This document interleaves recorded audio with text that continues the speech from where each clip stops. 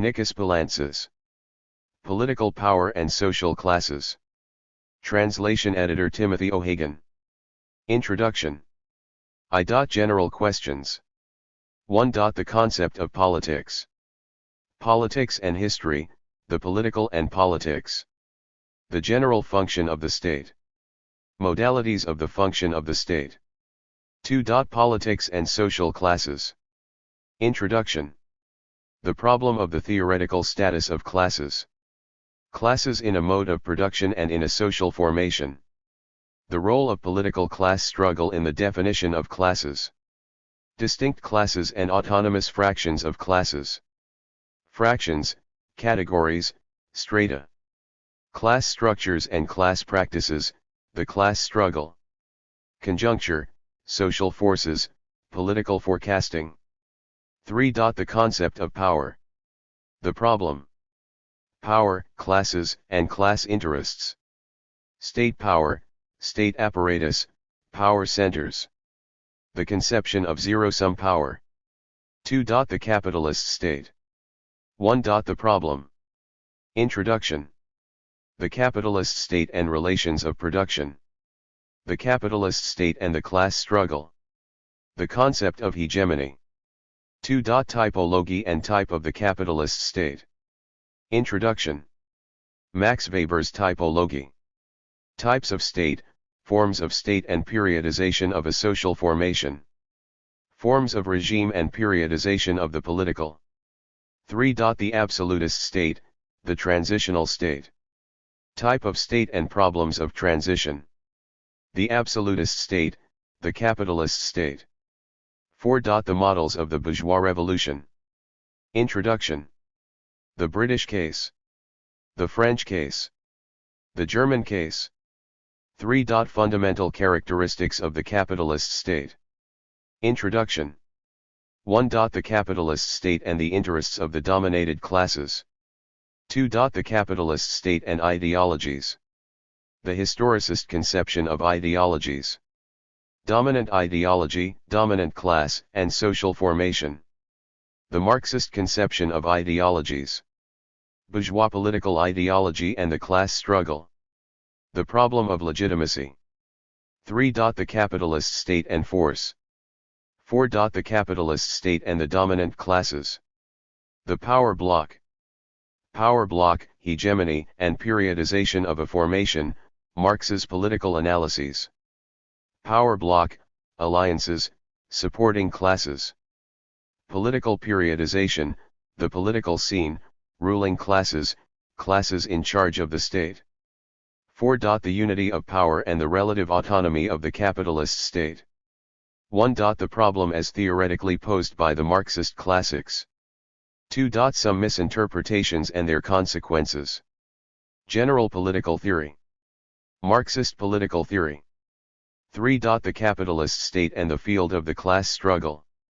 The general problem. Marx's analyses. The so-called phenomenon of totalitarianism. 4. The capitalist state and the dominant classes. The power block. The separation of powers. 5. The problem in the form of state and the forms of regime, the legislative and the executive. Forms of state, forms of legitimacy. Forms of regime, political parties. V. Bureaucracy and elites. 1. The problem and theory of elites. 2. The Marxist position and the question of the class affiliation of the state apparatus. 3. The capitalist state, bureaucratism, bureaucracy. 4. Bureaucracy and the class struggle. Notes. Index. Introduction.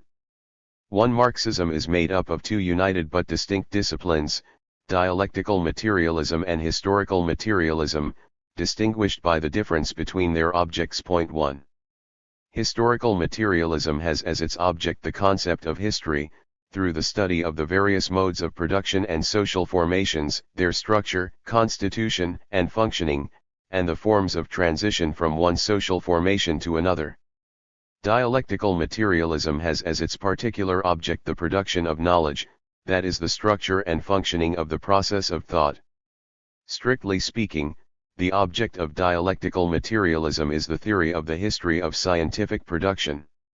Indeed, historical materialism founded dialectical materialism as a distinct discipline in one single theoretical movement, in that the constitution of a science of history, i.e. historical materialism, which is a science whose object is defined as the constitution of the concept of history, led to the definition of a theory of science which includes history as a constituent part of its particular object. These two disciplines are distinct, though there are some interpretations of Marxism which reduce the one to the other. In one interpretation, dialectical materialism is reduced to historical materialism. This is typically so with historicist interpretations, which make Marxism into a historical anthropology of which history is an originating and basic category, rather than a concept to be constructed. Reflection on the structures, gaining consciousness of their meaning, is a function of the structures themselves, which are interiorized in a process of mediation. In the other interpretation, historical materialism is reduced to dialectical materialism. This is the procedure of positivist empiricist interpretations, which dilute the proper object of historical materialism, by subsuming all historical objects under the same universally valid abstract law, a model regulating all historical concretization. As Marx demonstrated in the introduction of 1857, in the preface to a contribution to the critique of political economy and in Capital, historical materialism maintains a general theory defining the concepts which command its whole field of investigation.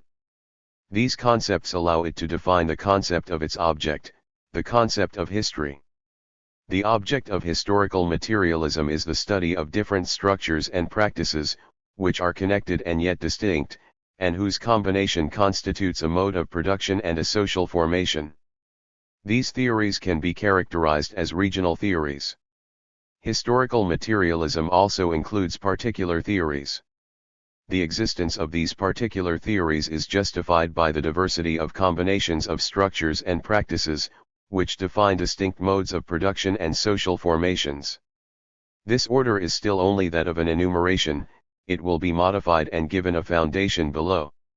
We know that the two basic propositions of dialectical and historical materialism are the following.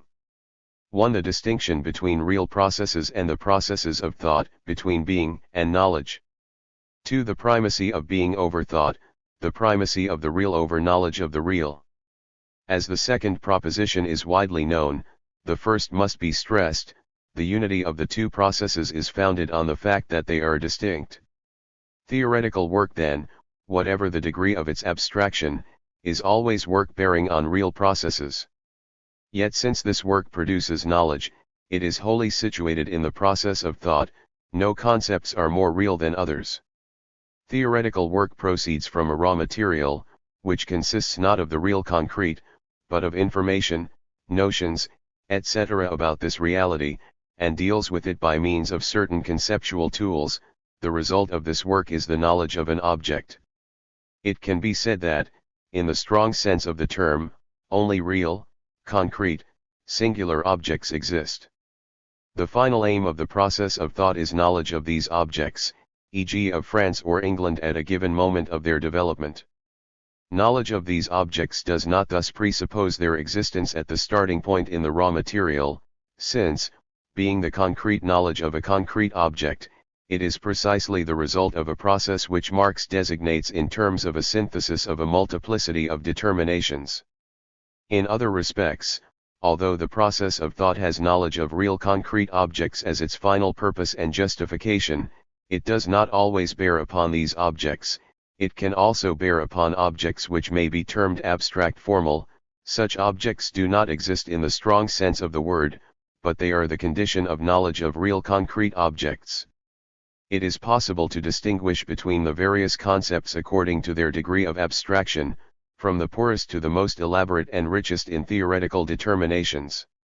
This involves determining both their exact place in the process of thought and the object of thought upon which they bear point to. The most concrete concepts, those which lead to knowledge of a social formation at a definite time in its development, are not, any more than real concrete objects, the raw material of the process of thought, neither are they deduced from the most abstract concepts, nor subsumed under these latter, simply particularizing their generality. They are the result of a work of theoretical elaboration which operates on information, notions, etc., by means of the most abstract concepts, in order to produce the most concrete concepts leading to the knowledge of real, concrete, singular objects. We shall take as an example two fundamental concepts of historical materialism which clearly illustrate the distinction between formal abstract and real concrete objects, those of mode of production and of social formation. By mode of production we shall designate not what is generally marked out as the economic, but a specific combination of various structures and practices which, in combination, appear as so many instances or levels, i.e. as so many regional structures of this mode. A mode of production, as Engels stated schematically, is composed of different levels or instances, the economic, political, ideological and theoretical. It is understood that this is merely a schematic picture and that a more exhaustive division can be drawn up. The type of unity which characterizes a mode of production is that of a complex whole dominated, in the last instance, by the economic. 3 The term determination will be reserved for this dominance in the last instance. This type of relation between the instances can be distinguished from the one which is proposed in certain interpretations of Marxism. It is not, for example, a circular and expressive totality, founded on a central subject instance which is the foundation category of the origins and the principle of genesis, and of which the other instances, total parts 4 constitute only the phenomenal expression. Nor is it a relation of simple analogy or a correlation of external instances, the one related to the other. This relation is neither one of linear causality, nor of expressive mediation, nor of analogical correlation. It is a type of relation inside which the structure in dominance governs the very constitution of the regional structures, by assigning them their place and by distributing functions to them. The relations which thus constitute each level are never simple, but overdetermined by the relations of the other levels. Furthermore, the fact that the structure of the whole is determined in the last instance by the economic does not mean that the economic always holds the dominant role in the structure. The unity constituted by the structure in dominance implies that every mode of production has a dominant level or instance, but the economic is in fact determinant only insofar as it attributes the dominant role to one instance or another, insofar as it regulates the shift of dominance which results from the decentration of the instances. Thus Marx shows us how, in the feudal mode of production, it is ideology in its religious form which plays the dominant role, a situation which is strictly determined by the functioning of the economic in this mode. Therefore what distinguishes one mode of production from another and consequently specifies a mode of production is the particular form of articulation maintained by its levels. This articulation is henceforth referred to by the term matrix of a mode of production. So to give a strict definition of a mode of production is to lay bare the particular way in which determination in the last instance by the economic is reflected inside that mode of production. This reflection delimits the index of dominance and overdetermination of this mode. The mode of production constitutes an abstract formal object which does not exist in the strong sense in reality. Capitalist, feudal and slave modes of production, which equally lack existence in the strong sense, also constitute abstract formal objects. The only thing which really exists is a historically determined social formation, i.e. a social whole, in the widest sense, at a given moment in its historical existence, e.g. France under Louis Bonaparte, England during the Industrial Revolution. But a social formation, which is a real concrete object and so always original because singular, presents a particular combination, a specific overlapping of several pure modes of production. Bismarck's Germany is characterized by a specific combination of capitalist, feudal and patriarchal modes of production whose combination alone exists in the strong sense of the term. All that exists in this sense is a social formation historically determined as a particular object. The social formation itself constitutes a complex unity in which a certain mode of production dominates the others which compose it. It is a social formation historically determined by a given mode of production. Bismarck's Germany is a capitalist social formation, that is, one dominated by the capitalist mode of production. The dominance of one mode of production over the others in a social formation causes the matrix of this mode of production to mark the whole of the formation. In this way, a historically determined social formation is specified by a particular articulation of its different economic, political, ideological, and theoretical levels or instances. As a general rule, taking account of the dislocations which will be encountered, this articulation is that of the dominant mode of production. For example, in a social formation dominated by the CMP, as a general rule the dominant role is held by the economic. This is merely the effect of the predominance of the capitalist mode in this formation, a mode which is itself characterized, in its purity, by the preponderant role held by the economic.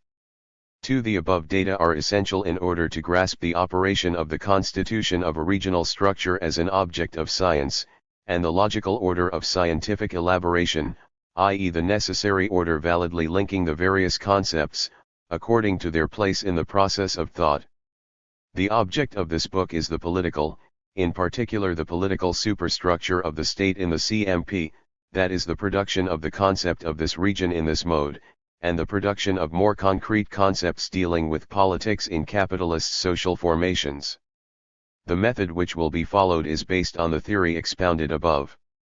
The general theory of historical materialism 5 defines a general type of relation between distinct but united instances, and so defines the relatively abstract concepts of these instances at its own level in a necessary relation with its concepts of mode of production, social formation, dominant structure, etc. Strictly speaking, these are concepts which assign formal parameters to any possible social structure.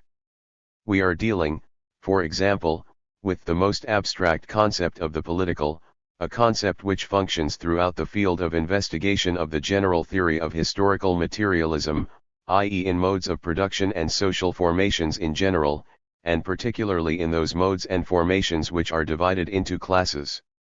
The problem of the relation between the political and history finds its right theoretical place here, and the construction of the concept of this relation is the proper object of historical materialism.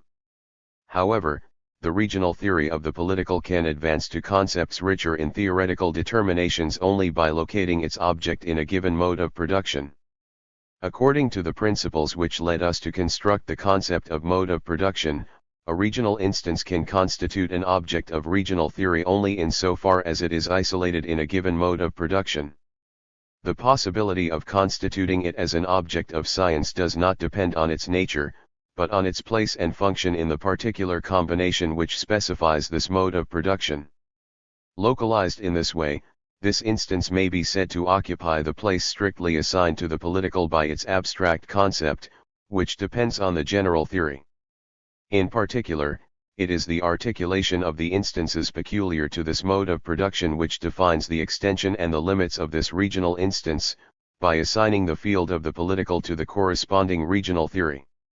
The economic, the political, and the ideological are not already constituted essences, which then enter into external relations with each other, according to the schema of base and superstructure, a schema which, if taken literally, is ambiguous. The articulation peculiar to the totality of a mode of production governs the constitution of its regional instances. So to construct the concept of the object of political science, by passing from the poorest theoretical determinations to the richest, presupposes the strict definition of the political as level, instance, or region of a given mode of production. It is here in historical materialism that the junction takes place between what have been defined as regional theories, e.g. the theory of the political, and particular theories, i.e. theories of different modes of production.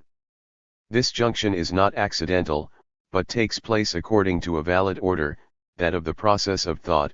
The regional theory of the political in the CMP presupposes the particular theory of this mode of production.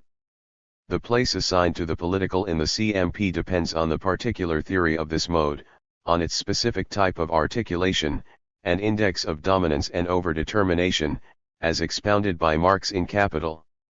The particular theory of the CMP possesses its own concepts, which operate throughout its field of investigation, and thus govern the production of the proper concepts of the regional theory of the political in this mode.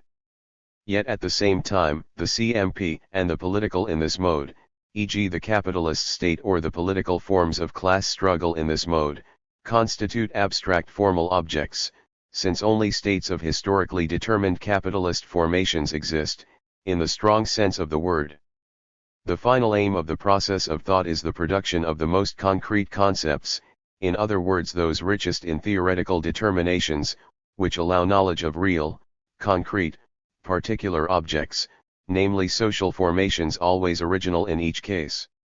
This logical order, leading from the most abstract to the most concrete concepts, proceeds from the concepts of the general theory of historical materialism to those which allow a concrete analysis of a concrete situation. 6.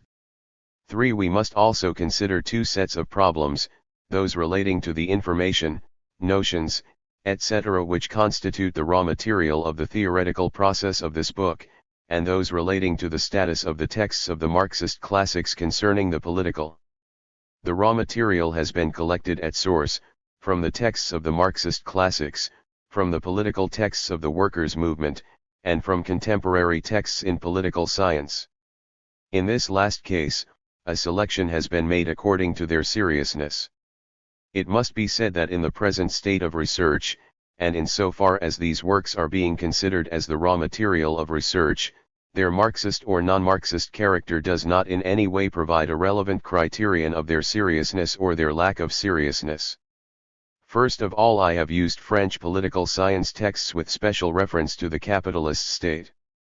As political science is relatively undeveloped in France, frequent recourse has been made to works in English, whether by British or American authors, and in German.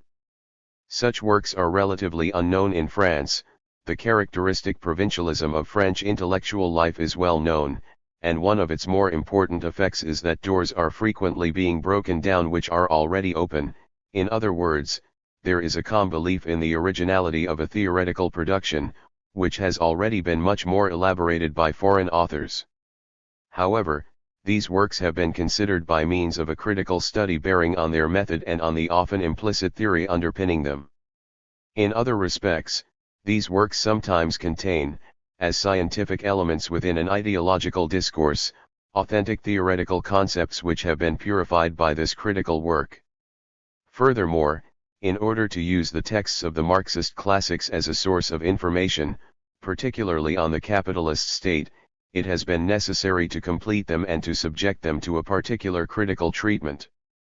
Because of the non-systematic character of these texts, the information contained in them sometimes appears incomplete or even inexact, in the light of the historical and political information now at our disposal.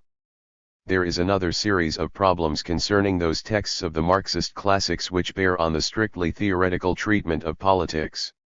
It must first be stated, as a general remark, that these authors did not specifically discuss the region of the political at the level of theoretical systematicity. In other words, since they were occupied in the direct exercise of their own political practice, they did not explicitly deal with its theory in the strong sense of the term.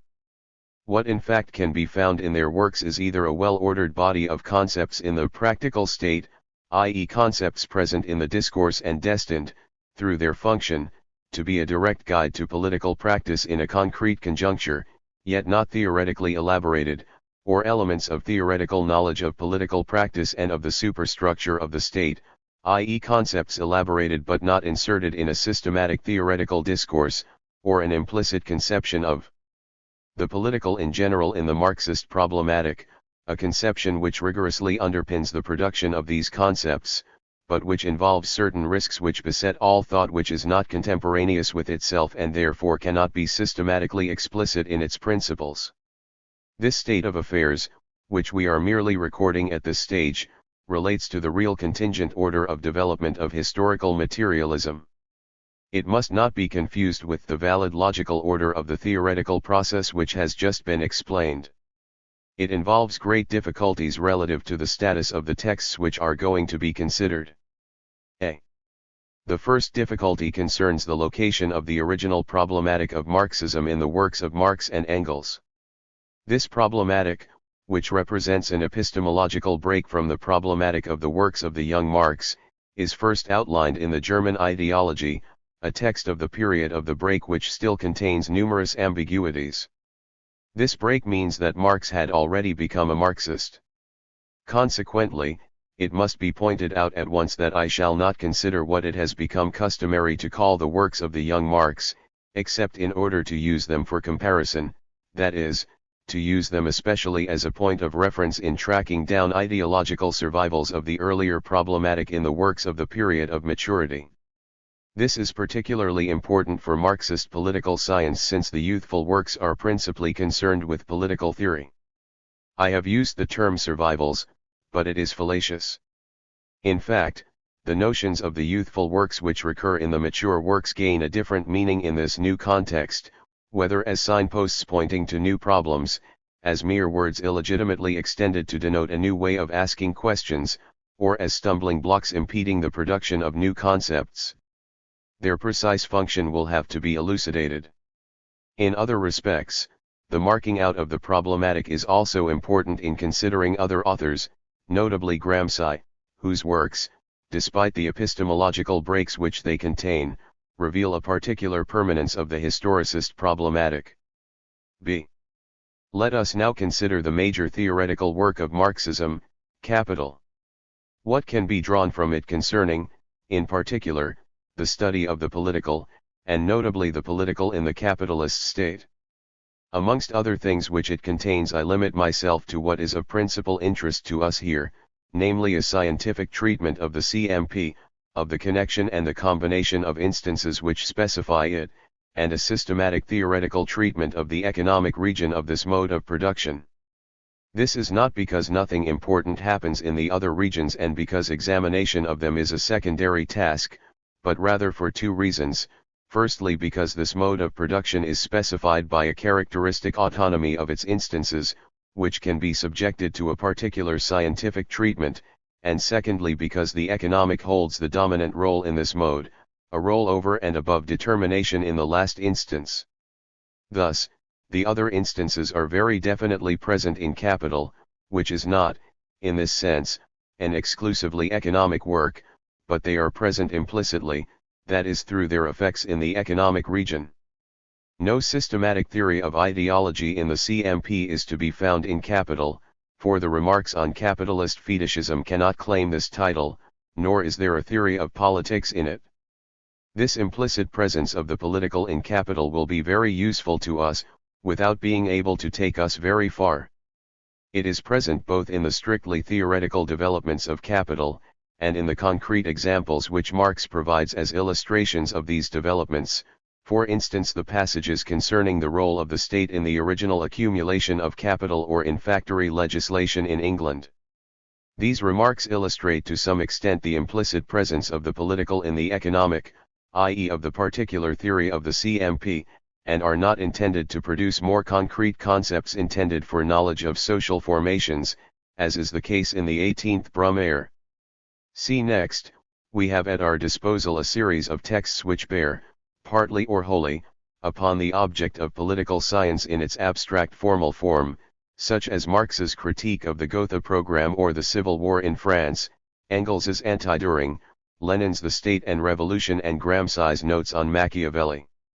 However, these are principally texts of ideological struggle. They were conceived as urgent retorts to attacks or distortions of Marxist theory, and their authors were frequently forced to place themselves on the same ideological ground as the texts they refute. These texts often contain authentic concepts which are effaced by their insertion in ideology and can be discovered only by a full-scale critical study. We can now consider the political texts in the strict sense of the term. It follows from what has been said that their status is very complex. As a rule, they bear upon real concrete objects, i.e. on historically determined social formations, for example France, Germany and England for Marx and Engels, Russia for Lenin or Italy for Gramsci, at a given moment of their development. In particular, these texts comprise a concrete analysis of a concrete situation, notably of the conjuncture of these formations.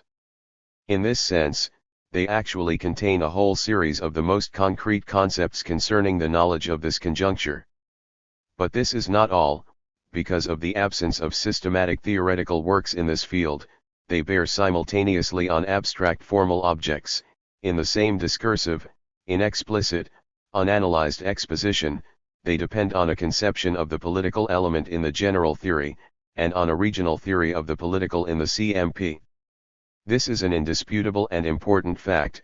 These political works do in fact contain some of the most abstract concepts, but either in the practical state, i.e. in a form which is not theoretically elaborated, or else in a form which is more or less elaborated but only at the level of elements, that is, inserted in a discursive order of exposition which is not their order in the logical order of research. We can therefore grasp the difficult problems posed by these texts because of their status. When we read them, we must ask them the relevant questions, following the theoretical order of the process of thought defined above. In other words, what we must do is use elaboration rather than simple extraction to replace the different concepts contained in these texts in the place which is validly theirs in the process of thought. This process strictly defines their degree of abstraction, i.e. their extension and precise limits. Thus it will sometimes be seen that their field is not at all that which their authors thought was assigned to them. Moreover, it is evident that, through this work, these concepts will undergo some necessary transformations.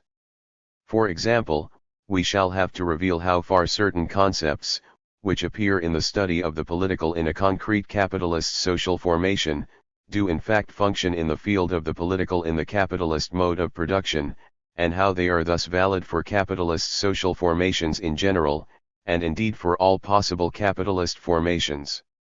One example is the concept of Bonapartism produced in connection with Louis Bonaparte's France, whose field of operation is the capitalist type of state. A second question is to what extent concepts propounded in texts concerning other social formations apply to the capitalist mode of production and to capitalist social formations. One example of this is the problem set by Lenin's texts on the United Front or bureaucratism in the USSR during the period of transition to socialism. A third question is to what extent certain of these concepts have the political in general as a field.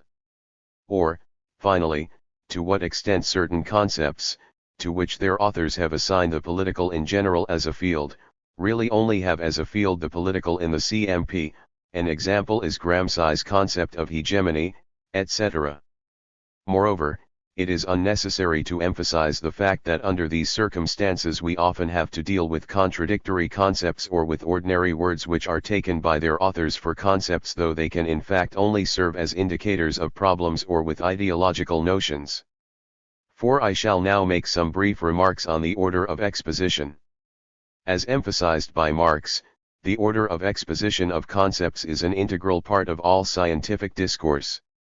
Science is a demonstrative discourse, in which the order of exposition and presentation of concepts derives from their necessary relations which should be brought to light. It is this order which connects the concepts and attributes to scientific discursivity its systematic character. This order of exposition is distinguished not only from the order of investigation and research, but also, importantly, from the logical, valid order of the process of thought.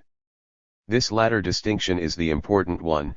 In other words, the systematic nature of the order of exposition, relative to the connection and relations between the concepts in the process of thought, is neither the simple recapitulation nor the simple reduplication of the order of the process of thought. This is clear in Marx's plan of exposition for capital. In our case, the dislocation between the two derives above all from the fact that the system of the process of thought, which is the proper object of dialectical materialism, cannot be explicitly present in the exposition of a text which bears on historical materialism, because of the distinction between the two disciplines. Point 7. It is therefore possible to reveal a genera. Order of exposition in my text, the conception of the political in general, the particular theory of the CMP, the regional theory of the political in this mode of production, and the examination of concrete capitalist social formations. But its systematicity will have to be considered in the order of its own necessity, and not in the order of its degree of reproduction of the process of thought. Dislocations between the two will appear, notably with regard to the general theory of historical materialism, whose concepts will be introduced progressively, following the necessary order of exposition of a text bearing on the regional theory of the political in the CMP.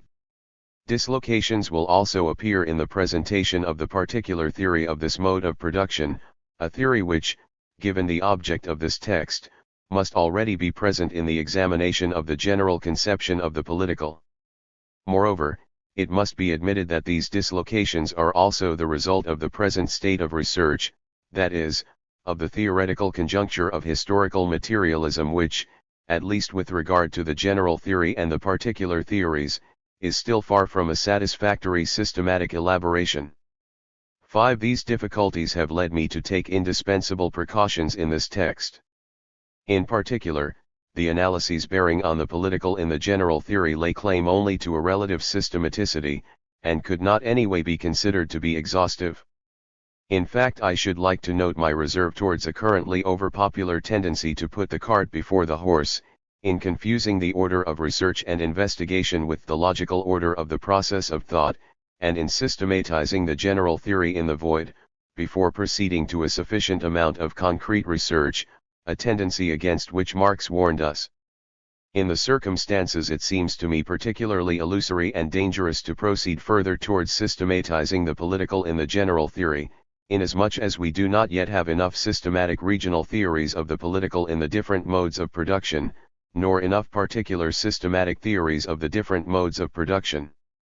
Although I shall concentrate in this text on the regional theory of the political in the CMP, I shall also take into consideration not simply in research, but also in exposition, concrete capitalist social formations. This taking into consideration in the exposition is used for two distinct purposes, either to illustrate the regional theory, or to produce concrete concepts, which lead to knowledge of the political conjuncture of these formations. The context will make it quite clear which of these, if either, is in question. We shall consciously leave some problems open. Having retained or established the concepts which function over the field of the political of the CMP and consequently of capitalist social formations, or again of the political in concrete capitalist formations, I do not wish to enter into an examination of the possibility of transferring, twisting, or transforming these concepts into other modes of production or social formations, notably a formation in transition towards socialism, or the socialist mode of production or socialist formation. In other words, wherever I try to place the concepts exactly in the order of the process of thought, it will always be done in terms of the limits of the object of this text. But the problem is left open not only out of caution due to the state of research, it is also because of the parti pre-adopted, which consists in locating a theoretical difficulty too often neglected, that of the specificity of the region of the political according to the modes of production and social formations considered. 6. Finally, we must define certain supplementary concepts of the general theory of historical materialism, and establish the framework of the particular theory of the CMP. These definitions and remarks will be justified later on in the actual body of the text. It has been pointed out above that the matrix of a mode of production, the articulation of the instances which specify it, is determined in the last instance by the economic. How does this determination function in general, and in the CMP in particular? As with all other instances, the economic in general is constituted by certain elements, which are invariant, but which in fact exist only in their combination, which is variable. Marx points this out clearly when he says, "Whatever the social form of production, laborers and means of production always remain factors of it. But in a state of separation from each other either of these factors can be such only potentially. For production to go on at all they must unite. The specific manner in which this union is accomplished distinguishes the different economic epochs of the structure of society from one another. 8. We are concerned with the combination and not with the combinatory 9 because the relations of the elements determine their very nature, which is modified according to the combination. 10. These invariant elements of the economic in general are the following. 1. The laborer, the direct producer, i.e. labor power. 2. The means of production, i.e. the object and the means of labor. 3. The non-laborer who appropriates to himself the surplus labor, i.e. the product. These elements exist in a specific combination which constitutes the economic in a given mode of production, a combination which is itself composed of a double relation of these elements. A relation of real appropriation. It applies to the relation of the laborer to the means of production, i.e. to the labor process, or again to the system of productive forces. B. A relation of property. This relation is distinct from the first, since it makes the non-laborer intervene as owner either of the means of production or of labor power or of both, and so of the product. This is the relation which defines the relations of production in the strict sense. These two relations are distinct, and by means of their combination, they can take different forms. With regard to the relation of property, it should be noted that it belongs strictly to the region of the economic and that it should be clearly distinguished from the juridical forms with which it is invested, i.e. from juridical property. In societies divided into classes, this relation of property always sets up a separation of the laborer from the means of labor, which are the property of the non-laborer who, as owner, appropriates to himself the surplus labor.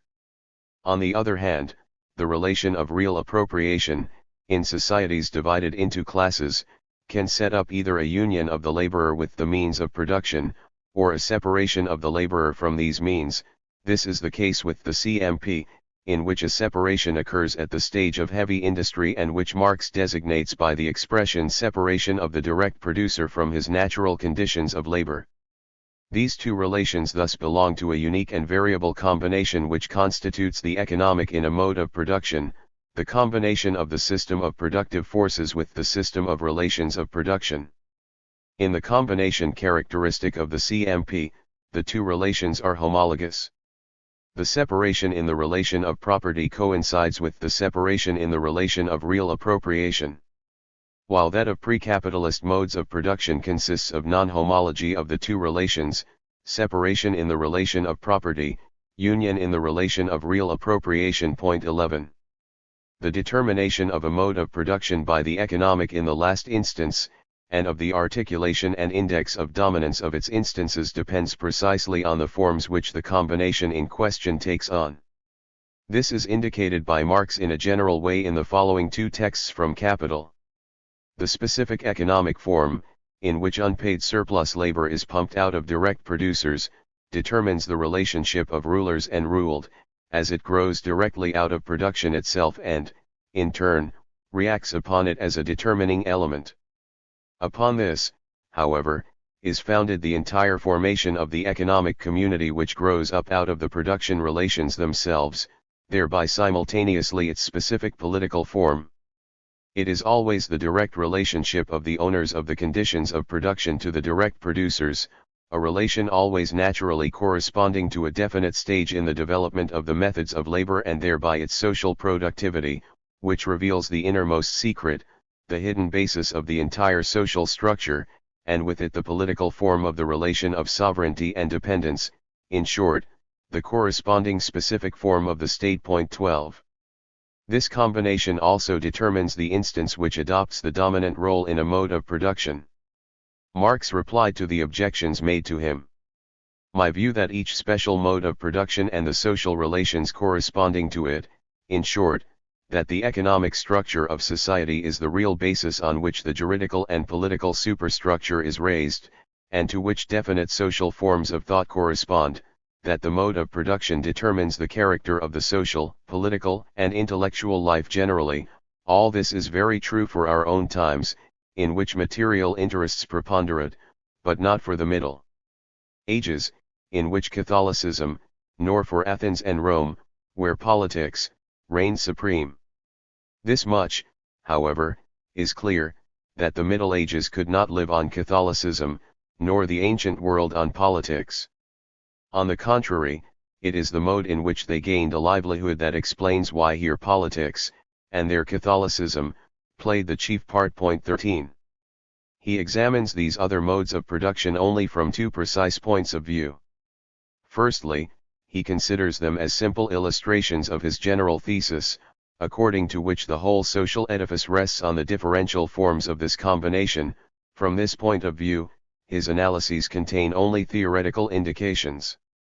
Secondly, he considers them as points of descriptive comparison with the CMP, i.e. so as to demonstrate the formal analogies between pre-capitalist modes of production, resting on a combination of non-homology, and the capitalist mode, resting on a radically different combination, that of homology. We shall return to this important question later. But even at this stage it should be noted that although this treatment by Marx of other modes of production contributes to a clear elucidation of the particular traits of the CMP, it contains serious ambiguities, not only because this treatment has often been considered for what it is not, but also because Marx sometimes manages to produce some truly mythical ideas about these modes of production, through this analogical and inexplicit treatment of the subject. 7. It is time to take a closer look at the problem.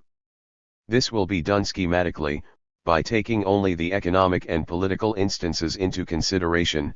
The ideological instance will be left for the moment on one side.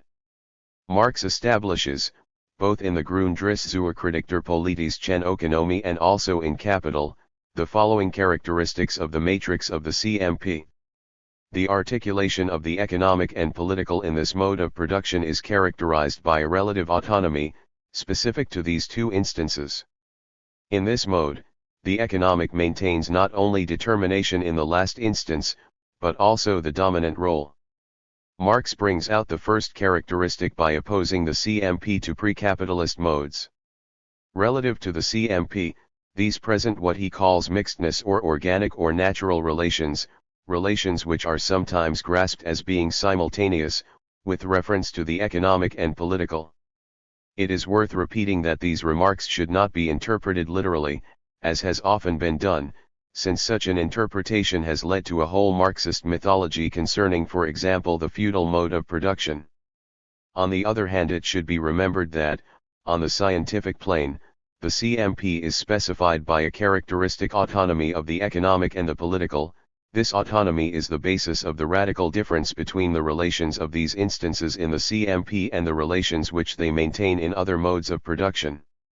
This does not mean that these instances do not possess a relative autonomy in these other modes, but that autonomy takes on different forms in them.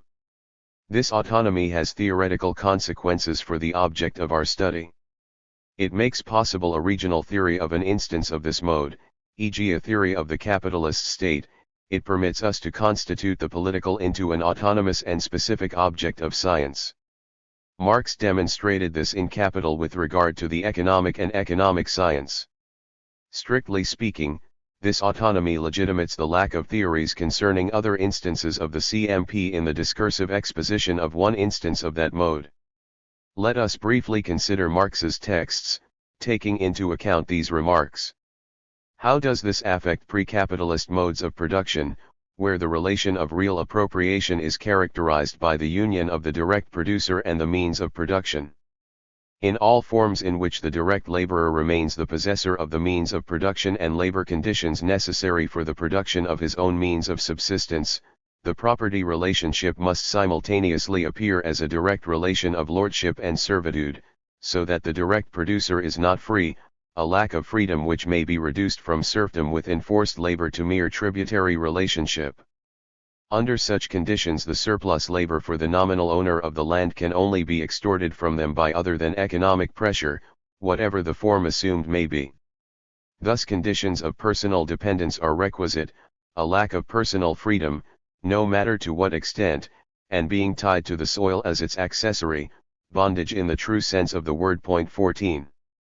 Marx even says that in these cases, what we see here is, how the relations of domination and servitude also enter into this formula of the appropriation of the instruments of production, a relation which belongs to the economic combination. 15.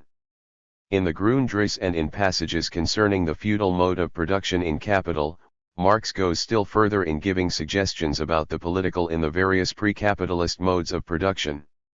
His analyses are interesting for two reasons. A. Marx relates the different political forms of these modes to the combination which specifies the economic in each mode. Nevertheless, these modes have this in common, that the relation of real appropriation has essentially an invariant form, namely the union of the direct producer with the means of production. The specific forms which the labor process takes on in these modes, and which determine the specific forms of property, are perceived as variations within the limits of this invariant. b. Marx attributes the similarity of the economic/political relations in these various modes to this characteristic common to their economic combinations. This similarity is grasped particularly in the following way: as opposed to the CMP, the fact that the laborer and the non-laborer belong to a community, is a presupposition of their insertion in the relations of real appropriation and of property.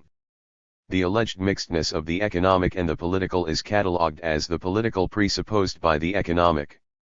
Thus, in the case of the pre-capitalist modes, the attitude to the land, as the property of the working individual, means that a man appears from the start as something more than the abstraction of the working individual, but has an objective mode of existence in his ownership of the earth, which is antecedent to his activity and does not appear as its mere consequence, and is as much a precondition of his activity as his skin, his senses.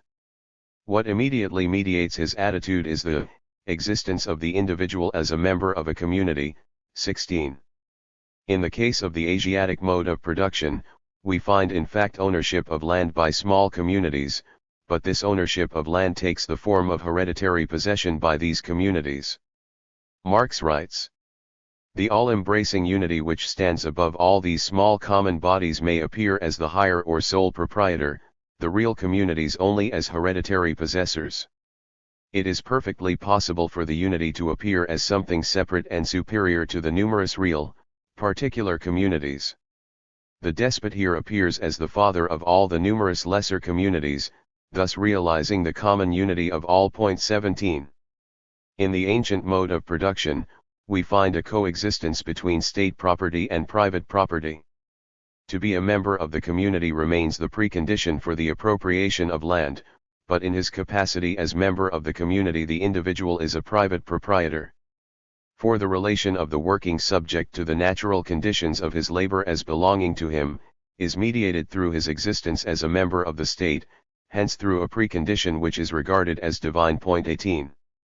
In what Marx calls the Germanic form of production and property, a coexistence between communal and private property can be seen. Among the Germans, where single heads of families settle in the forests, separated by long distances, even on an external view the community exists merely by virtue of every act of union of its members, although their unity existing in itself is embodied in descent. The community therefore appears as an association, not as a union, as an agreement, whose independent subjects are the landowners, and not as a unity. In fact, therefore, the community has no existence as a state, a political entity as among the ancients. If the community is to enter upon real existence, the free landowners must hold an assembly, whereas, example in Rome it exists apart from such assemblies. 19. Finally, in the feudal mode of production. Here, instead of the independent man, we find everyone dependent, serfs and lords, vassals and suzerains, laymen and clergy. Personal dependence here characterizes the social relations of production just as much as it does the other spheres of life organized on the basis of that production. 20. In the CMP on the other hand we witness a combination of homology between the relations of property and of real appropriation, a homology which is set up by the separation of the direct producer from the means of production in the relation of real appropriation. Marx designates this as the separation of the direct producer from his natural conditions of labor, a separation which occurs at the stage of heavy industry. The character of the economic in this mode of production, as a process of producing surplus value, results especially from this separation, which converts the laborer himself into an element of capital and his labor into a commodity. This combination determines a specific autonomy of the political and the economic. Marx perceives it in its two manifestations. In its effects on the economic. For example, the process of production in the CMP works in a relatively autonomous way, with no need of the intervention of extra economic factors, as is characteristic of other modes of production. The process of expanded reproduction, as Rosa Luxemburg rightly pointed out, is principally determined by the economic factor of production of surplus value, purely economic crises appear, etc. He also perceives this autonomy in its effects on the capitalist state. This specific combination of the economic in the CMP, as determination in the last instance, also attributes the dominant role to the economic in this mode of production. This, we know, has been established by Marx both in his analyses of this mode in Capital, and also in the passages where he compares other modes of production in which the dominant role falls to the political or the ideological. In this introduction I have defined the object and the method of this book, as well as the theory which underlies the research and the exposition. I have also defined certain fundamental concepts so as to establish the theoretical framework of the text which follows. These introductory remarks will find their justification in that text. General questions. 1. The concept of politics. Politics and history, the political and politics. We have already established sufficient elements for an attempt to trace out the concept of politics in Marx, Engels, and Lenin, and its relations to the problematic of the state. But 2 preliminary remarks must be made. 1. In this chapter, we shall try to pose the problems of the general Marxist theory of the state and of the political class struggle. This chapter, concerning as it does the general problem of the state, precedes in the order of exposition the chapter on social classes and the class struggle. This is not accidental. It is not, of course, because we can, in a logical order, enter upon an examination of the state without direct and joint reference to the class struggle, nor is it because this order of presentation corresponds to a historical order according to which the state exists prior to the division of society into classes. It is because social classes are the effect of certain levels of structures, of which the state forms a part. 2. We shall introduce at this stage the distinction between the juridico-political superstructure of the state, which can be designated as the political, and political class practices which can be designated as politics. But it must be borne in mind that this distinction will become clear in the following chapter on social classes, in which the distinction and relation between structures and class practices, i.e. the field of class struggle, will be substantiated. In Marx, Engels, and Lenin the problem of the political and politics is linked to the problem of history. The Marxist position on this question derives from Marx's and Engels's 2 basic propositions in the Communist Manifesto, according to which, every class struggle is a political struggle, and the class struggle is the motive force of history. A first reading, of a historicist type, of the relation between these 2 propositions is evidently possible.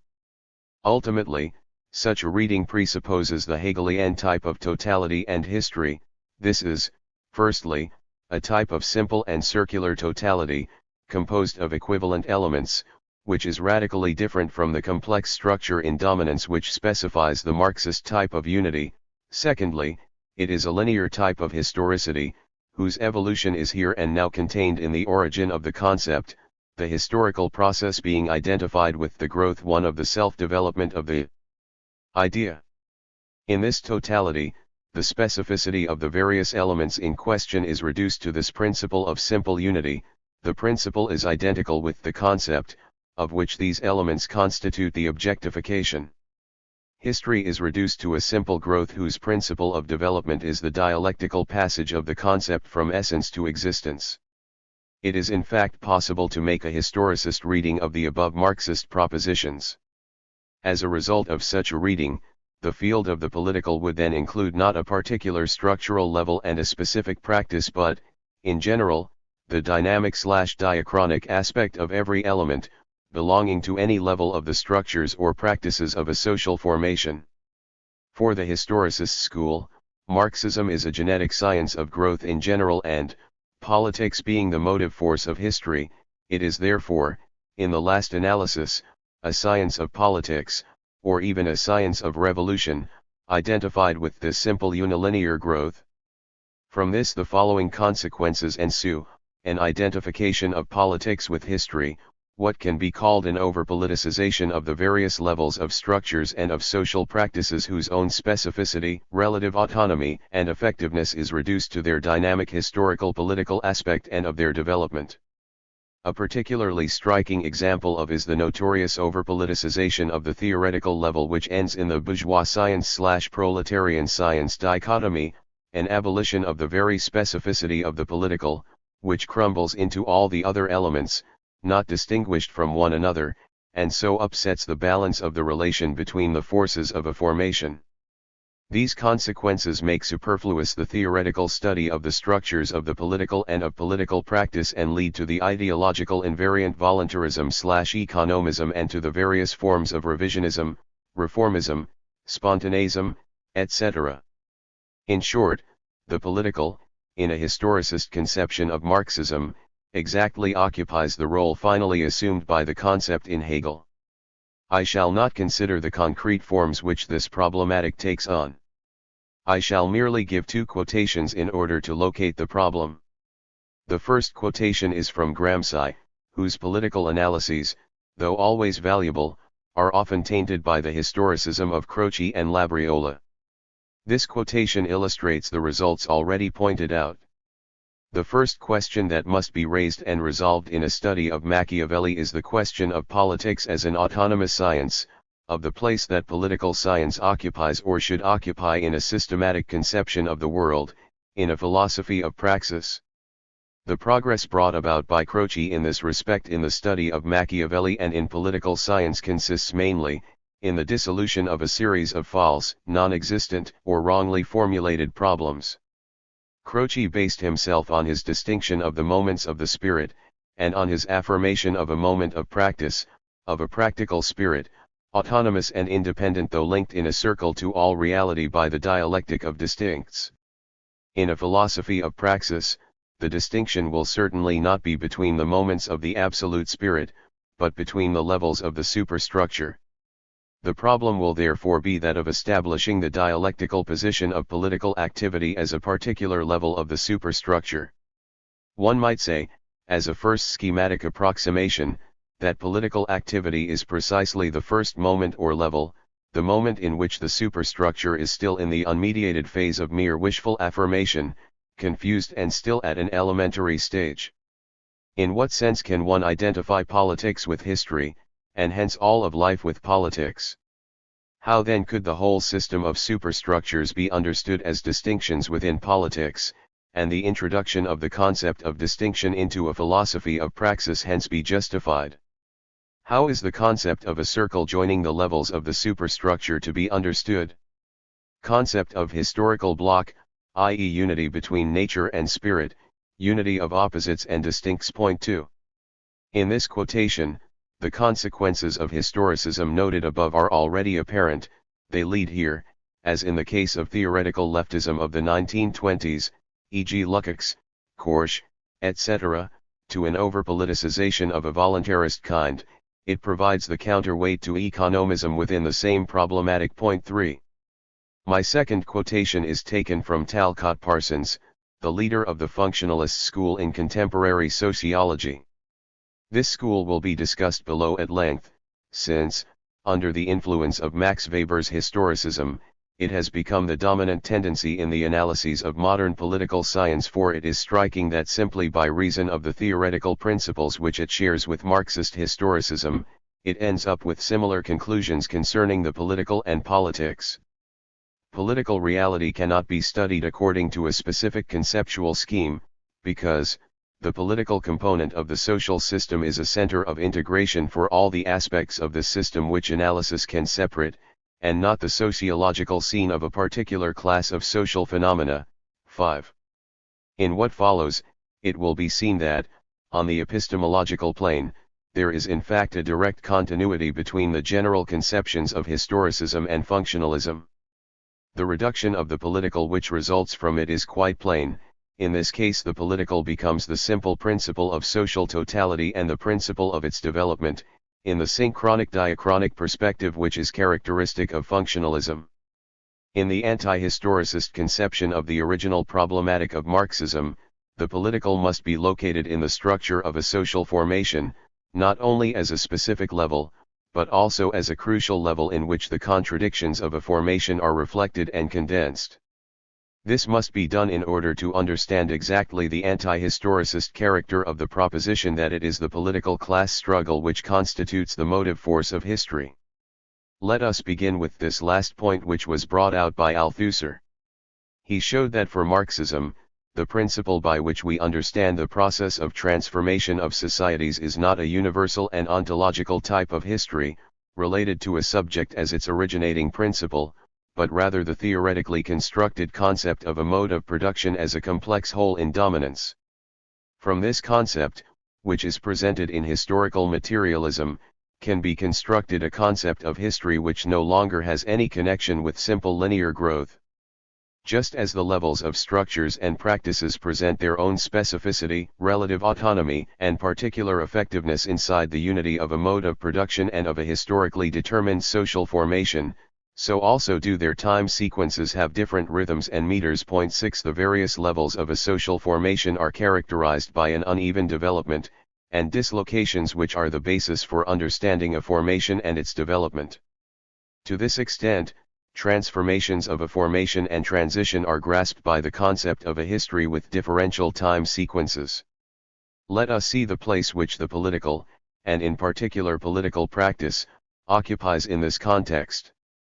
I use the concept of practice here in the sense of transformation of a definite object, resulting in the production of something new which often constitutes, or at the very least can constitute, a break with the given elements of the object. What is the specificity of political practice in this respect? Its specific object is the present moment 7, i.e. the nodal point where the contradictions of the various levels of a formation are condensed in the complex relations governed by overdetermination and by their dislocation and uneven development. This present moment is therefore a conjuncture, the strategic point where the various contradictions fuse insofar as they reflect the articulation specifying a structure in dominance. The object of political practice, as it appears in Lenin's development of Marxism, is the place where relations of different contradictions finally fuse, relations which specify the unity of the structure. It is the starting point from which it is possible in a concrete situation to decipher the unity of the structure and to act upon it in order to transform it. So the object on which political practice bears is dependent on the various social levels. It bears at once on the economic, ideological, theoretical, and political, which, in their interrelation, make up a conjuncture. The following consequence also ensues concerning the relation of politics to history. Political practice is the motive force of history insofar as its product finally constitutes the transformation of the unity of a social formation in its various stages and phases. This, however, must not be taken in an historicist sense.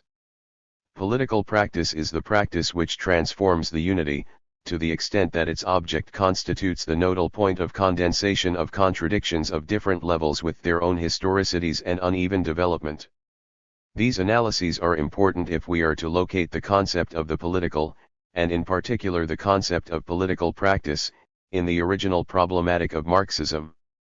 In fact, these analyses of the object and the product of political practice cannot in themselves exactly locate the specificity of the political. They need to be completed by an adequate conception of the political superstructure. 8 For if we define the political simply as practice with clearly defined objects and products, we risk diluting its specificity and finally identifying everything which transforms a given unity as political. If we neglect the theoretical examination of political structures, we also risk losing the concept of the present moment of the conjuncture and collapsing it into the Gramscian notion of the moment. In short, in order finally to supersede a historicist account of the political, it is not sufficient to stop at a theoretical analysis of the object of political practice. We must also locate inside a social formation the specific place and function of the level of political structures which are its objective. Only to this extent will it be possible to bring out the overdetermination by the political as related to a differential history. To approach the heart of the problem, the political structures of a mode of production and of a social formation consist of the institutionalized power of the state.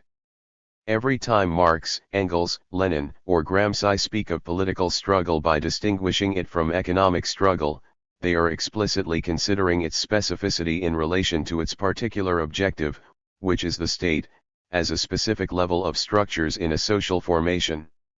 In this sense, we do indeed find a general definition of politics in the Marxist classics. It is precisely the above-mentioned conception of political practice, which has as its object the present moment and which either transforms the unity of a formation. But this is the case only to the extent that political practice has the political structures of the state as its point of impact and specific strategic objective. Point 9.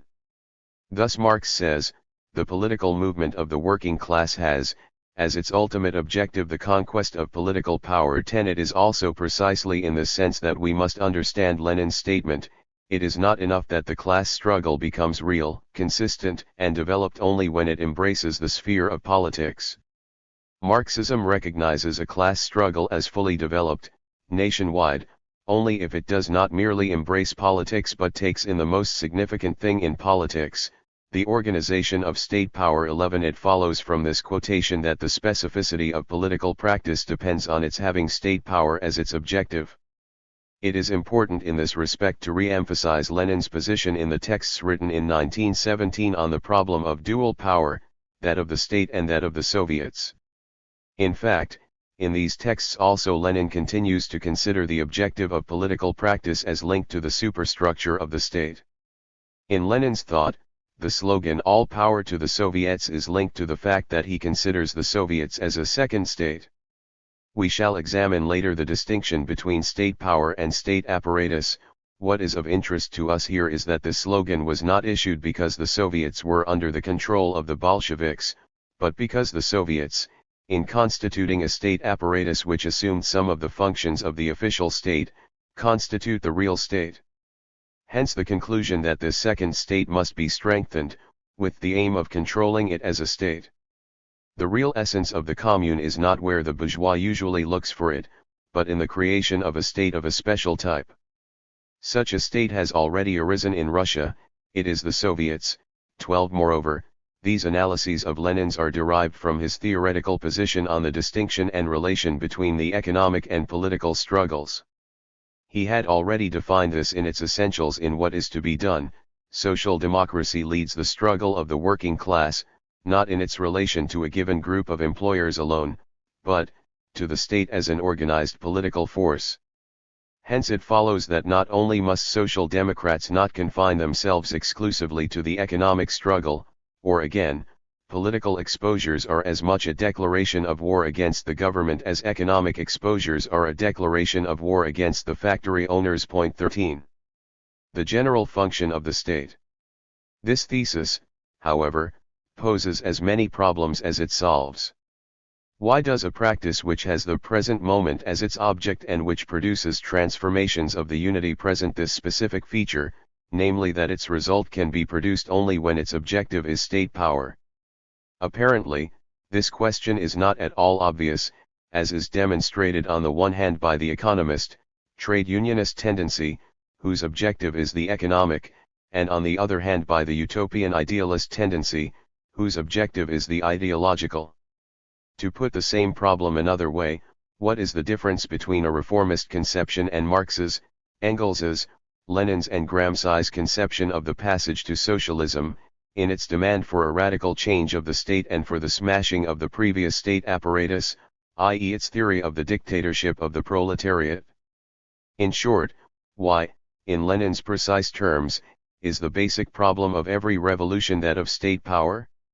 To solve the problem we must return to the scientific Marxist conception of the state superstructure and show that, inside the structure of several levels dislocated by uneven development, the state has the particular function of constituting the factor of cohesion between the levels of a social formation. This is precisely the meaning of the Marxist conception of the state as a factor of order or organizational principle of a formation, not in the current sense of political order, but in the sense of the cohesion of the ensemble of the levels of a complex unity, and as the regulating factor of its global equilibrium as a system. In this way, we can see why political practice, whose objective is the state, brings about transformations of the unity and is thus the motive force of history. It is precisely by analyzing this role of the state that we can establish the anti-historicist sense of the thesis. There are two possibilities. The result of political practice is the maintenance of the unity of a formation, of one of its stages or phases. This is because, in the unstable equilibrium of correspondence/non-correspondence of levels dislocated in their own time sequences, this equilibrium is never given by the economic as such, but is maintained by the state. In this case, the objective of political practice is the state as a factor for maintaining the cohesion of this unity. Political practice produces transformations. In this case its objective is the state as the nodal structure in which this unity breaks, insofar as it is its cohesive factor. In this context it is possible to aim at the state as a factor for producing a new unity and new relations of production. Even at this stage, we can see an indication of this function of the state in the fact that, although it is a factor of cohesion of a formation's unity, it is also the structure in which the contradictions of the various levels of a formation are condensed. It is therefore the place in which we find reflected the index of dominance and overdetermination which characterizes a formation or one of its stages or phases. The state is also the place in which we can decipher the unity and articulation of a formation's structures. This will become clear when we analyze the relation of structures to the field of class practices.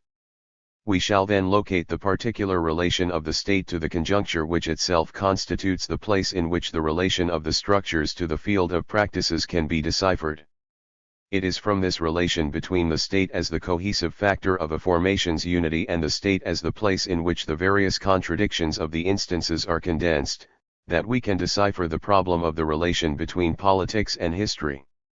This relation designates the structure of the political both as the specific level of a formation and as the place in which its transformations occur. It designates the political struggle as the motive power of history having as its objective the state, the place in which contradictions of instances are condensed. Certain points must be made more precise. This way of posing the problem of the state allows us to solve a fundamental problem in the Marxist theory of the political. According to a whole Marxist tradition, to construct this sort of theoretical basis for the relation between the political struggle and the state is to fall into a Machiavellian conception of the political.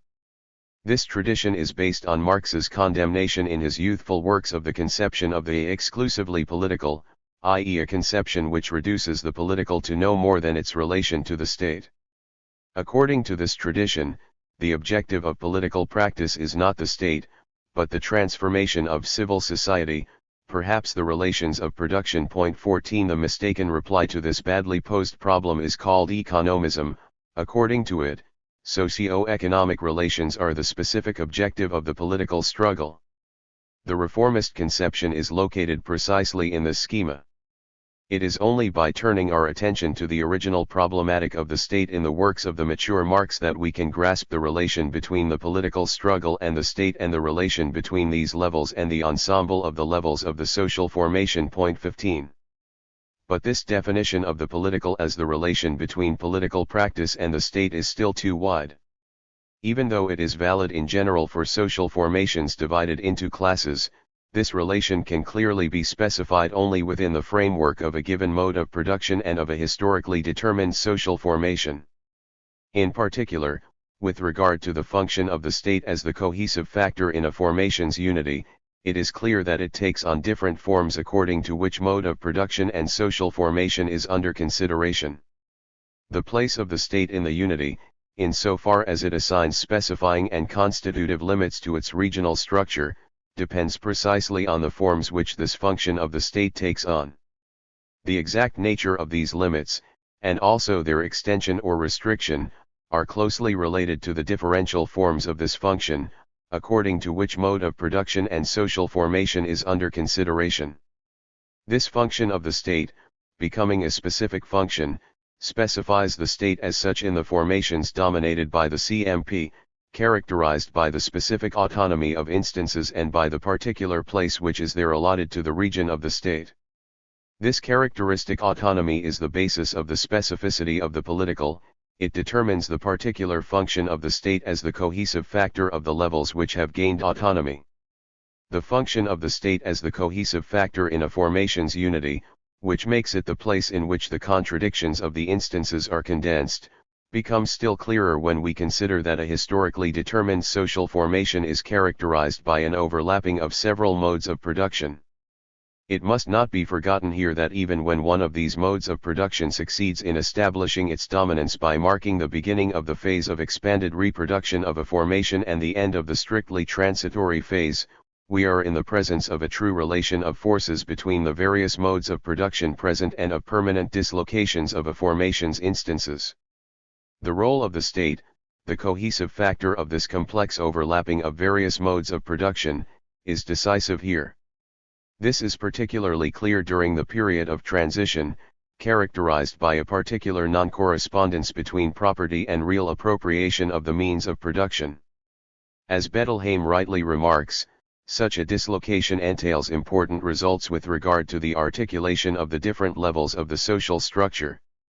This non-correspondence involves a specific efficacy of the political level 16. However, the state's specific efficacy, understood precisely as the general cohesive function of a formation's unity, exists permanently in every formation where different modes of production overlap.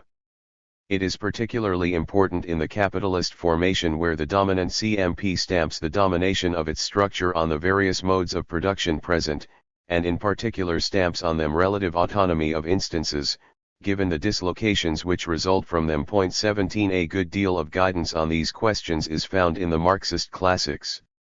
Marxist theory has succeeded in establishing the relation between the state and the class struggle as political class domination. And so, before trying to locate the relation of the field of the class struggle to the structures of a formation, it is important to notice that for Marxist theory, this relation of the state to the political class struggle involves the relation of the state to the ensemble of the levels of structures, i.e. the relation of the state to the articulation of the instances which characterizes a formation. This emerges from Engels's analyses, in which he establishes, in sometimes rather paradoxical terms, the relations of the state to the ensemble of society.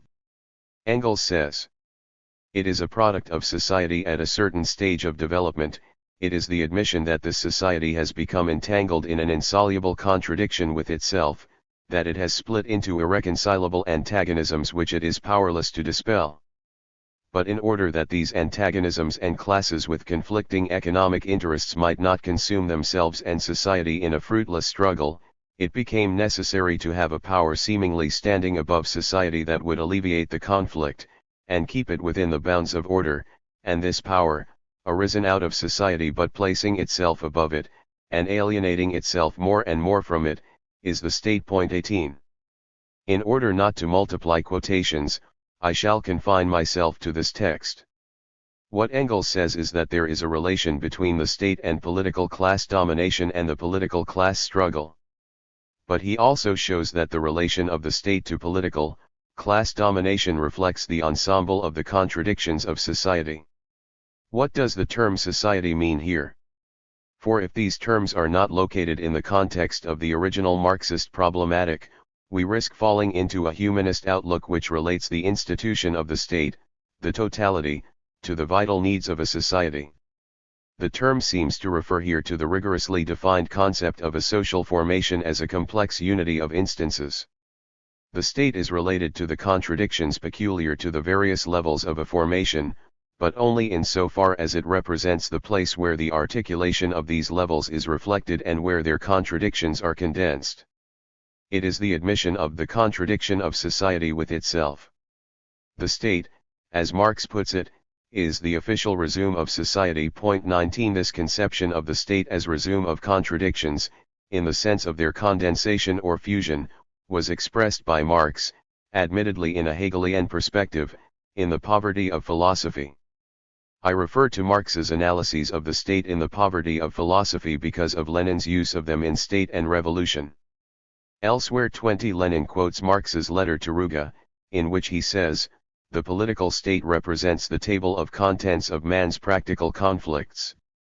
Thus the political state, within the limits of its form, expresses sub specie rei publici all the social conflicts, needs and interests. Lenin also characterizes the political in epigrammatic terms as a concentrated expression of economics. 21. In this sense, the state, for Lenin, appears to be the place in which we can decipher the unity of structures and from which we can derive our knowledge of this unity. The only field in which this knowledge can be gained is that constituted by the relation of all the classes and strata of the population to the state and the government, i.e. the field constituted by the relation of all classes to each other. 22. This had already been indicated by Engels, when he called the state the official representative of society, representative here in the sense of the place where the unity of a formation is deciphered. Finally, still in this sense, the state is also the place where the ruptural situation of this unity can be deciphered. The double power characteristic of the state structures constitutes, as Lenin demonstrated, one of the essential elements of the revolutionary situation. This relation between the state and the articulation which specifies a formation originates precisely in the fact that the state has a function of order in political class conflicts, and also of global order as the cohesive factor of unity. The state prevents political class conflict from breaking out insofar as this conflict reflects the unity of a formation. The state prevents classes and society from consuming themselves. The use of the term society indicates that it prevents the social formation from bursting apart. It is true that the Marxist classics did not theoretically elaborate this conception of the state, but we do find numerous indications of it in their works. Thus Engels precisely characterizes this function of order of the state as the organization of the particular class, which was pro tempore the exploiting class, for the maintenance of its external conditions of production. 23. Instead of lingering over the term external, which seems to involve a mechanistic conception of the relations of the base to the superstructure, we should concentrate on the formulation of the state as the organization for maintaining both the conditions of production and the conditions for the existence and functioning both of the unity of a mode of production and of a formation. That remarkable Marxist theoretician, Bukharin, in his theory of historical materialism, formulates very strikingly the conception of a social formation as a system of unstable equilibrium inside which the state plays the role of regulator. 24. And finally, Gramsci's idea of organization, by means of which he analyzes the function of the state, has this conception as its basis. Modalities of the function of the state. This function of order or organization of the state presents various modalities, related to the levels on which it is exercised in particular cases, i.e. technico-economic function at the economic level, strictly political function at the level of the political class struggle, ideological function at the ideological level. Nevertheless, the technico-economic function and the ideological function of the state are overdetermined by its strictly political function in that they constitute modalities of the global role of the state, which is the factor of cohesion in the unity of a formation. This global role of the state is a political role. The state is related to a society divided into classes and to political class domination, precisely insofar as it maintains, in the ensemble of structures, that place and role which have the effect of dividing a formation into classes and producing political class domination. Strictly speaking, there is no technico-economic, ideological, or political function of the state. There is a global function of cohesion which is ascribed to it by its place, and there are modalities of this function overdetermined by the specifically political modality. This is the implication of Engels' statement. Here we are only concerned with establishing the fact that the exercise of a social function was everywhere the basis of political supremacy, and further that political supremacy has existed for any length of time only when it discharged its social functions. 25. This thesis has been developed in many of the classic texts of Marxism. However, in describing a particular modality not directly related to political class struggle, theorists have frequently interpreted this thesis as a so-called relation of the state to society, independent of the struggle between classes. This is a very old thesis, dear to the Social Democrats and found in works as early as those of Kuhnau 26 and Renner 27. It contrasts the social functions of the state with its political function, which alone is said to be connected with class struggle and class oppression. The same thesis can be found in most current analyses by the Social Democrat school of the welfare state. It is also sketched in outline in certain analyses of the despotic state in the Asiatic mode of production, a state whose existence is said to be related to different technico-economic functions in a mode of production where social classes, in the Marxist sense, are seen as being absent. Let us look more closely into the problem of these different functions of the state. I shall not yet examine them systematically, but I shall simply point out their relation to the political function, in order to elucidate the problem which concerns us. In describing the forms adopted by this global role of the state, the Marxist classics sometimes present it in a historico-genetic manner, setting out the relations between the state and its various levels as so many factors in the historical creation and birth not only of the state but also of social classes. But this problem of the historical birth of the state, though important, is clearly a separate one. Marx and Engels give outline answers, but we must take into account the inevitably limited nature of the historical information which they possessed. Point 28. We can however retain these analyses, insofar as they elucidate the functions of the state which are on a par with its place in the complex whole of a given formation divided into classes. The function of the state primarily concerns the economic level, and particularly the labor process, the productivity of labor. On this point we can refer to Marx's analyses of the despotic state in the Asiatic mode of production, in which a centralized power is necessary to carry out hydraulic work needed in order to increase the productivity of labor. In this context, Engels tells us with regard to the relation between the dominant class and the social division of labor. It is clear that so long as human labor was so little productive that it provided but a small surplus over and above the necessary means of subsistence, any increase of the productive forces, extension of trade, development of the state and of law, or foundation of art and science, was possible only by a greater division of labor.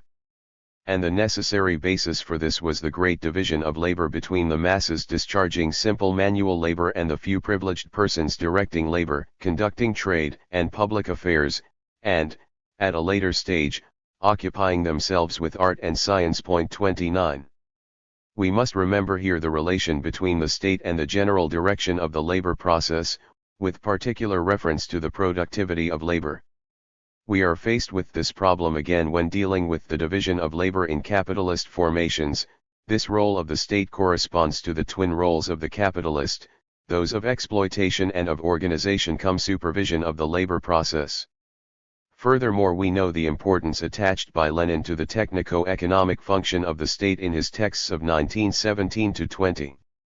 This function of the state as organizer of the labor process is only one aspect of its economic function, which also includes, for instance, the function of the judicial system, i.e. the set of rules which organizes capitalist exchanges and provides the real framework of cohesion in which commercial encounters can take place. The state's function vis-a-vis the ideological consists of its role of education, teaching, etc. At the strictly political level, that of the political class struggle, this function of the state is the maintenance of political order in political class conflict. We arrive, then, at two results.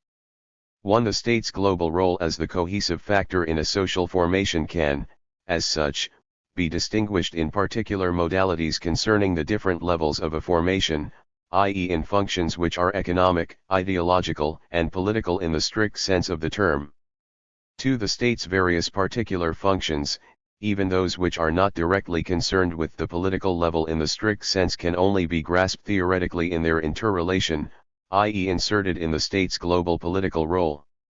This role adopts a politica character, in the sense that it maintains the unity of a formation inside which the contradictions between the different levels condense into a political class domination. It is in fact impossible clearly to establish the political character of the state's technico-economic function, or of its function of allocation of justice, by ascribing them directly to its political function in the strict sense. These functions are political functions to the extent that they aim primarily at the maintenance of the unity of a social formation based in the last analysis on political class domination. It is precisely in this context that we can establish the overdetermination of the state's economic and ideological functions by its political function, in the strict sense, in political class conflict. For example, the state's economic or ideological functions correspond to the political interests of the dominant class and constitute political functions, not simply in those cases where there is a direct and obvious relation between the organization of labor and education and the political domination of a class, but also where the object of these functions is the maintenance of the unity of a formation, inside which this class is the politically dominant class. It is to the extent that the prime object of these functions is the maintenance of this unity that they correspond to the political interests of the dominant class, and this is the precise meaning of the passage quoted from Engels, for whom a social function is always at the root of a political function. This concept of overdetermination, applied here to the functions of the state, thus indicates two things: that the various functions of the state constitute political functions through the global role of the state, which is the cohesive factor in a formation divided into classes, and that these functions correspond in this manner to the political interests of the dominant class. The displacement of the index of dominance in the structures of a formation is reflected as a general rule in the concrete articulation of the various functions of the state within its global political role. Lenin gives us the principles of this analytical model in his texts of 1917 on the state apparatus. In these he distinguishes the state's political function in the strict sense and the technical function of state administration, by showing the subordination of this technico-economic function to the political function in the strict sense. Point 30. However, the ability to read correctly the articulation of a formation in the articulation of the functions of the state presupposes a principle of reading, namely, a reading of the state's role as the cohesive factor in the unity of a formation. In this sense, in the global role of the state, the dominance of its economic function indicates that, as a general rule, the dominant role in the articulation of a formation's instances reverts to the political, and this is so not simply in the strict sense of the state's direct function in the strictly political class struggle, but rather in the sense indicated here. In this case, the dominance of the state's economic function over its other functions is coupled with its dominant role, in that its function of being the cohesive factor necessitates its specific intervention in that instance which maintains the determinant role of a formation, namely, the economic. This is clearly the case, for example, in the despotic state in the Asiatic mode of production, where the dominance of the political is reflected in a dominance of the economic function of the state, or again, in capitalist formations, in the case of monopoly state capitalism and of the interventionist form of the capitalist state. Whereas in the case of such a form of the capitalist state as the liberal state of private capitalism, the dominant role held by the economic is reflected by the dominance of the strictly political function of the state as policeman, and by a specific non-intervention of the state in the economic. This does not in the least mean that the state has no economic function, but simply that this function does not have the dominant role. Indeed, we shall see later on that it is wrong to consider, as is sometimes done, that the liberal form of state has never held important economic functions. In fact, what allows us to consider these functions of the liberal state as specific non-intervention in the economic, is precisely the non-dominance of the economic function of the liberal state over its other functions, and what is correlative here, the non-dominance of the instance of the state as the cohesive factor in the ensemble of instances of a social formation of private capitalism. We have therefore to make two additional remarks. Firstly, the state's role as the cohesive factor is not reducible to intervention by the state at the various levels, and particularly at the economic level. For example, the state's non-intervention in the case of private capitalism in no way means that the state does not maintain this function of cohesion. That function is manifested in this case by a specific non-intervention by the state at the economic level. At this point we need only mention the case of the legal system, which, as Marx and Engels showed, is a condition of the functioning of the economic, in that it not only fixes relations of production in the relations of formal ownership, but it also constitutes a framework of cohesion for commercial encounters, including those for the purchase and sale of labor power. Secondly, we should clearly recognize that though the state has the global function of cohesive factor in the unity, this does not in the least mean that for this reason it always maintains the dominant role in a formation, nor that when this dominant role is held by the economic, the state no longer has this function of cohesive factor. 2. Politics and social classes. Introduction. We now possess enough elements to examine the Marxist concept of social class and class conflict, and its repercussions on the field of the political. Here we shall take into a special consideration the political works of Marx, Engels, and Lenin. Specific reference to these works in connection with this problem depends both on a principle of reading which concerns their theoretical status, and on the position adopted vis-a-vis the concept of social class. It must be remembered here that the pure CMP, which has been distinguished from a capitalist social formation, is composed in its pure form of various instances and is characterized, according to Marx, by a specific autonomy of its instances and by the dominant role taken on by the economic instance in it. This has important repercussions from the theoretical point of view. These various instances, as objects of theoretical research, are subject to a specific scientific treatment. These repercussions are clear as regards the theoretical status of capital, which is a treatment of the CMP. But because of autonomization of the instances which characterize it and because of the dominant place occupied in it by the economic, this treatment is centered on the regional instance of the economic in this mode. This does not in any way mean that the other instances are absent from it, they are present, but only, as it were, implicitly, through their effects in the region of the economic. This element is in its turn important for the problem of social classes. We find in capital some of the elements necessary for constructing the concept of class, but we must not forget that in it this problem is itself centered on the economic determination of social classes.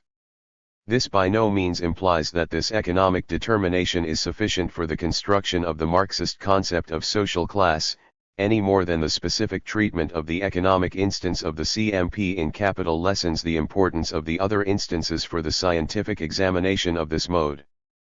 This is why Marx's and Engels's political works are so important in this respect.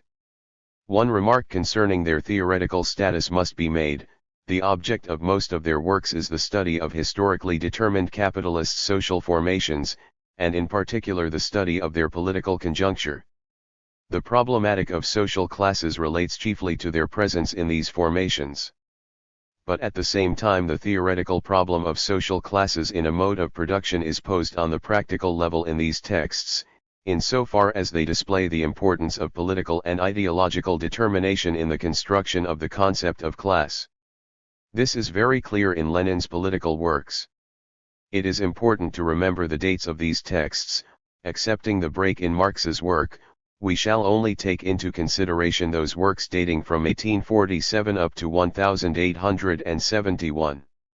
It is clear that the presentation of the problem of classes underwent further fluctuations during that period, as Marx's original problematic crystallized.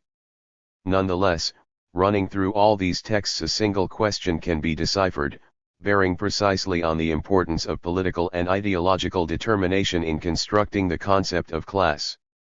It is therefore not surprising that these texts, containing forms of words which are not always transparently clear, have given rise to numerous misinterpretations. Let us then tackle the problem of classes in Marx's political works, and try to understand how it is related to the problem of classes in capital. The problem of the theoretical status of classes. Let us start from some of Marx's texts concerning the distinction between economic struggle and political struggle, between class economic interests and class political interests. In his analyses of this aspect of the relations between the political and the economic, Marx appears to distinguish three levels or three moments. The first two levels relate to economic struggle and economic interests. In the first of these two levels of the economic we find an economic struggle between the capitalist and the worker, in short between individuals/agents of production. But on a literal reading of these quotations, this struggle does not reveal class relations. In the Communist Manifesto, Marx says, the proletariat goes through various stages of development. With its birth begins its struggle with the bourgeoisie. At first the contest is carried on by individual laborers, then by the workpeople of a factory, then by the operatives of one trade, in one locality, against the bourgeois who directly exploits them. At this stage the laborers still form an incoherent mass. Progressively and increasingly, These individual clashes between the workers and the bourgeoisie take on the character of collisions between two classes. However, we can distinguish in Marx's texts what appears to be a second level of economic struggle, that of economic interests. This is not manifested at the level of individuals/agents of production, but nor does it express class relations in the strict sense. Nevertheless, Marx sometimes says that we are faced here with a class in itself as distinct from the class for itself. He does so in particular in his texts concerning the trade union struggle. In its struggle against the collective power of the possessing classes, the proletariat can act as a class only by constituting itself a distinct political party. The coalition of the forces of the working class, already achieved by the economic struggle, must also serve, in the hands of this class, as a lever in its struggle against the political power of its exploiters. It is unnecessary to add further to Marx's well-known quotations, according to which the proletariat exists as a class only through its organization in a distinct party. Point 2. These levels of struggle are clear in this text from Marx's The Poverty of Philosophy. Economic conditions had at first transformed the mass of the people of the country into workers. The combination of capital has created for this mass a common situation, common interests. This mass is thus already a class as against capital, but not yet for itself. In the struggle, of which we have noted only a few phases, this mass becomes united, and constitutes itself as a class for itself. The interests it defends become class interests. But the struggle of class against class is a political struggle. Point 3. We know the importance of these texts of Marx in the elaboration of the Marxist theory of social classes. But it must be pointed out here that these analyses have frequently been misinterpreted.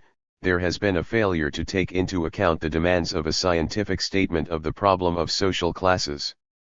One reading of these texts must be rejected from the start, for it is connected ultimately with the problematic of the social group, which has no place in Marx's analyses.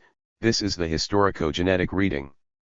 This reading finds in them a historiography of the process of genesis of social classes.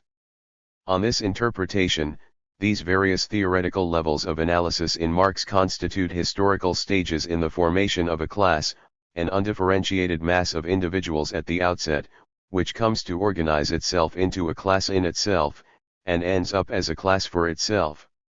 This reading of Marx's analyses is itself related to a historicist problematic. It must be pointed out here that it is precisely in the theory of classes that its inadequacy is most clearly revealed. We can distinguish two theoretical currents there, though they share the same presuppositions. Both involve importing into Marxism the ontological genetic schema of history, which is a development of the theme that it is men who make their own history. In the first current of the historicist problematic, which is a direct continuation of the Hegelian one, the class is conceived as the subject of history, as the factor of genetic production and of transformations of the structures of a social formation. Lukács is the typical representative of this historicist interpretation of class and class consciousness. From this viewpoint, the theoretical problem of the structures of a social formation is reduced to the problematic of their origin, itself related to the self-development of the class/subject of history. The process of the organization of the class/subject into a political class corresponds here very closely to the Hegelian type of historicity of the concept. This same conception of classes can be found in authors like Goldman and Marcuse. Point 4. The second current of historicism is found in certain functionalist interpretations of Marx like those of Geiger, Dahrendorf and, most recently in France, that of Bourdieu. Point 5. This interpretation has the advantage over the first of bringing out the problem of a social formation as a system of structures, a problem which is not immediately related here to their genesis. However, the synchronic/diachronic dualism adopted by the functionalist school depends in the last analysis on the historicist problematic. This functionalist interpretation defines the social formation as a system of structures only as a framework for reference, while the dynamic diachronic element of this system is represented by class conflict. On this interpretation, the proper status of the group in Marx's analyses is that of constituting the dynamic element of structures, having the function of being the principle and the condition of their change. Social structures and social classes are grasped in a relation of structure to function, of synchrony to diachrony. This diachrony expresses only the historicist conception of men who make their own history, of a history founded on social actors, the forces capable of changing the elements of the structure 6 represented by classes as functions. We shall not, therefore, be surprised to see the close relations between Lukács's conception of history and the conception of diachrony in functionalist theories, since both clearly show the influence of Max Weber's historicism. This conception leads to the theoretical division of a double status of social class, class situation, class in itself determined by its place in the economic structure, and class function, classes for themselves, class struggle, the diachronic factor in the change of the structure. Point 7. What we can already see here is that the historicist conception, implicit in the analyses of this school, leads ultimately to the establishment of an ideological relation between individual/agents of production and social classes. This relation is given a theoretical foundation in the status of the subject. Agents of production are perceived as agents/producers, as subjects which create structures, and social classes are perceived as the subjects of history. The distribution of agents into social classes is itself related to the process of creation and transformation of social structures by men. However, this conception fails to recognize two essential facts: firstly, that the agents of production, for example the wage-earning laborer and the capitalist, as personifications of wage labor and capital, are considered by Marx as the supports or bearers of an ensemble of structures. Secondly, that social classes are never theoretically conceived by Marx as the genetic origin of structures, inasmuch as the problem concerns the definition of the concept of class. We shall see why. There is another distortion of the Marxist theory of social classes, the economist interpretation, which constitutes the invariable counterpart to the voluntarist school represented by the young Lukács. According to this, the social class is located only at the level of relations of production conceived in an economist fashion, i.e. reduced to the position of agents in the labor process and to their relation to the means of production.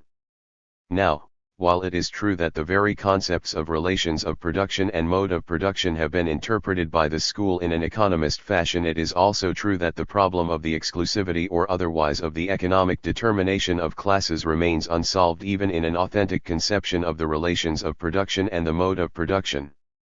Indeed, the pure mode of production defines the economic by its place and function in the complex whole of instances which the concept of mode of production covers.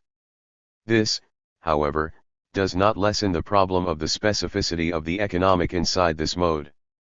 In the case of the pure mode of production, there is always to be found a coexistence of specific levels, in schematic terms, the economic, the political and the ideological, which appear as so many regional structures of the pure mode of production. To the extent, then, that the concept of a mode of production not only does not produce the specificity of the instances, but even permits us to locate them as regions in their relation to the region of the economic, the problem of social classes which we have noted cannot be conjured away but remains unsolved. Are they defined solely by their relation to the economic? Our answer to this question will decide the solution to be given to the problem of classes in a social formation. It can in fact be stated that Marx's analyses of social classes never refer simply to the economic structure but always to the ensemble of the structures of a mode of production and social formation, and to the relations which are maintained there by the different levels. Let us anticipate and say that everything happens as if social classes were the result of an ensemble of structures and of their relations, firstly at the economic level, secondly at the political level and thirdly at the ideological level. Point 8. A social class can be identified either at the economic level, at the political level, or at the ideological level, and can thus be located with regard to a particular instance. Yet to define a class as such and to grasp it in its concept, we must refer to the ensemble of levels of which it is the effect. These considerations still remain vague since, although in fact a social class presents itself as the effect of an ensemble of structures, it is nevertheless necessary to demarcate exactly the particular field on which the effects of this ensemble are reflected in taking the form of social class. It must be stated at once that social classes do not present themselves as the effect of one particular structural level on another structural level, i.e., as the effect of the economic structure on the political or ideological structures, hence they do not manifest themselves inside the structure, but entirely as the global effect of the structures in the field of social relations which, in class societies, themselves involve the distribution of agents/supports to social classes, and they do. This to the extent that the social classes determine the place of agents/supports in relation to the structures of a mode of production and a social formation. The confusion of these fields has a name in the history of Marxist thought, it is anthropologism of the subject. It is necessary, therefore, to begin by precisely situating social relations relative to the structures of a mode of production and a social formation. In particular, the confusion between structures and social relations, operated here at the economic level, led economism to reduce social classes to the level of the economic alone, and it is in this distortion that we can discern the impact of anthropologism on the economist tendency. The reduction in fact depends on the confusion of the two terms. The confusion is produced by the use of the terms relations of production and social relations of production, without any distinction, when in fact they cover different realities. In economism, social classes, as social relations of production, are reduced to mere relations of production. The term social relations of production implies the emergence of the social in the very structure, and at the privileged point constituted by the relations of production/social relations of production. It is true that Marx himself uses the term relations of production and social relations of production without distinction, and it is only by an attentive reading of his texts that we can discover the difference between the realities covered by these concepts. Let us look more closely. The scientific Marxist conception of social relations of production itself provides the radical critique of any economic anthropology which relates the economy in general to the needs of human subjects, and consequently the radical critique of the conception of social relations as intersubjective relations. This is true in two senses. On the one hand, the instance of the economic is composed of the unity between the labor process and the relations of production. Consequently, the relations of production do not denote simply interrelations between the agents of production, but rather these relations in specific combinations between agents and material technical conditions of labor. On the other hand, social relations of production are relations among agents of production distributed in social classes, i.e., class relations. In other words, the social relations of production, class relations, manifest themselves, at the economic level, as an effect of this specific combination, agents of production/material technical conditions of labor constituted by the relations of production. It seems, then, that we can only make a radical critique of any anthropologism, whether in its historicist or humanist forms, if we clearly distinguish structures and social relations, the latter designating the distribution of supports to social classes. These two fields are covered respectively, at the economic level, by the concept of relations of production and by that of social relations of production. In reality, contrary to the economist conception of social classes, which confuses these two fields and reduces one concept to the other, the economic, which, in the structure, is covered by the concept of relations of production, in no way constitutes any kind of privileged point of emergence from the social. In social relations, the relations of production correspond to the social relations of production, but we can also speak in all strictness of political social relations and of ideological social relations. 9 These social relations, as class relations, isolated here with respect to the instances of the political and the ideological, manifest themselves as the effect of the political and ideological structures on social relations. The different instances therefore mark levels and degrees in structures and at the same time in social relations. With respect to the economic instance, let us take the case of the relations of production in the structures.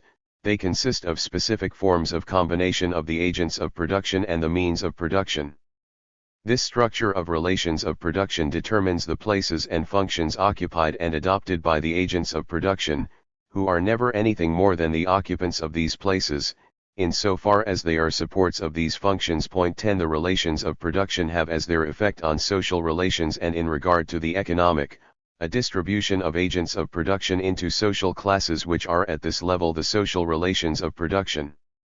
Strictly speaking, therefore, relations of production as a structure are not social classes, and here I am not talking about the empirical reality of the group, but about the concept of class, meaning that the concept of class cannot cover the structure of the relations of production. These consist of forms of combination, while the relation between the categories of capital and wage labor is expressed by a particular concept, that of surplus value. Viewed like this, capital and wage labor are not, of course, the empirical realities of capitalists and laborers, but nor can they be designated by a concept which in fact covers social relations. These remarks are just as valid for the other instances. The structures of the political, notably the juridico-political superstructure of the state, and equally of the ideological, are not social classes. But at and in the level of relations, they do have as their effect juridico-political social relations and ideological social relations, the distribution of the agents who are their bearers into social classes. In particular, in the case of the law, this effect depends on the formal juridical ownership of the means of production. The importance of these remarks can be understood by considering Godelier's confusion, which results from his leaving these problems unsolved. Point 11. We can thus try to express the relations between the structures of a mode of production or a social formation and its social relations, the social classes, i.e. we can try to define the theoretical status of social class. Firstly, we are not dealing with the relation of static to dynamic. This is sometimes perceived as relations of synchronic structure to diachronic function, as in a current erroneous trend, which apprehends structures according to their degree of permanence, relations, which are in origin historicist, of subject-producer to his product. Nor is this a simple epistemological relation between the group, i.e. the empirical concrete 12 and its theoretical model, in this case the structures. This theory of the model which identifies structure and concept depends on an empiricist theory of knowledge. Social classes are not, in fact, an empirical thing of which the structures are the concept. They denote social relations, social ensembles, but they are the concept of them, in the same way as the concepts of capital, of wage labor, and of surplus value constitute concepts of structures, of relations of production. Point 13. More exactly, social class is a concept which shows the effects of the ensemble of structures, of the matrix of a mode of production or of a social formation on the agents which constitute its supports. This concept reveals the effects of the global structure in the field of social relations. In this sense, if class is indeed a concept, it does not designate a reality which can be placed in the structures, it designates the effect of an ensemble of given structures, an ensemble which determines social relations as class relations. Point 14. This means that social class cannot be perceived theoretically as a regional or partial structure of the global structure, in the way for example that relations of production, the state, or ideology do in fact constitute its regional structures. This is so, not because the effect of the structures cannot itself constitute a structure, nor because the class is the empirical concrete whereas structures are its concept. It is because there is no theoretical homogeneity between the concept of class, denoting social relations, and those concepts denoting structures. Point 15. However, though it is true that social classes cannot be considered as a structure in the first field designated, yet they do constitute, as a structural effect, a structure in the particular frame of reference of social relations. This frame of reference is itself structured insofar as it is circumscribed by the limits set by structures, limits which are reflected as effects of the ensemble of one field on the other. This will become clearer when we examine the overlapping of our distinction between structures and social relations with that between structures and practices, class practices. Point 16. Marx and Engels give an indication of this difference of fields by habitually using two different terms in their works to designate a historically determined social whole. These terms are social formation and society. In this sense, the term Bürgerliche Gesellschaft in Marx's mature works, most often means not civil society but bourgeois society, used to specify capitalist society. Marx's use of the term society in place of social formation is not merely a theoretical slip or terminological inconsistency, but indicates the problem of a differentiation between structures and social relations. The term social formation refers strictly to structural levels, that of society often points in a descriptive way to the field of social relations. What concrete results can be inferred from these remarks with respect to the constitution of social classes? Firstly, the constitution of classes is not related to the economic level alone, but consists of an effect of the ensemble of the levels of a mode of production or of a social formation. The organization of instances in economic, political, and ideological levels is reflected, in social relations, in economic, political and ideological class practice and in struggle between the practices of the various classes. Since social relations are a field-cum-effect structured from the system of structures, the levels of class struggle are related in the same kind of way as the instances of the matrix. The determination in the last instance of the economic class struggle in the field of social relations may be reflected by a displacement of the dominant role to another level of class struggle, political or ideological struggle. The way in which classes are related to the relations of production and to the economic structure has the determining role in the constitution of social classes. This role provides precise evidence of the constant determination in the last instance by the economic element in the structures, as reflected in Social Relations. Point 17.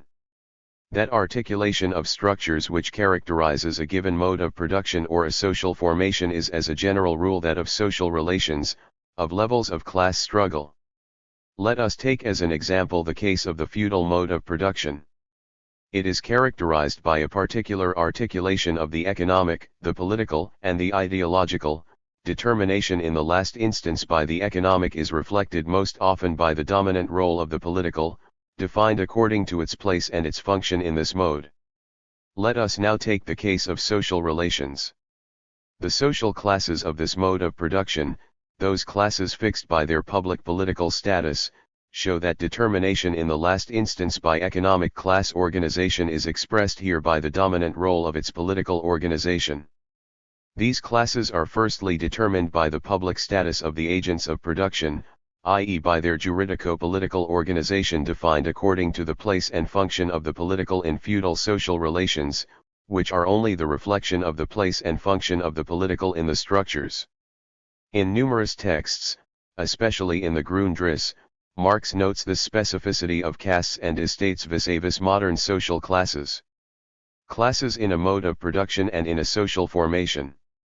Finally, I should make a last remark in connection with social classes as related to a given mode of production and a historically determined social formation.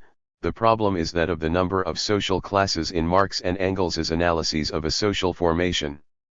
The variations in the enumeration of classes have often been attributed to the fact that Marx and Engels implicitly admitted a plurality of criteria for distinguishing classes. 19. It is clear that such an interpretation is mistaken once we refer to the distinction between mode of production and social formation.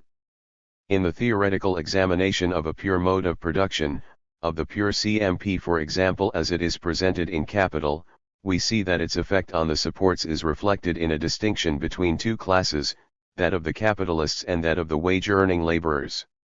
However, a social formation consists of an overlapping of several modes of production, one of which holds the dominant role, and it therefore presents more classes than the pure mode of production.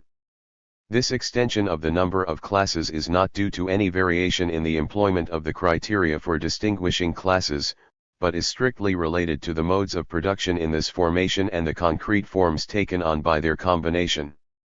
We should, at this point, reject the conclusion that the analysis of classes in the examination of a pure mode of production should be limited to their relation merely to the economic level of relations of production, their relation to the other levels of structures being taken into account only in the examination of a social formation. It is important to remember that a pure mode of production consists of an articulation of different instances in which social classes manifest themselves in the examination of this pure mode as the effect of its matrix on its supports, for example, in the theoretical examination of the pure feudal mode of production, the classes of this mode already manifest themselves as particular economico-political castes. This is also valid for the pure CMP as it is examined in Capital. Some remarks already made on this subject should be borne in mind. Because of the specific autonomy of instances characteristic of the CMP, the juridico-political and ideological instances are not analyzed there on the same grounds as the economic instance, which is at the center of its investigation. Yet there is an indication of the imminent presence of these instances in the capitalist relations of production. The effect of the juridico-political or ideological structure on the supports, in their distribution into capitalists and wage-earning laborers, is sketched in but only implicitly. But to show its presence there, it is only necessary to mention the most obvious example, that of formal juridical relations of property, the conditions of the purchase and the sale of labor power. This transaction is strictly dependent on the regional instance of the pure mode of production constituted by the juridical system, and this, in its turn, presupposes the state. Many texts of Marx and Engels are explicit in this respect. 20 It is clear in other respects that there are numerous references in Capital to the implicit presence of the ideological in the relations of production and to their effect on the classes of this mode. Once this is clear, it is mistaken to claim that in the capitalist mode of production, relations of production are alone sufficient to define social classes. This is so not simply in the sense that we must refer also to relations of distribution. This is correct, but still concerns the economic structure, but more importantly in the sense that the pure CMP locates relations of production as a regional structure, by placing them in their relation to the other regional structures, the classes of this mode being the effect of this matrix. Thus the specific autonomy of instances proper to the CMP does not in any way make it possible for classes in that mode of production to be defined solely in terms of relations of production. Feudal classes and capitalist classes do not differ in that the latter, as opposed to the former, can be defined in exclusively economic terms, but in that the effects of the other instances on the capitalist supports are manifested in their specific relation to the relations of production inside this mode. 21. It can be seen therefore that, in the analysis both of the mode of production and of a social formation, social classes present themselves as an effect of the articulation of the structures either of the mode of production or of the social formation. However, it remains the case that, in examining social classes inside a social formation, we discover a whole series of secondary effects which are the effects, on the supports of this formation, of the concrete and in each case original combination of the different modes of production constituting that formation. Imagine a social formation composed of a certain number of classes. That does not mean that these classes are going to be found as such in the historical individual form of that formation. The effects of the concrete combination of the respective instances of the modes of production, effects of combination which are present in the effects of the structures of a social formation on its supports, give rise to a whole series of phenomena of splitting, dissolution and fusion of classes, in short of overdetermination or of underdetermination of classes, of the appearance of specific categories, etc. These cannot, however, always be located by the examination of pure modes of production entering into the combination.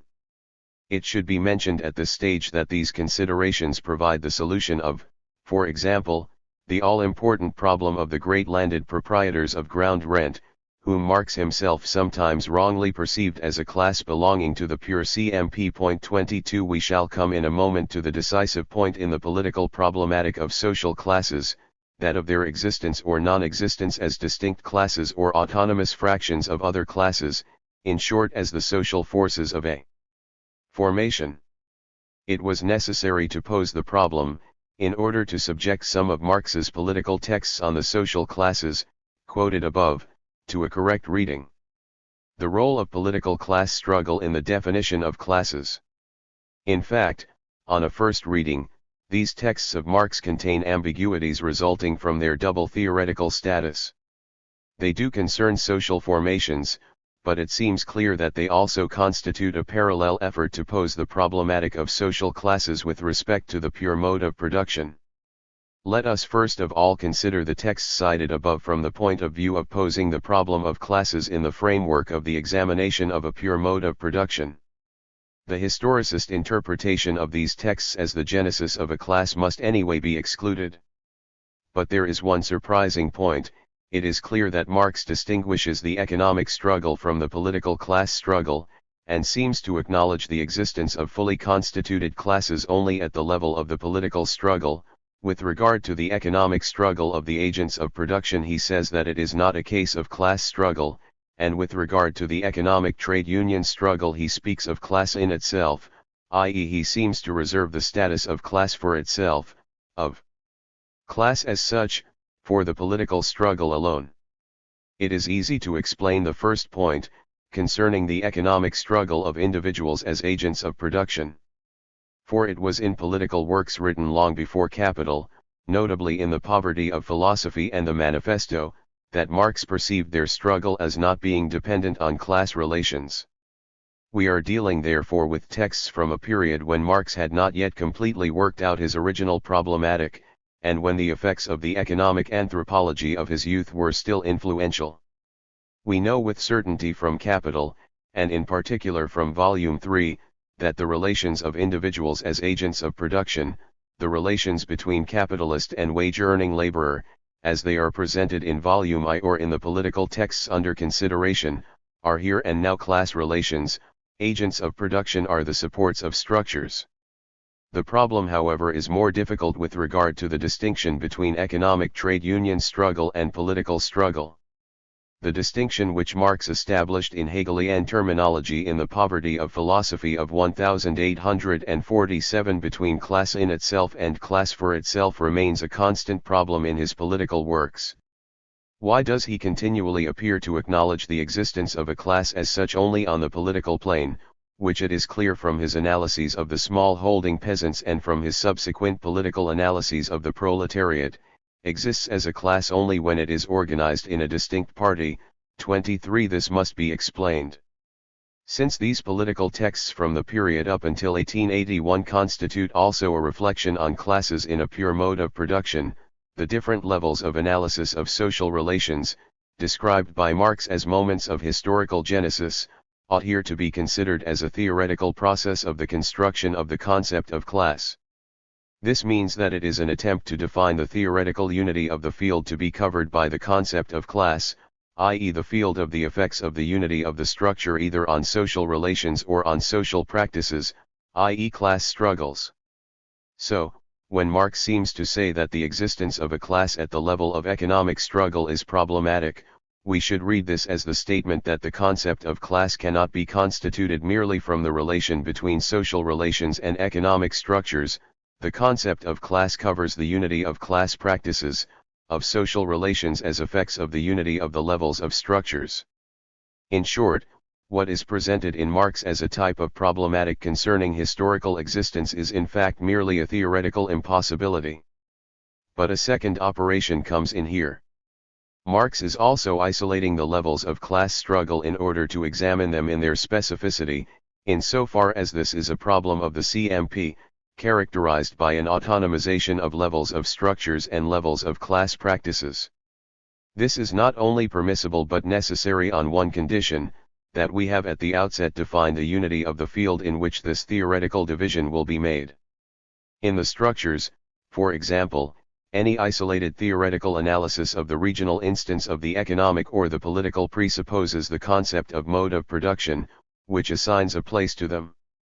In this sense, the isolated examination of economic, political, and ideological class practice presupposes the concept of class as covering the unity of these practices, in short the field of social relations. Marx operates this division by directly superimposing it on the process of the theoretical construction of the concept of class. The result of this is that where Marx expresses the impossibility of constructing the concept of class at the sole level of the relations of production, he appears at the same time to be making a theoretical division in the void, i.e. marking out an economic struggle which is not a class struggle. 24.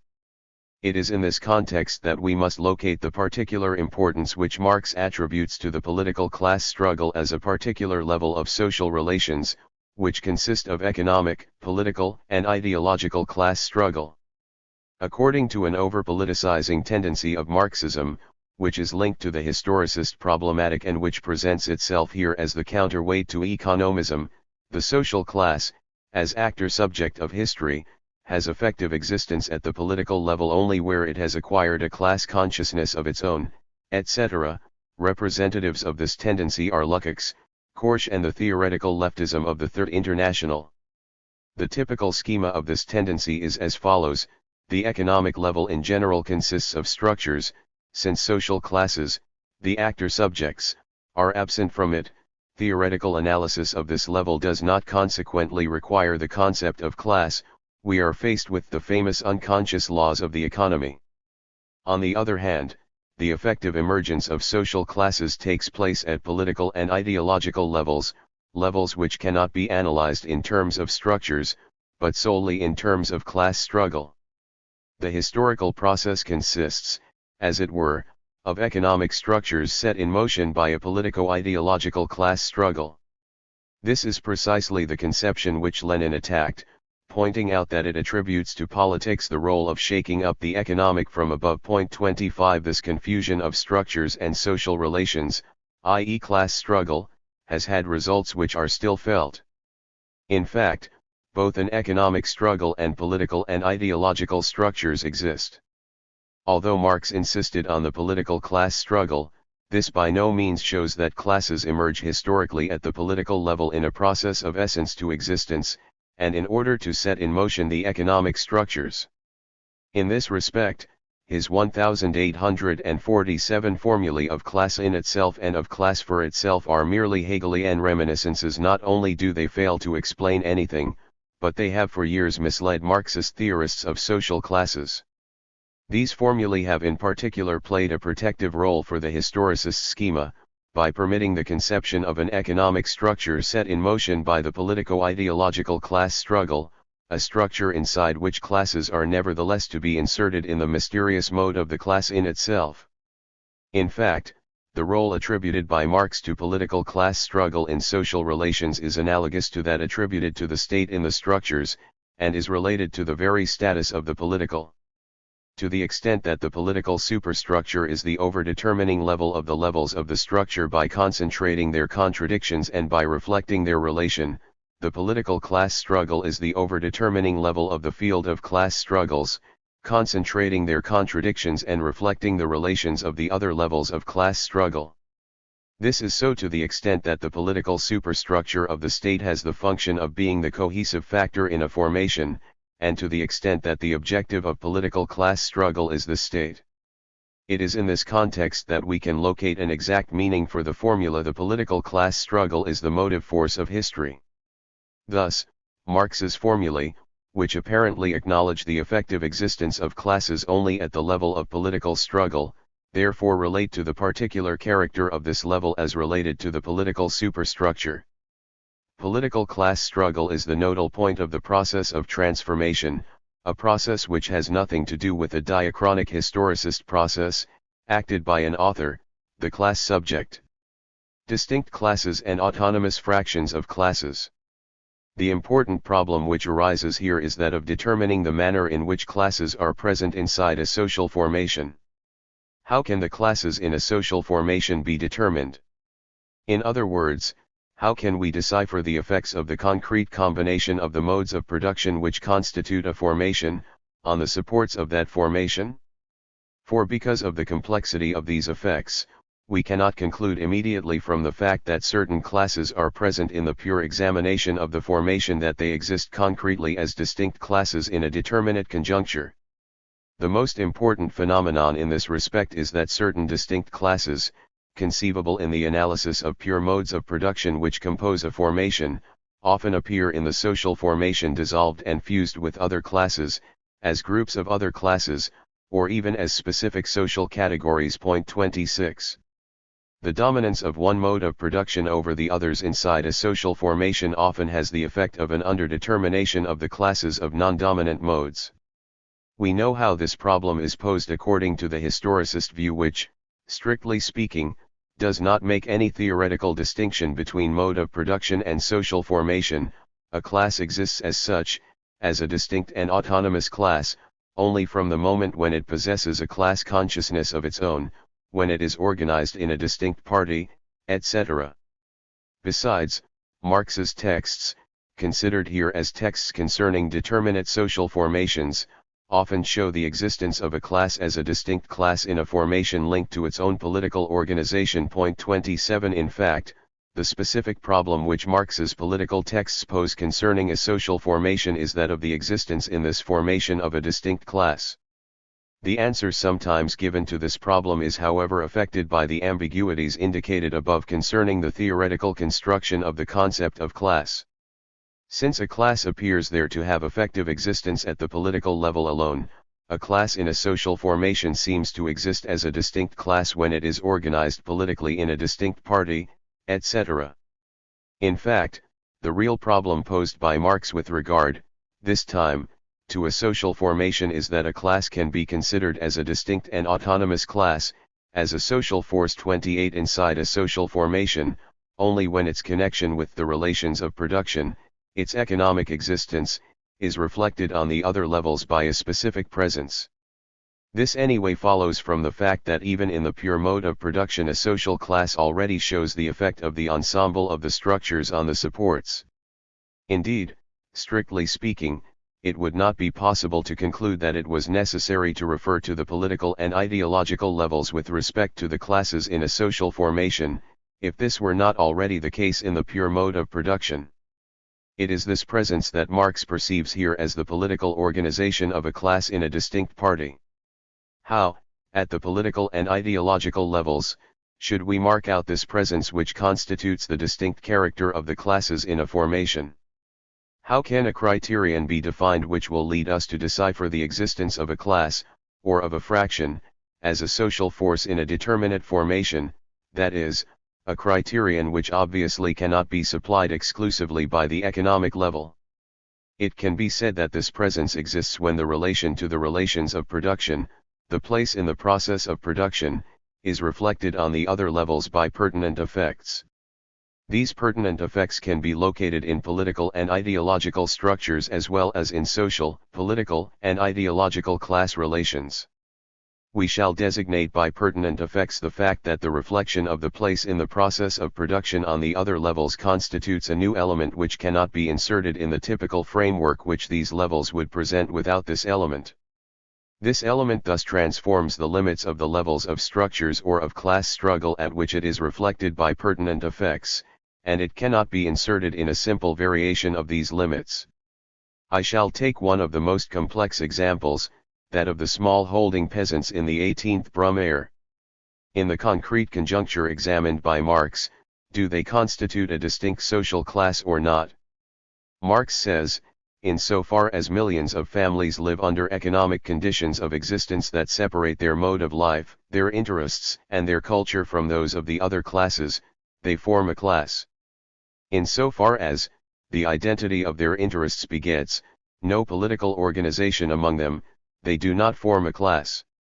However, we have only to refer to the 18th Brumaire and the class struggles in France in their entirety to see that Marx expressly acknowledges on several occasions the existence, in the concrete conjuncture of Bonapartism, of small-holding peasants as a distinct class, although they possessed, in the Second Empire, neither a political organization of their own nor an ideology of their own.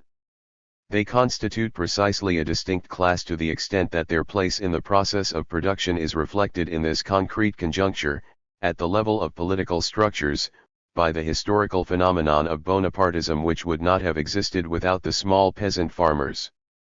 Louis Bonaparte put himself forward as the representative of the small-holding peasants, although he was, in reality, the representative of the interests of the bourgeoisie. Yet it remains the case that the economic existence of the small-holding peasants is reflected, on the political level, by the pertinent effects constituted by the particular form of state of Bonapartism as a historical phenomenon.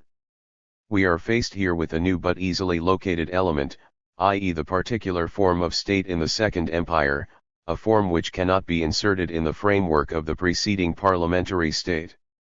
In this sense, it is, paradoxically, Bonapartism, which constitutes the small holding peasants as a distinct class, i.e. as a social force in this formation. Let us now consider a hypothetical case where the economic existence of the small holding peasants is not reflected by Bonapartism.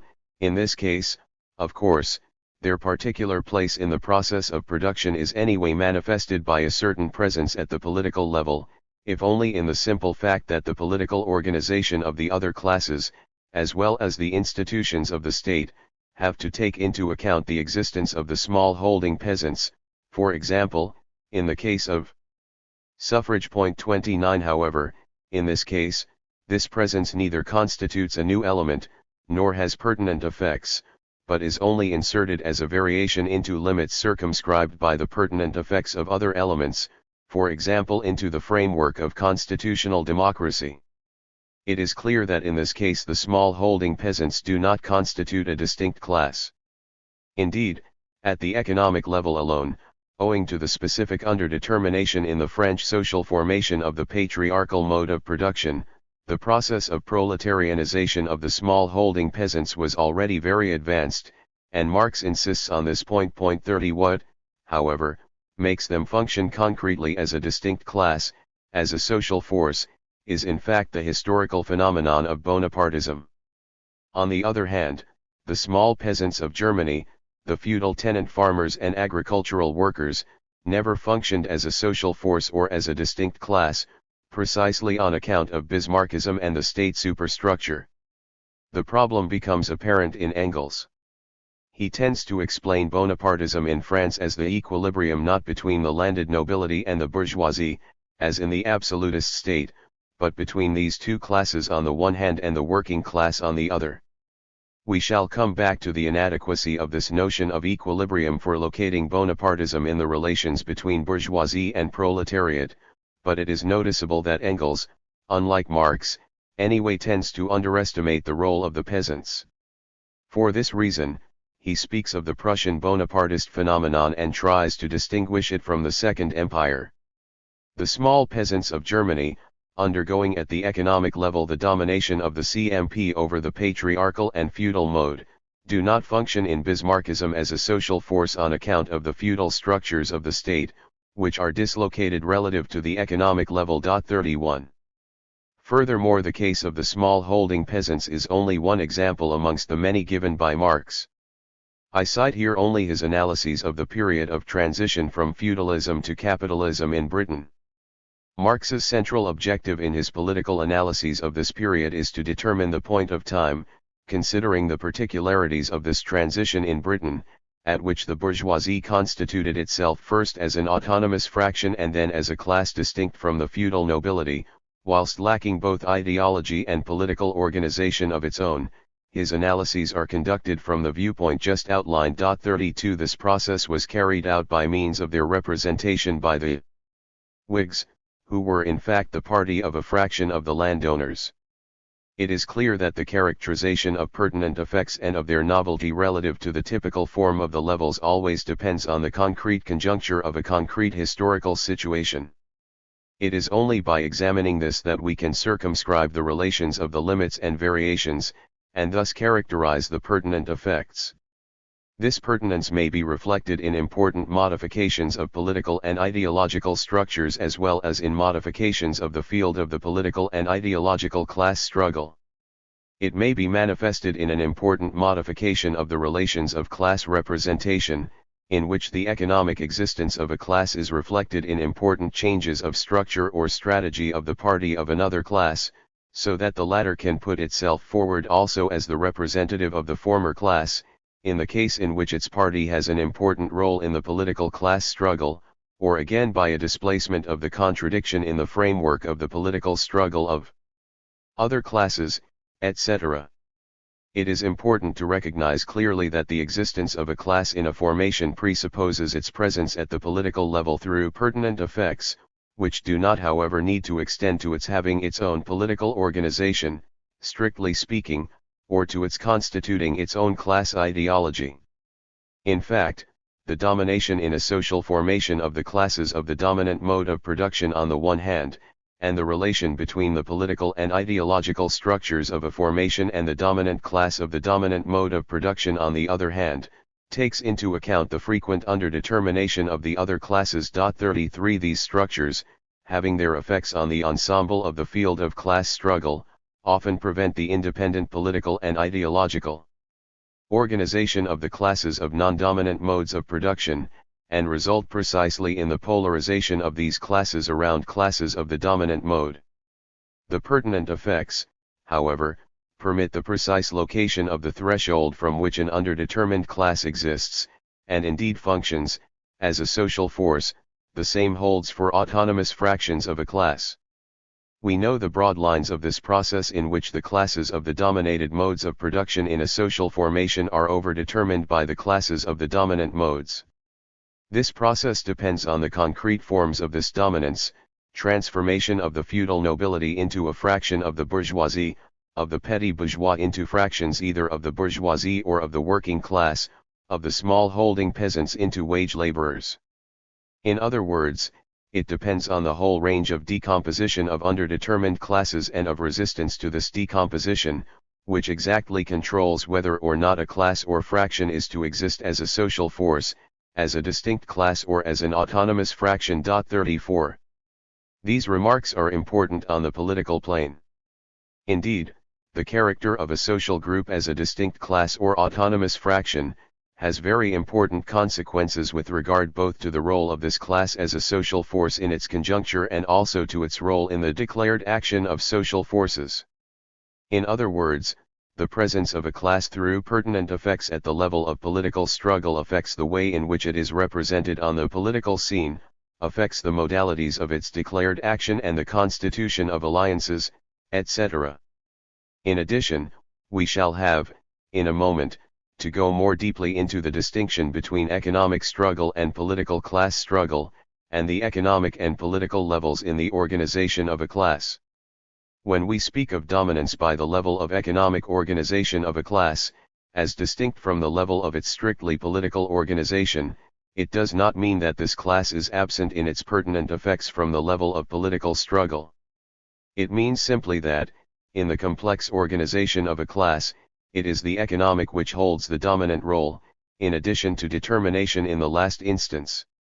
Thus, for example, when Lenin clearly distinguishes the economic and political struggles by describing and criticizing the trade unionist stage of the working class as distinct from the political stage, he does not mean by it that the working class is absent from the political struggle and limited to the economic struggle alone.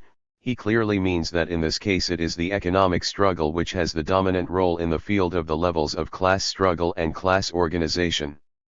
This dominance of the economic struggle is reflected here, not by an absence of pertinent effects at the level of political struggle, but in a certain form of political struggle, which Lenin criticizes by considering it as ineffectual. The importance of the problem is pointed out in a note: trade unionism does not exclude politics altogether, as some imagine. Trade unions have always conducted some political agitation and struggle. We shall deal with the difference between trade union politics and social democratic politics in the next chapter. 35 This holds, too, mutatis mutandis, for the ideological class struggle. We see the appearance here of the distinction between the organization of a class as a condition of its presence by pertinent effects at the political level, i.e. as a condition of its existence as a distinct class, and its specific organization as a condition of its political class power, a distinction which is at the basis of the Leninist theory of organization. Fractions, categories, strata. A terminological question can, after this analysis, now finally be elucidated. It concerns the terms category, fraction, and stratum, as designating parts of a class. A. By social categories, we mean social ensembles with pertinent effects, which, as Lenin demonstrated, may become social forces whose distinguishing feature is based on their specific and overdetermining relation to structures other than economic ones. Important examples are the bureaucracy, in its relations to the state, and the intellectuals in their relations to the ideological. We shall have to return to the relations between these categories and the classes or fractions of classes to which they belong. b. We designate as autonomous fractions of classes those fractions which constitute the substratum of eventual social forces, and as fractions, those social ensembles which are capable of becoming autonomous fractions, according to the criterion of pertinent effects. C. We can reserve the term of social strata for indicating the secondary effects of the combination of modes of production in a social formation, on classes, for example, on what Lenin calls the working class aristocracy, on categories, for example, on the summits of bureaucracy and administration mentioned by Lenin, and on fractions. It must be borne in mind that Marxist theory has, in general, used the terms category, stratum, and fraction in a way that has often been obscure, but it is important to reach agreement on terminology. With regard to the distinction between categories and fractions, particularly autonomous fractions, it should be noted that both are capable of constituting social forces. The problem presents no difficulties for those fractions which can already be located at the level of relations of production, for example, the commercial, industrial and financial fractions of the bourgeoisie. It is this which distinguishes them in this case from categories located at the level of structures other than the economic.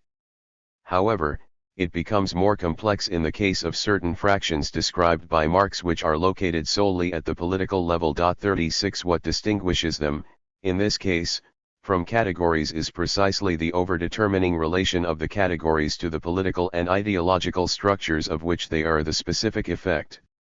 For example, with regard to the political level, it is the relation of the bureaucracy to the state apparatus in the strict sense of the term.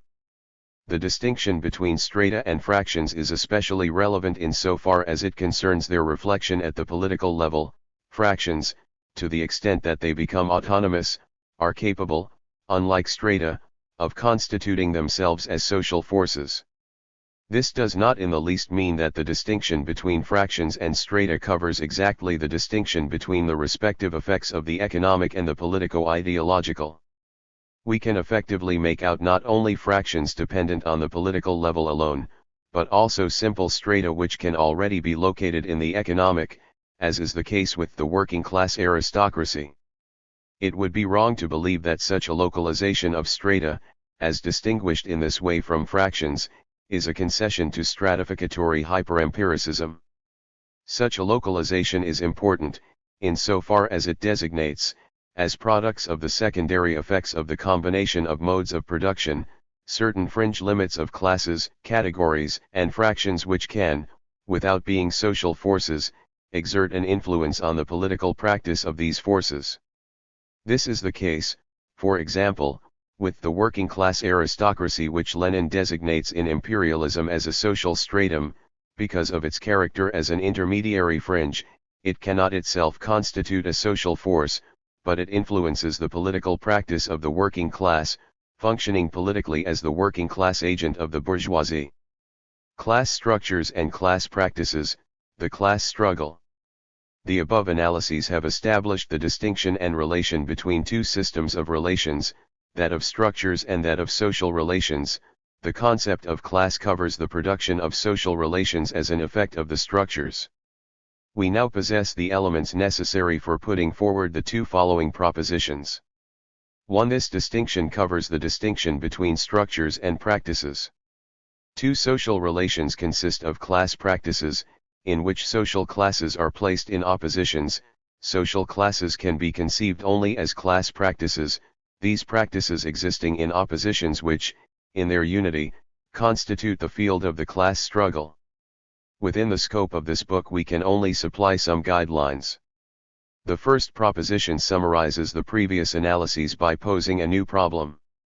Social classes do not cover structural instances but social relations. These social relations consist of class practices, which means that social classes are conceivable only in terms of class practices.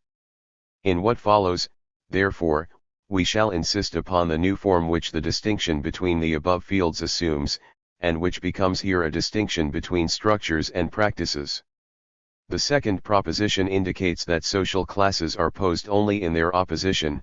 Class practices can be analyzed only as conflicting practices in the field of class struggle, composed of relations of opposition, i.e. of relations of contradiction in the simplest sense of the term.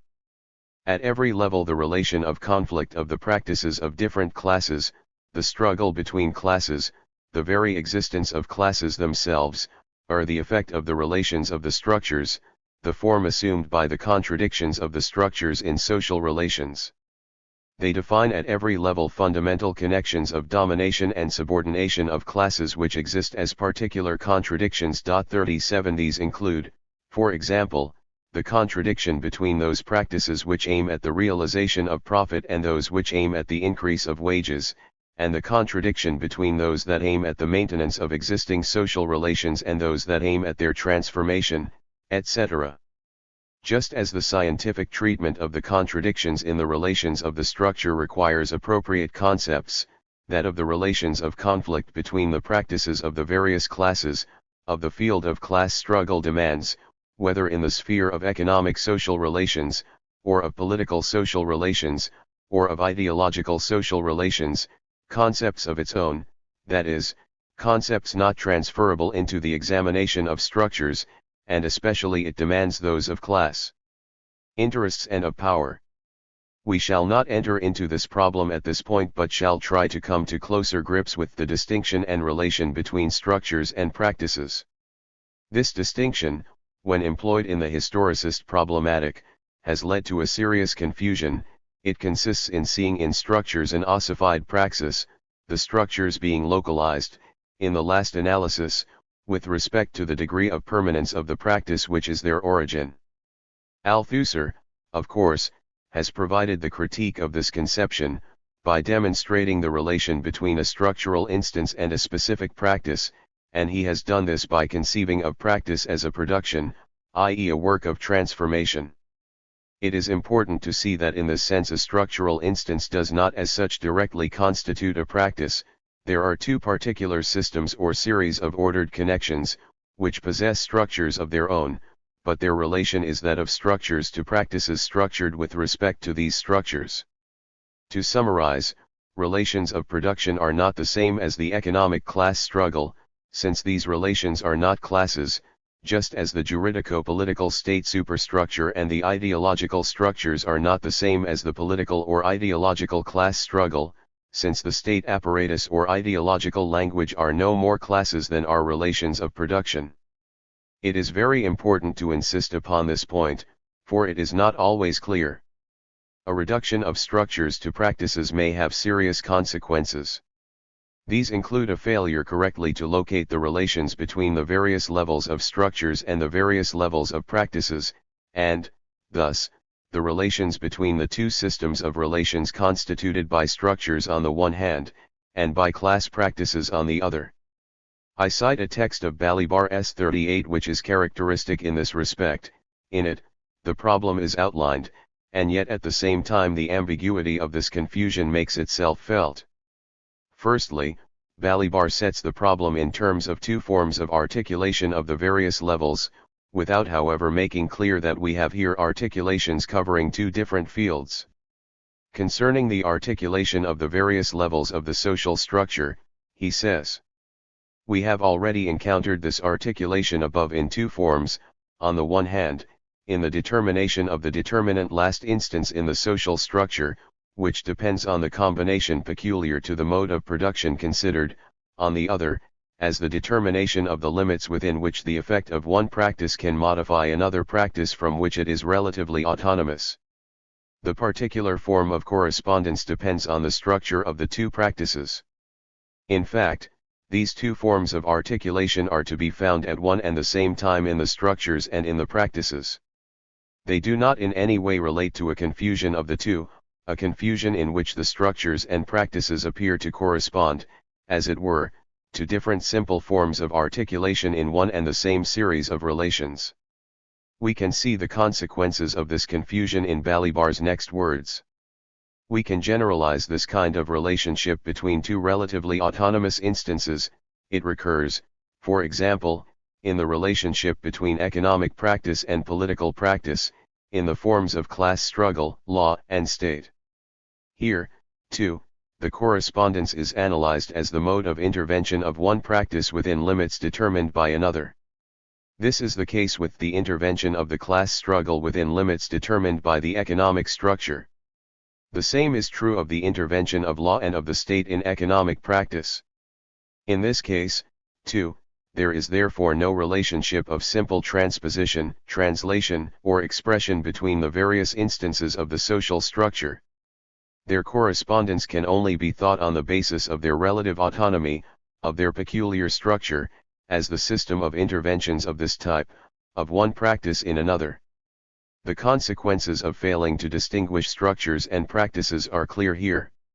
In the first place, at the political level, the juridico-political superstructure of the state is identified with political class practice. The mode of intervention of the state and the law in the economic structure is conceived as the intervention of political practice in economic practice.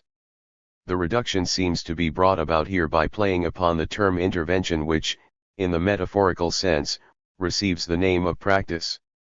Practice, under the name of intervention, is seen as a form of articulation of structures. In the second place, a still more serious mistake is made.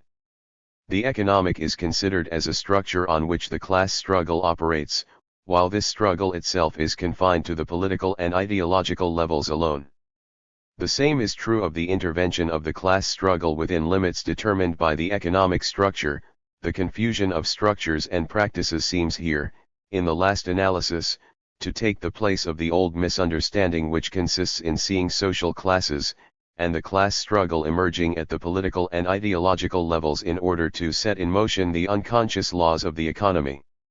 The political and ideological are equated with the class struggle, i.e. practice, which results in the disappearance of the juridico-political structure of the state, and the ideological, the economic, is equated with the structure, which involves the disappearance of the economic class struggle. I emphasize this ambiguity only because of the consequences which follow from it. Its second consequence, indicated above, makes it, in the last analysis, impossible to think Lenin's concept of conjuncture. 39. However, I now intend to discuss the first point, namely, the articulation of levels in structures and in class practices. The articulation of the juridico-political superstructure of the state or of the ideological structure on the economic structure, in short, the intervention of one level of structures in the limits imposed by another, can by no means be understood as an intervention of political or ideological practice in economic practice. The relation, for example, between legal contract and exchange is a relation of structures. The same is true with regard to the intervention of the state in the economic.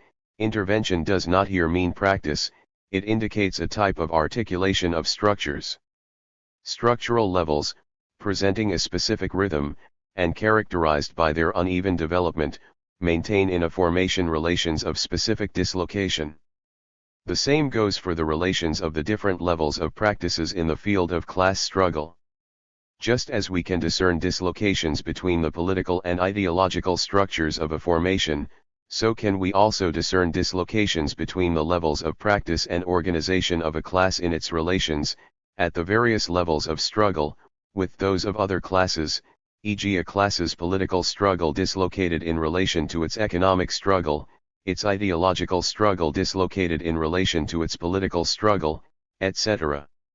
In short, the decentration which characterizes the relations between the levels of a class's structures also characterizes the relations of its practices, insofar as its practices also constitute a structured system, reflecting the relations of instances on supports. Point 40. So what is important is to see that there are in fact two systems of relations here.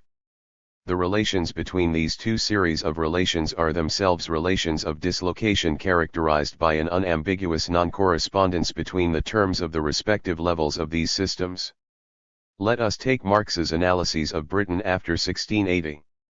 In the relations between levels of structures, there is a dislocation between the economic, the political, and the ideological. At the stage when the CMP is in the process of attaining domination, the dominant structures of the state and ideology are still feudal. Point 41. Then again, let us take the levels of struggle of the bourgeois class, disregarding their internal dislocations, in order to see their dislocations with respect to the structure. In one and the same period the bourgeoisie's political organization and political struggle push ahead, while the class of landed nobility is in reality only the representative of the political interests of the bourgeoisie. We can see clearly, in this example, that the juridico-political superstructure of the state is dislocated not simply in relation to other structures, but also in relation to the level of the political struggle of the bourgeoisie. 42 In the field of the class struggle. This is not a feudal state, dislocated in relation to the economic but corresponding to a politically dominant class of landed aristocracy, which is itself in dislocation relative to an economically dominant bourgeoisie. It is rather a set of relations of dislocation between two systems of relations of dislocation. It is precisely this relation of the two systems which in the concrete conjuncture in question brings it about that the form of reflection of the dominance of the CMP in a feudal state is the political domination of the bourgeoisie in the field of class struggle. This is equally clear in the case of the index of dominance in structures and in practices. For example, if we take the case of monopoly state capitalism and the interventionist state, the dominance of the political in the structures does not necessarily correspond to the dominance of the political class struggle in the field of practices, etc. I do not intend to give further examples here, but the importance of these remarks for any political analysis of a concrete conjuncture is evident. In the light of these considerations, it is now possible to go more deeply into the question of the forms of intervention of the political struggle in the economic struggle, and of the economic struggle in the political struggle, and to elucidate Lenin's theoretical position concerning the distinction and relation between the economic and political struggles. This position is found in the basic text What is to be Done? And in his works up until the time of his controversy with Trotsky and Bukharin over the question of the trade unions in the USSR. It is characterized by the following points. 1. The distinction between the economic and political struggles. This emerges from Lenin's critiques of opposing positions. In What is to be Done, a critique of the economists who believed that the political struggle is only the most developed, broadest and most effective form of the economic struggle, the point, as Lenin says, is that it is not only that. It is also a critique of the economist thesis which holds that we must give the economic struggle itself a political character. The texts on the trade union question are a critique of Bukharin, whose insistence on combining the political and the economic approach has landed him in theoretical eclecticism. 43 We know that Lenin understands, by economic struggle, the practical economic struggle which Engels described as resistance to the capitalists, and which is known as the organized labor syndical, or trade union struggle. 44 By political struggle, the struggle whose specific objective is state power. The distinction between these struggles is at the basis of their forms of organization, trade unions/parties. 2. This distinction implies a relation between the economic and political struggles. The essential character of this relation consists in the fact that the political struggle is the overdetermining level of the class struggle, in that it concentrates the levels of class struggle. From this it follows that a. As opposed to an evolutionist conception of stages of struggle, the political struggle must always have priority over the economic struggle. This is the role of the party. Politics must take precedence over economics.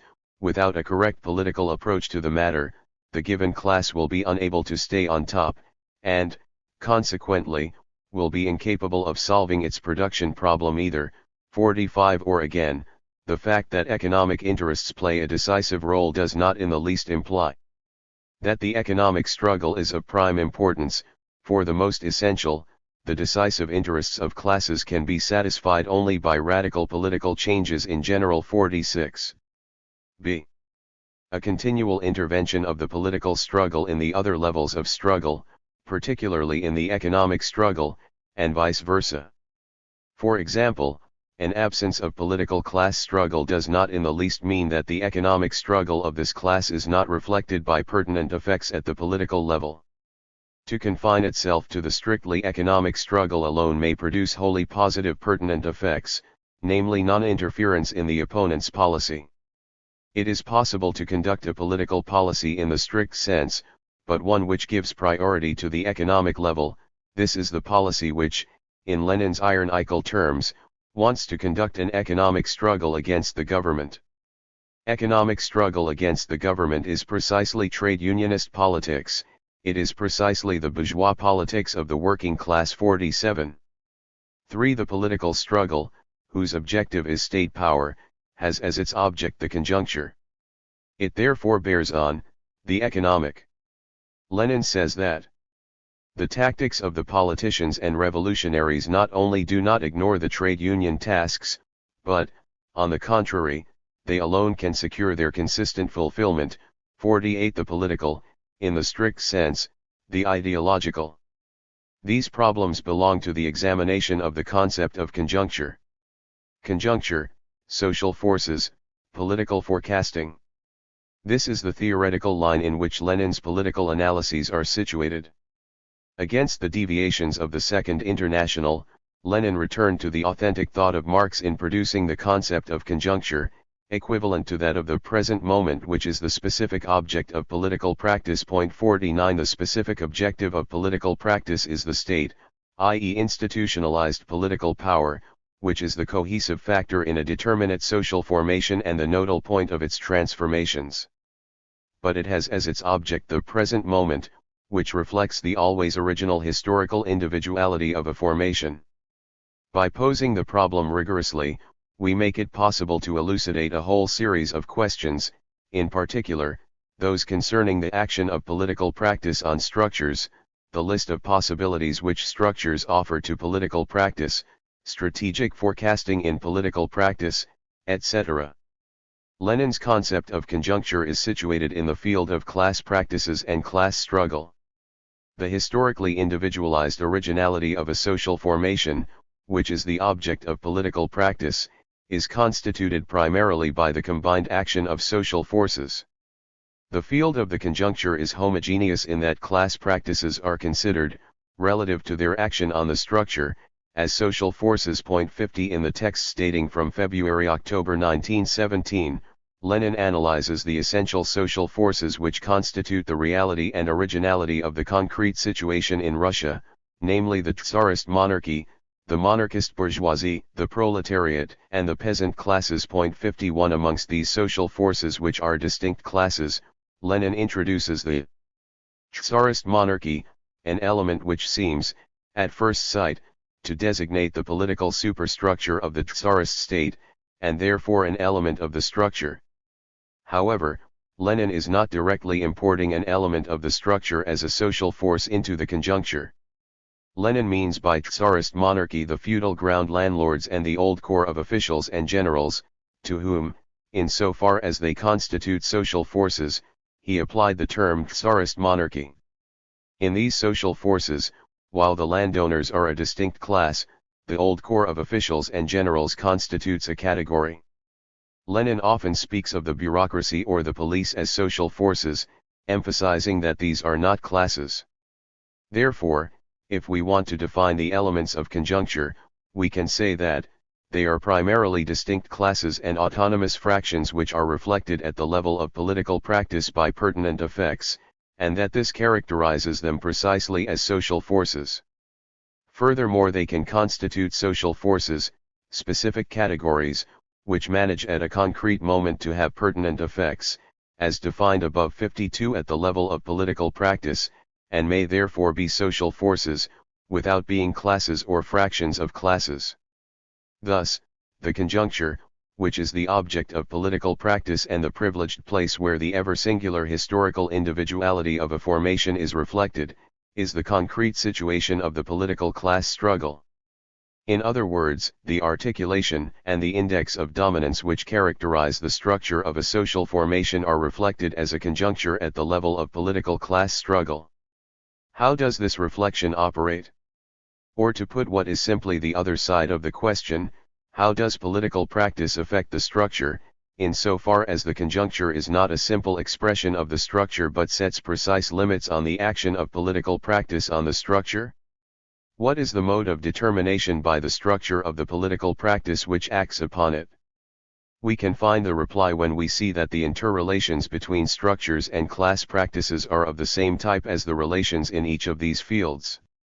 With regard to the relations between the instances, their so-called interaction, which is in fact the mode of intervention of one level on another, consists of the limits within which one level can modify the other. These limits are the effect both of the concrete matrix of a formation and of the respective specific structures of each level, which are themselves determined by their place and function in this matrix. In this sense, the determination of one structure by another in the relations between structures shows the limits of the variations of a regional structure in relation to another, these limits themselves being the effects of the matrix. This is also the case for class practices, i.e. for the interrelations between the levels of class struggle. The relations between class practices and structures, i.e. the relations indicated above between these two systems of relations, are also of the same type. The determination of the practices by the structure and the intervention of the practices in the structure, consist in the production by the structure of limits of variations of the class struggle. It is these limits which are the effects of the structure. But this does not yet exactly delimit the relation of political practice to structure. In fact, at this level the limits are complex. Political practice, i.e. the overdeterminant practice which concentrates in itself the contradictions of the other levels of class struggle, is itself inscribed in limits which are the effects of the global field of the class struggle and of the various levels of this struggle on political practice. But these limits are raised to the power of 2, in that the field of practices is itself circumscribed by the effects of the structures as limits. In this sense, political practice is conducted within the limits set by the other practices and by the global field of class practices, insofar as this field is itself limited by the effects of the structure as limits. The distinctive character of this series of limits will become clearer in what follows. It should be recalled that the conjuncture appears in the form of the effects of the structures on the field of the practices concentrated, in their unity, at the level of the political class struggle. These limits regulate, as such, a play of possible variations of social forces, in short the intervention of political practice, which is here the concentrated intervention of the field of practices on the structures. The effectiveness of the structure on the field of practices is thus itself limited by the intervention of political practice on the structure. Thus it is important to recognize that the conjuncture, the present moment, which is the object of political practice, is produced by the reflection on the practices of the ensemble of the levels of the structure, in their unity. The political superstructure of the state is a privileged place which concentrates the contradictions of the levels of the structure and permits the concrete decipherment of their connection, and the conjuncture allows us to decipher the historical individuality of the ensemble of a formation, that is, it allows us to decipher the relation between the concrete individuality of the structures and the concrete configuration of the class struggle. In this sense, the political superstructure of the state, which is the objective of political practice, is also reflected in the conjuncture as an element of the object of this practice. Lenin said that it was necessary to win state power by smashing the state machine, and I need say no more. Thus, in no case can we see in political practice and conjuncture a field of variations whose limits are produced by the economic structure alone. Such an economist-voluntarist interpretation of Lenin is precisely connected to the mistaken conception of social classes which does not distinguish between structures and the field of class struggle. This conception is still to be found, and it is even theoretically formulated by an author as circumspect as Luporini, who holds that the limits of variations of the action of the forces are constituted by the economic structure alone, covered by the concept of socio-economic formation. 53 That this concept of Lenin's covers that level of the economic structure alone in which the social classes act, i.e. the political level of the struggle between classes, and that this concept is a model which has an interpretative function in relation to the field which it delimits. In fact, this interpretative function permits objective tendencies of development to be located, and forecasts to be carried out in this direction. It is a question of that type of forecasting which relates to the characteristics peculiar to the economic field and to its laws, and which permits us to insert into that field the concrete action of a political force or a conscious social group. 54 Such an interpretation is in fact only the expression of the historicist conception of social classes, one which sees in these classes the political and ideological level, i.e. class struggle in action on the economic structure. In fact, nothing is further from Lenin's thought. When Lenin saw the Russian conjuncture as the weakest link in the chain of imperialism, he was seeing the effects of the unity of an ensemble of structures on the class struggle, as the limits to the working class's political practice. This ensemble of structures consisted of economic structure, the Tsarist state superstructure, and of the ideological structures, all reflected in the conjuncture. Without this conception, Lenin would have remained at the Second International's economist interpretation of Marx, which is ultimately an economist theory of the strongest link. I shall sum up briefly. The political practice of a class or fraction is not identical with the reflection of a class or fraction at the level of political practice in pertinent effects. Only a political practice which has such effects can characterize as a distinct class or autonomous fraction the concrete functioning of a class or fraction in a formation. Only these distinct classes or autonomous fractions constitute social forces. But Lenin introduces a further criterion of the concrete action of the social forces in the conjuncture, which is that of their open or declared action. He often states that the only real criterion of alliances is the open action of social classes, their actual participation in the struggle. 55 Why is this additional criterion needed, when social forces are not simply classes in their economic determination, but are already classes at the political level? In fact, Lenin understands by open or declared action primarily a specific political and ideological organization of a social force, which transcends the simple reflection of that social force at the political level in pertinent effects. At issue is the organization of a class's power, which will be analyzed in the next chapter. A class or fraction can indeed exist as a social force, without thereby fulfilling the conditions of organization which allow it to enter into relations of political power. As a general rule, open action indicates that a social force has its own political power and that it is normally associated with its organization as a distinct and autonomous party. Such are the conditions of declared action, which is related to the field of intermination of the conjuncture, of the combined action of the social forces. From a whole list of possible variations within the series of limits indicated, the only criterion which can show the concrete form to be assumed by this combination at a given time is the effective participation in the class struggle of a class which fulfills particular conditions of organization. 3. The concept of power. The problem. Our previous considerations lead to the problem of power, a problem of supreme importance for political theory. It is all the more important because Marx, Engels, Lenin, and Gramsci never produced a theoretical concept of power. It is furthermore one of the most controversial topics in current political theory. We shall begin by delimiting the field of this concept. In order to do this, we must refer to our previous analyses concerning the distinction between structural levels of a social formation and levels of class struggle, in short to the distinction between structures and social relations. The concept of power is constituted in the field of class practices. Indeed, every time that Marx or Engels refers to concepts of power or authority, as well as to related concepts such as those of domination, etc., they locate them in the field of class relations. This is even clearer in Lenin, who circumscribes the field of the action of social forces, of the relations of force or of relations of power as the field of the class struggle. We can thus already draw certain conclusions regarding the problem of relations between power and social classes. Class relations are relations of power. The concepts of class and power are akin, in that the place in which they are constituted is the field bounded by social relations.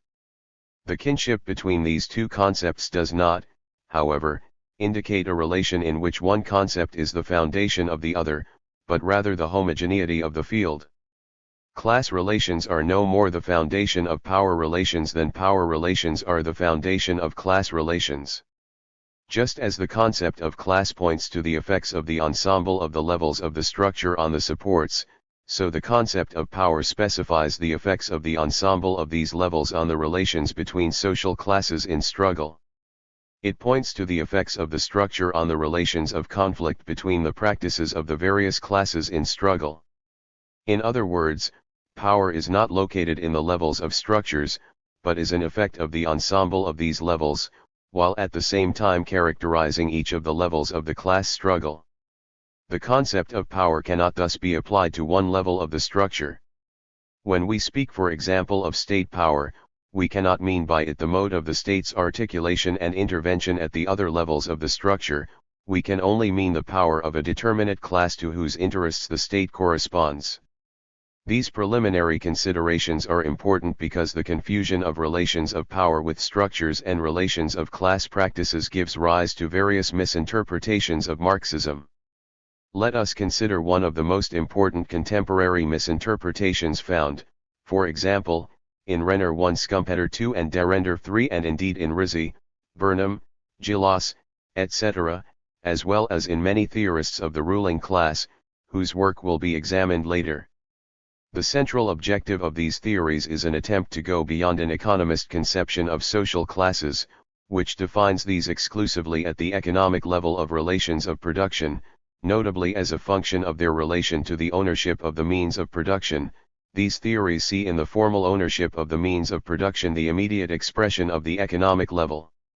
According to the authors cited, the foundation of classes and class conflict is not in the relations of production, but in the global distribution at every level of power inside authoritarian societies, that is to say, inside societies characterized by a global organization of domination and subordination, consisting of an inegalitarian distribution of this power at every level.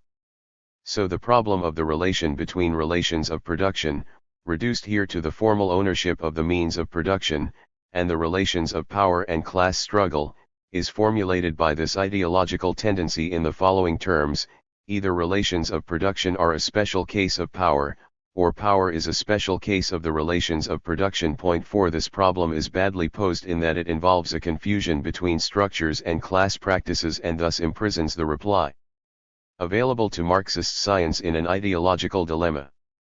If we tried to answer that power relations and class relations are a special case of relations of production, what would that mean? It might mean that relations of production are the exclusive foundation of social classes, and that the other levels of class struggle, e.g. political or ideological power, are simply the phenomenon of the economic level, and that power relations are apparently based, in a relation of phenomenon to essence, on relations of production considered directly as power relations. Conversely, what would be the consequences implied by the reply that relations of production, as well as formal ownership of the means of production, are a special case of power relations? This would be a reduction both of relations of production and of the juridical system to power relations. Neither relations of production nor relations of formal ownership of the means of production would be perceived as structures, as forms of combination between agents of production and means of production. Instead, they would be perceived as originating relations of power between capitalists who, through an exclusive control of these means, impose their decisions on the workers, both in the limits of each unit of production and on the social scale. From a methodological point of view, it is important here to draw attention to the confusion between structures and levels of the class struggle implied by the question as it is posed. In fact, class relations are at every level relations of power. Power, however, is only a concept indicating the effect of the ensemble of the structures on the relations of the practices of the various classes in conflict. In this sense, we can already eliminate one attempt to escape from the ideological dilemma posed above, but one which would involve the same confusion. This would be a refusal to locate power relations at the level of relations of production, in order to introduce them at the other levels of the structure, e.g. at the political level. It would be said that relations of production cannot constitute a special case of power relations, inasmuch as the economic level, the domain of economic laws, does not consist of power relations. Classes defined in themselves at the economic level would be said to be independent at this level from power relations. And power relations would exist only at the political or the ideological levels, where the class struggle would ultimately be situated. Yet this reply should be attributed to a mistaken viewpoint, which defines the class situation at the level of economic structures and the class struggle at the level of political structures. In this way, the economic becomes the field in which politics operates. In the same way, levels other than the economic, for example the state structures, would be reduced to relations of power, e.g. to state power alone. What is true in this approach is that the structure of the relations of production cannot be directly grasped as relations of classes or relations of power. But on the other hand, it is also correct to say that class relations constitute relations of power at all the levels of practices. Relations of production are not a special case of power relations, but this is not because the economic, as opposed to the political, cannot consist of power relations. It is rather because no structural level can be grasped theoretically as power relations. But the economic, viewed as the level of a class's organization or as the specific level of its economic practice in relation to that of the other classes, does indeed consist of relations of powers. We are faced here with the problem of economic power and its relations to economic laws. This is a subject which has been discussed many times, and whose proposed solutions present insoluble contradictions because of the identification of the two fields noted above. 5 Can a scientific perspective of economic laws be reconciled with the perspective of economic power? Leaving discussion aside, we can easily see that in the relation of structures to social relations, the economic laws of the economic qua structure by no means hinder the relations of power at the level of the economic class struggle, which shows the effects of the structure of this level on the supports. This is the sense in which Marx often uses the concept of economic power, situated at the level of economic class struggle. He often speaks of the economic power of the capitalist class, and it is in this context that the term economic domination is quite frequently used, a term which is distinguished both from political and ideological domination. Economic power, which can be perceived in the many forms in which it is manifested, is an overdetermined effect of relations of production, e.g. the capitalist's authority in the process of production, in the preliminary negotiations over the work contract, etc. On the other hand, we can perceive in the relations of political class practices, in political class struggle, relations of political power and political domination, which are themselves effects of the regional structure of the political on political class practice. And the same is true for the ideological. Therefore, to declare that class relations are power relations at every level is not in the least to admit that social classes are founded on power relations or that they can be derived from them. Power relations, which have social relations as their field, are class relations, and class relations are power relations, to the extent that the concept of social class shows the effects of the structure on the relations of the practices of the classes in conflict. It is important not to underestimate the importance of these remarks. In fact, the basis of the semi-Marxist theories of political elites and political class 6 has been the acceptance of a would-be Marxist conception according to which the economic cannot, strictly speaking, consist of power relations, a conception which is merely the counterweight to the economist conception of social classes. Thus, from a definition of class from an exclusively economic viewpoint, and from a notion that political relations consist of power relations, the normal conclusion of such theories of elites and political class follows automatically: the groups which take part in political relations differ, in their theoretical status, from economic social classes, whose existence is elsewhere acknowledged.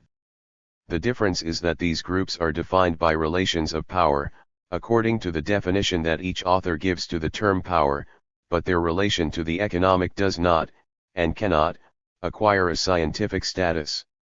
We are here exactly at the kernel of the problematic of Weber's status groups, of Michel's political class, of Wright Mill's power elites, etc. These are theorists who acknowledge the parallel existence of economic social classes in a distorted Marxist sense, according to which the economic class situation does not call for relations of power. 7 The above-mentioned ideological endeavor to transcend an economist definition of social classes by discovering a concept of class based on power relations at every level, but which led to the confusion of structures and the field of practices, differs from this latter one.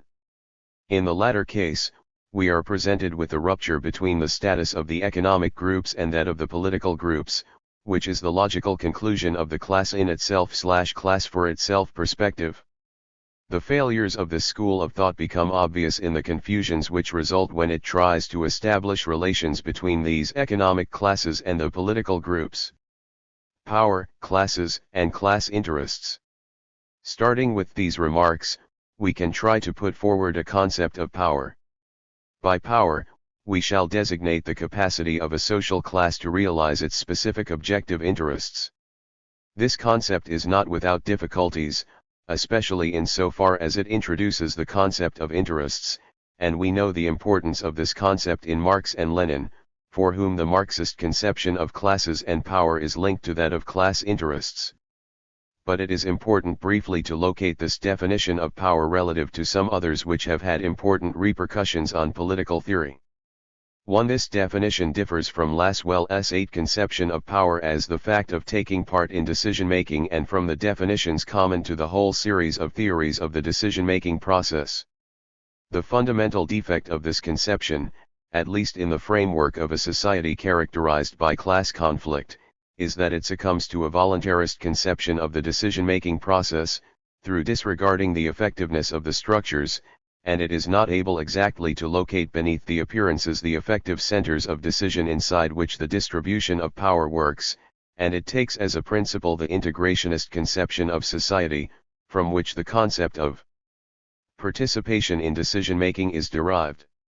2. This definition of power is different from that of Weber, for whom power is the probability that a command with a given specific content will be obeyed by a given group of persons. 9. This is because Weber's definition is located in the historicist perspective of a society/subject, a product of the normative behavior of subjects/agents, a view which is at the basis of his conception of probability and of specific command.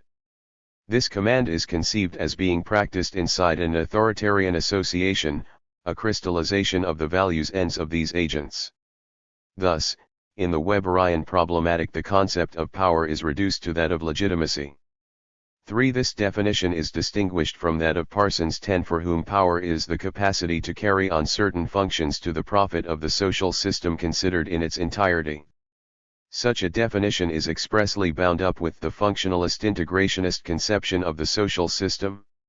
It is, of course, impossible to undertake a detailed critique of the many concepts of power to be found in political science. These few references aim only at showing the complexity of the problem. If the proposed concept of power is accepted, it will be seen to be capable of accounting for the whole range of Marxist analyses of this problem. A. This concept is related precisely to the field of class practices and of relations of class practices, i.e. to the field of class struggle. Its frame of reference is the class struggle of a society divided into classes. That means that in these societies the effects of the structure are concentrated in the practices of those particular ensembles constituted by social classes. An initial clarification is necessary here. The concept of power is related to that precise type of social relation which is characterized by class conflict and struggle, that is, to a field inside which, precisely because of the existence of classes, the capacity of one class to realize its own interests through its practice is in opposition to the capacity and interests of other classes. This determines a specific relation of domination and subordination of class practices, which is exactly characterized as a relation of power. Thus, starting from this opposition, the relation of power implies the possibility of demarcating a clear line between the places of domination and subordination. In the context of societies where this division into classes is non-existent and where therefore these relations cannot be specified by the struggle as relations of domination or subordination of classes, a different concept should be used, which would ultimately be that of authority. 11. The concept of power cannot be applied to inter-individual 12 relations or to relations whose constitution in given circumstances is presented as independent of their place in the process of production, i.e. in societies divided into classes, as independent of the class struggle, for example, relations of friendship, relations between members of a sports club, etc. In their case the concept of might 13 can be used. This concept has been especially used in political science to indicate the element of force, while the concept of power has been used in the case of a legitimate force, that is, exercised in a frame of reference of a minimum of consent on the part of those over whom this power is exercised. 14 Yet this distinction, while it can be very useful, is in fact a distinction concerning the forms of power, the forms of domination-subordination implied in the relations of power. It should be remembered that the distinction between power and might concerns the frame of reference within which these phenomena are located. That of power is placed in the framework of the class struggle, which reflects the effects of the unity of the structures of a formation on the supports. In this sense, we can say that power is a typical phenomenon, traceable from the structures, while that of might is a phenomenon characterized by a sociological amorphy. b. This concept of power refers to the capacity of a class to realize specific objective interests. This element of the concept of power has particular reference to Marx and Lenin's analyses of class organization. As the problem is important, we should stop here in order to introduce some distinctions which will prevent confusion. It has been pointed out in the chapter on classes that a class can exist in a social formation as a distinct class, even in the case when it is underdetermined, i.e. even when it does not possess what it is normally called its own political and ideological organization. The condition for this is that its existence at the economic level is expressed at the levels of its political and ideological practices by a specific presence, namely that of pertinent effects. This presence of a class as a social force in fact presupposes a certain organizational threshold, in the broadest sense of the term. For example, in the case of the small-holding peasants, Marx refuses to assign to them in general the character of a distinct class. This is because of their isolation, which excludes any possibilities of organization, insofar as these are conditions of their existence as a distinct class. They were given this organization, in the broad sense of the term, by Louis Bonaparte in the Second Empire. In this broad sense, the term organization covers simply the conditions of a class practice with pertinent effects. However, the theory of organization, in the strict sense of the term found in Marx and especially in Lenin, involves not simply class practices, conditions of existence of a class as a distinct class, but the conditions of class power, that is, the conditions of a practice leading to class power. For example, Marx's texts concerning a class's own political and ideological organization do not in fact refer to its functioning as a distinct class. But they are still valuable concerning class power and organization as a condition of this power, which Marx expresses in these terms: a political movement, a movement of the class, with the object of enforcing its interests in a general form, in a form possessing general, socially coercive force. 15. It is clear that this theoretical line governs Lenin's analyses of organization, and especially his analyses of the organization of the working class party. The fact that politico-ideological class practice is not identical with an organized practice as a condition of class power was registered by Lenin in his concept of open or declared action, which is not coterminous with that of practice. The organization of the power of a class often appears in Lenin as a condition of its open action. But the contrary is not necessarily true, since the organization of the power of a class may not lead to a declared action if its power depends on its political eclipse, as is the case of the bourgeoisie under the Second Empire. So we note an essential difference and some important dislocations between class organization in the broad sense, which coincides with the concept of practice with pertinent effects, and the organization of power. For example, the small-holding peasants of the 18th Brumaire had, through Louis Bonaparte, an organization which gave them existence as a distinct class, without thereby having any power, since Bonaparte did not satisfy any of their class interests. On the other hand, though this specific organization of a class is the necessary condition of its power, it is not the sufficient condition. This observation allows us better to understand the reasons for distinguishing between a class's practice with pertinent effects and the organization of its power. The organization of the power of a class is not a sufficient condition of its power, since this power is obtained in the limits of the structures in the field of practices. In contrast to the voluntarist conception, the effective realization of interests depends on these limits. But there is also another factor which shows us, in other respects, the basis of the distinction between practice with pertinent effects and organization of power. The concept of power specifies as limits the effects of the structure in the relations between the various practices of the classes in conflict. In this sense, power reveals relations not directly determined by the structure, and depends on the exact relation of the social forces present in the class struggle. The capacity of a class to realize its interests, of which the organization of its power is the necessary condition, depends on the capacity of other classes to realize their interests. The degree of effective power of a class depends directly on the degree of power of the other classes, in the framework of the determination of class practices in the limits set by the practices of the other classes. Strictly speaking, power is identical with these limits in the second degree. It does not show the mode of intervention of the practice of one level of a class directly on the practices of other levels of the same class, but rather it shows the mode of intervention of the practice of one level of a class on practices of the same level of the other classes, within the limits which each class practice sets for that of the others. This precise meaning of limits is particularly important and has results for problems other than that of power. For example, concerning the political level and the problem of strategy, it shows itself in the specific effects which the political practice of one class has on that of another class, in short, the strategy of the opponent. See, the question of a class's interests and objective interests must now be discussed. Owing to the breadth of this problem, I shall now only give some pointers. My discussion will concentrate on the following theme: what are the relations of class interests to structures and practices? What is the meaning of the term objective interests of a class? My aim will be to arrive at an adequate concept of interest.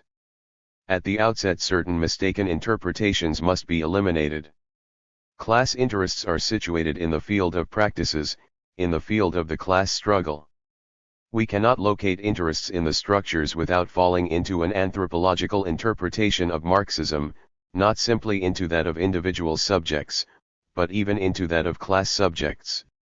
In fact, though they are in no way a psychological notion, interests can be located only in the proper field of practices and classes. In the structures, for example, wages or profit do not express the interest of the worker, nor of the capitalist with his lure of gain, but constitute economic categories related to forms of combination. However, in saying that interests can be conceived only by theoretical reference to a practice, we are not thereby attributing to interests a relation with individual behavior. As a first step, we are excluding interests from being located in structures. This exclusion is important. It is true that there are some analyses of the classics of Marxism which, at a first reading, seem to locate class interests in the relations of production. This is the type of reading which identifies structures and practices, and which sees in relations of production the class in itself, as opposed to the political and ideological levels consisting of the practice of the class for itself. Marx goes so far as to say that class interests, in the class struggle, have an existence somehow prior to the formation itself, to the practice of a class. Concerning the interests of the proletariat, he says, in the German ideology, that the German bourgeoisie is in opposition to the proletariat even before the proletariat is organized as a class. Nevertheless, by reference to the above analyses, it should be possible to see that, in fact, with respect to the relation between class interests and practices, class interests are not identical with the class struggle, in a relation of structures to practices. This leads us to pose the problem of the relations between interests and structures. It might be useful to point out that this preoccupation has been of prime importance in the functionalist school of contemporary sociology. It is one of its merits to have posed the problem.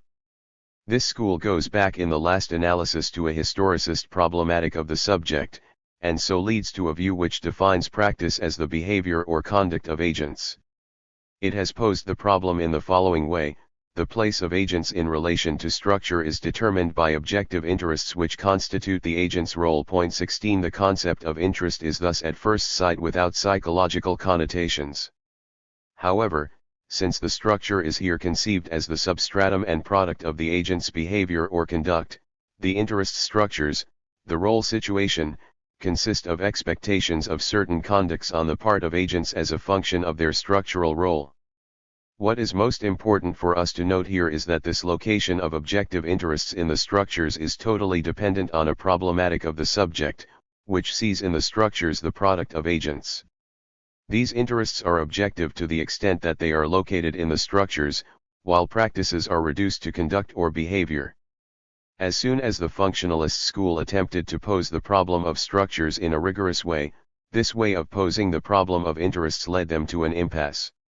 Since interests cannot effectively be grasped except in the field of supports, the school readily introduces the notions of latent interests, determining the agent's structural role, and of manifest interests, located, say, in the field of practices. Point 17. The group has the following theoretical status: latent interests are seen as giving rise to quasi-groups, manifest interests to interest groups. Point 18. Disregarding the use of the term group, the consequences of this perspective are very precisely the same as for the economist-historicist perspective in Marxism.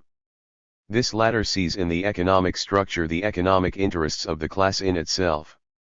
Similar to the economist-historicist division of social class into two conceptually delimited parts is the functionalist division between class in itself, class situation, latent interests, quasi-groups, and groups for themselves, status groups, political elites, manifest interests, interest groups. It is therefore obvious that these attempts to locate class interests in the structures are incompatible with the scientific conception. The concept of interests can only be related to the field of practices, insofar as interests are always interests of a class, of supports distributed in social classes. But this does not mean that interests consist of behavioral motivations, any more than the fact of locating practices in social relations means a return to a problematic of the subject. While the concept of class indicates the effects of the structure on the supports, and while the concept of practice covers not behavior but an operation carried on within the limits imposed by the structure, interests certainly indicate these limits, but at a particular level as the extension of the field of the practice of one class in relation to those of the other classes, i.e. the extension of the action of classes in relations of power. This is not any kind of metaphorical play on the terms of limits and field, but a result of the complexity of the relations covered by these terms. We find an indication of the problem in connection with the political conjuncture in Lenin's analyses. In fact, his concept of the present moment is characterized by social classes, political class practices, the social forces, and relations of interests, that which, seen from the viewpoint of the political practice of the working class, is expressed as the deeper interest relationship of the proletariat. Point 19. These two terms, social forces and interests, although found in the field of political class practices, are not identical. Social forces concern the specific presence of a class, through pertinent effects, on the plane of political class practice. In other words, the effects of structures on the field of the class struggle are reflected here as a class's threshold of existence as a distinct class, as a social force. But these effects are reflected also as an extension of the ground which this class can cover according to the stages of specific organization attainable by it, and this ground extends as far as its objective interests. If we refer in this way to this double limit of the field, a class's objective interests do not appear directly as the threshold of its existence as a distinct class, as some kind of situation of the class in itself, but as the horizon of its action as a social force. This holds true for all the particular levels of practices in the field of the class struggle. So, just as economic interests do not constitute the situation of a class in itself at the economic level, but the horizon of its economic action, so political interests cannot be grasped as the finality of the praxis of a class for itself. They are, at the level of political practice, the horizon which delimits the ground of a class's political practice. Class interests, as limits of extension of a specific class practice, are displaced according to the interests of the other classes present. We are dealing always with relations, strictly speaking with strategic oppositions of class interests. It is in this perspective that the strategic distinction between long and short-term interests is located. In other words, These limits of extension constitute both limits effects of the structure, and limits effects at one remove, imposed by the intervention of the practices of different classes at a particular level of practices. In this sense, the extent or degree to which a class practice actually covers the ground outlined by its class interests also depends on the extent or degree to which it is covered by the opponent. The capacity of a class to realize its objective interests, and so its class power, depends on the capacity, and so on the power, of its opponent. I have mentioned that class interests are objective interests so as to rule out any question of behavioral motivations. In this sense, Marx says in the German ideology, this communal interest does not exist merely in the imagination, as the general interest, but first of all in reality, as the mutual interdependence of the individuals among whom the labor is divided 20. But it is obvious that, in the field of practices, owing to the functioning of ideology in this respect, these interests qua limits can differ from the representation that agents or even classes make of them. This does not mean that when dislocated from interests as limits, these interests as imagined or experienced are subjective limits, because the effectiveness of the ideological cannot be grasped by the category of the subjective. In this respect, the use of the term objective can in fact be considered as superfluous, and it is only retained here in order clearly to show that the concept of interests can and must be stripped of all psychological connotations. However, there is no doubt that in this field of interests, ideology as it functions can give rise to numerous forms of illusion. Power, as capacity to realize interests, refers not to imaginary interests, in a situation where, on account of ideology, they are dislocated from interests limits, but to these latter themselves. The last element in the concept of power is that of the specificity of the class interests to be realized. Indeed, if interests are located not in the structures, as the class situation in the relations of production, but rather as limits of the levels in the field of practices, the possibility of speaking of relatively autonomous interests of a class in the economic, political, and ideological spheres is clear. Power is located at the level of the various class practices, insofar as there are class interests concerning the economic, the political, and the ideological. In particular, in a capitalist formation characterized by the specific autonomy of the levels of structures and practices, and of the respective class interests, we can clearly see the distinction between economic power, political power, ideological power, etc., according to the capacity of a class to realize its relatively autonomous interests at each level. 21 In other words, relations of power are not located at the political level alone any more than class interests are located at the economic level alone. The relations of these various powers themselves relate to the articulation of the various class practices which, in a dislocated manner, reflect the articulation of the various structures of a social formation or of one of its stages or phases. In short, power relations do not constitute a simple expressive totality, any more than structures or practices do, but they are complex and dislocated relations, determined in the last instance by economic power. Political or ideological power is not the simple expression of economic power. Numerous examples of a class which is economically but not politically dominant, 22 ideologically but not economically or politically dominant, etc., can be cited. A class may have the capacity to realize economic interests without having the capacity to realize political interests. It can have an economic power without having a corresponding political power, or even a political power without having a corresponding ideological power, etc. One last remark should be made in connection with the problem of decentration of places of domination at the various levels, places which can be occupied by different classes. This does not mean that we cannot rigorously define which is or are the dominant class in a formation, or, in other words, which place of domination has dominance over the others.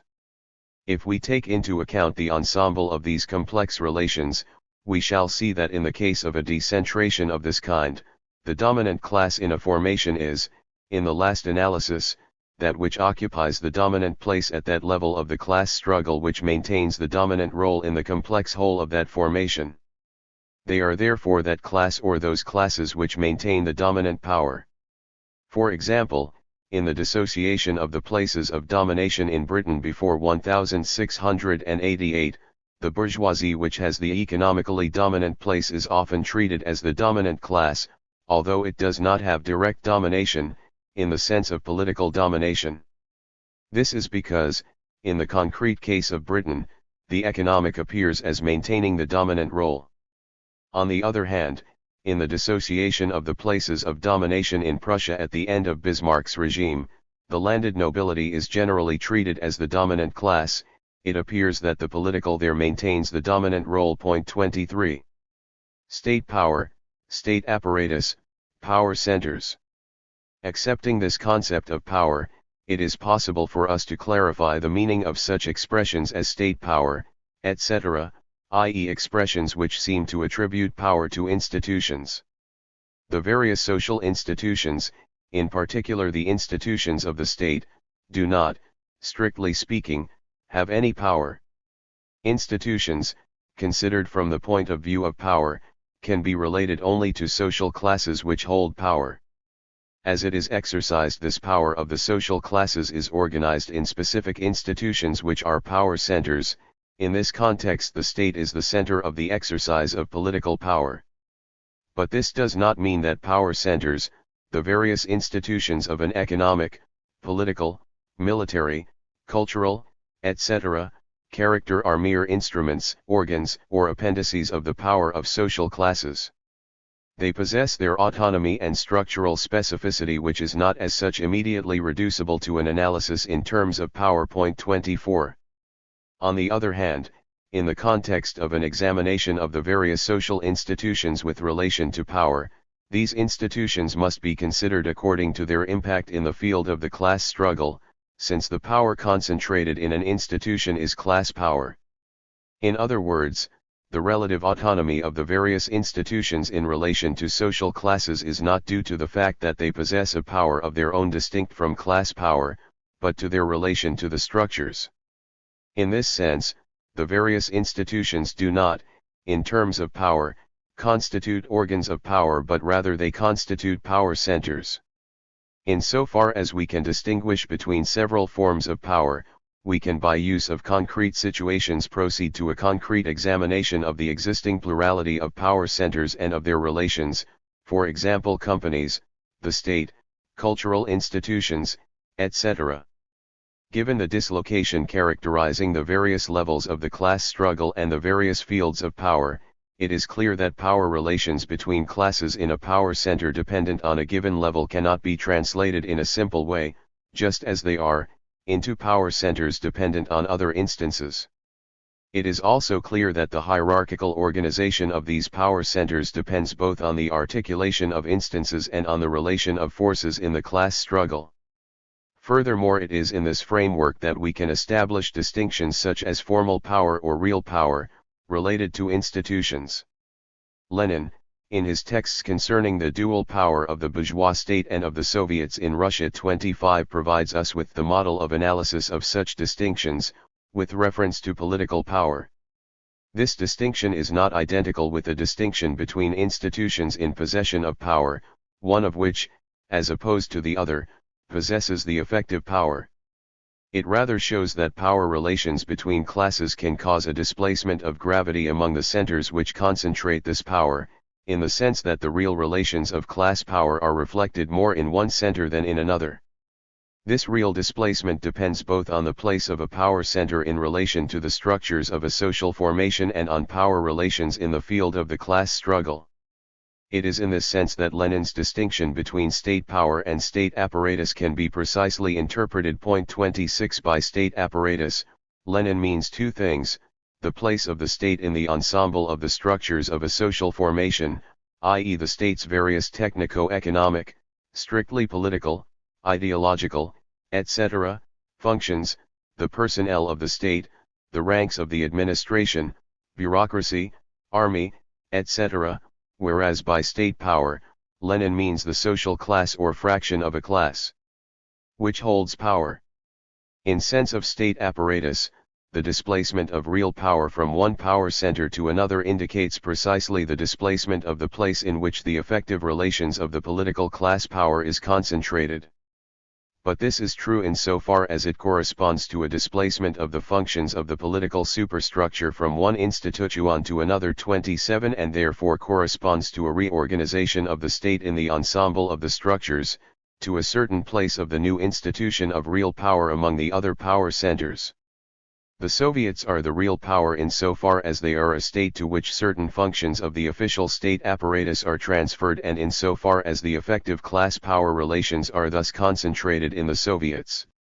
The concept of state, apparatus in the sense, meaning the personnel of the state, relates at one and the same time to the problem of how the class holding power is related to the personnel who are in charge of the state, and also to the problem of how this personnel is related to the state.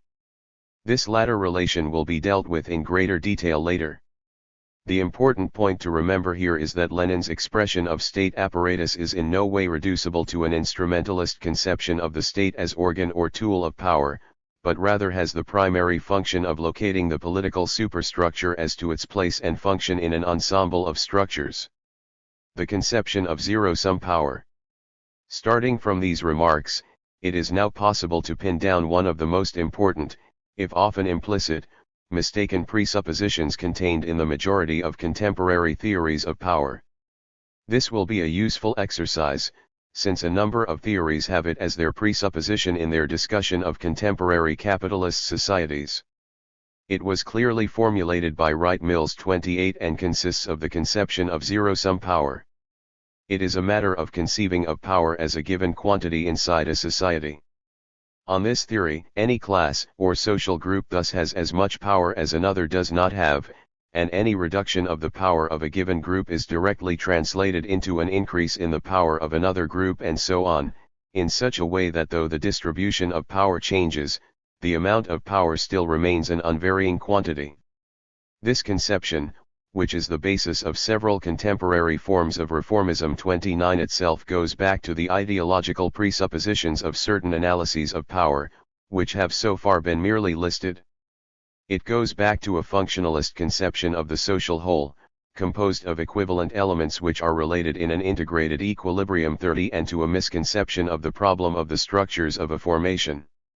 These structures are reabsorbed into the conduct or behavior of social groups conceived as agents of the social process, with the parallelogram of forces of power relations based on the mutual limitation of this behavior.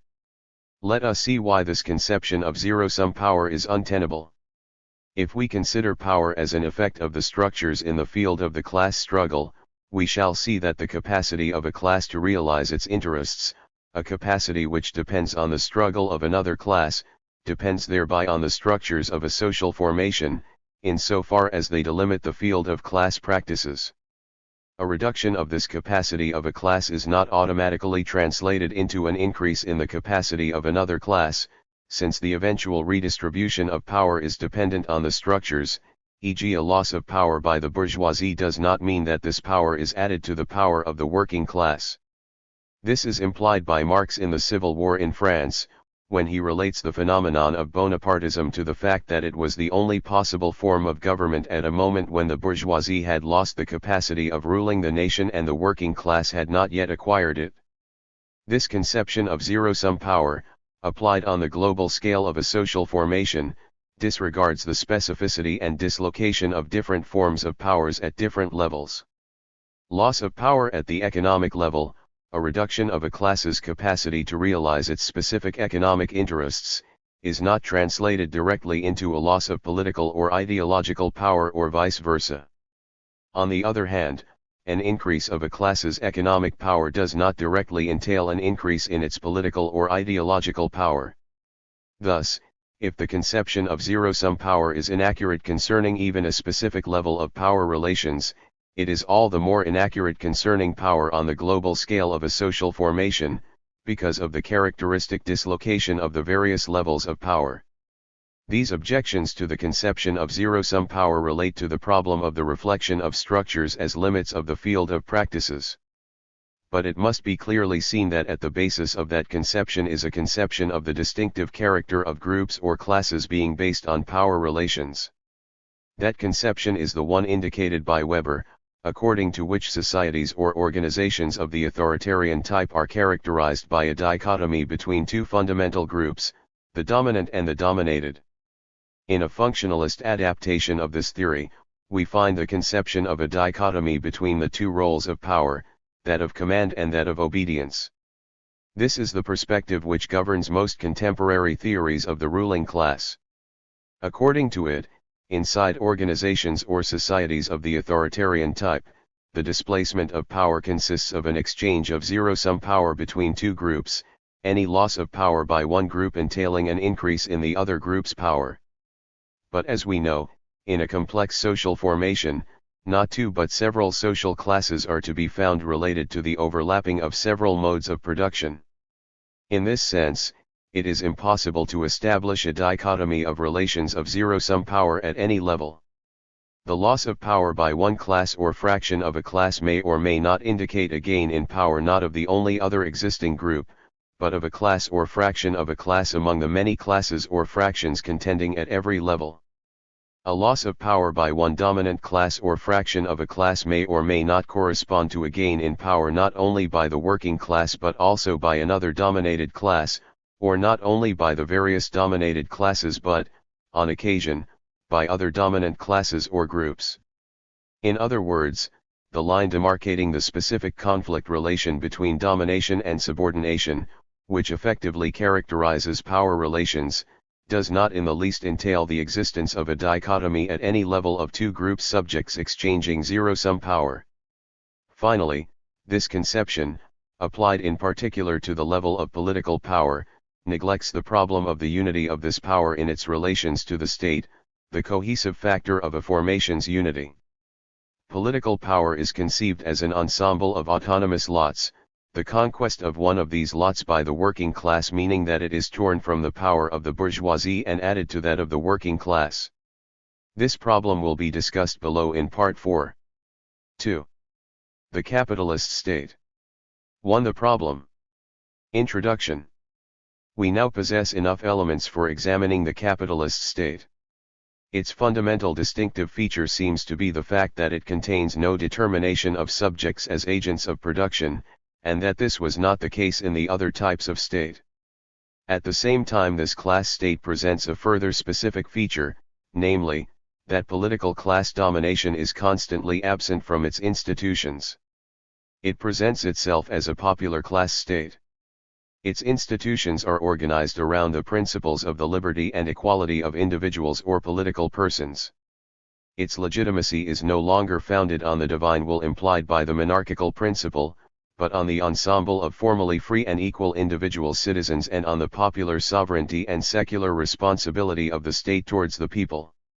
The people is itself erected as a principle of determination of the state, not as composed of agents of production distributed in social classes, but as an accumulation of individual citizens, whose mode of participation in a national political community shows itself in universal suffrage, which is the expression of the general will.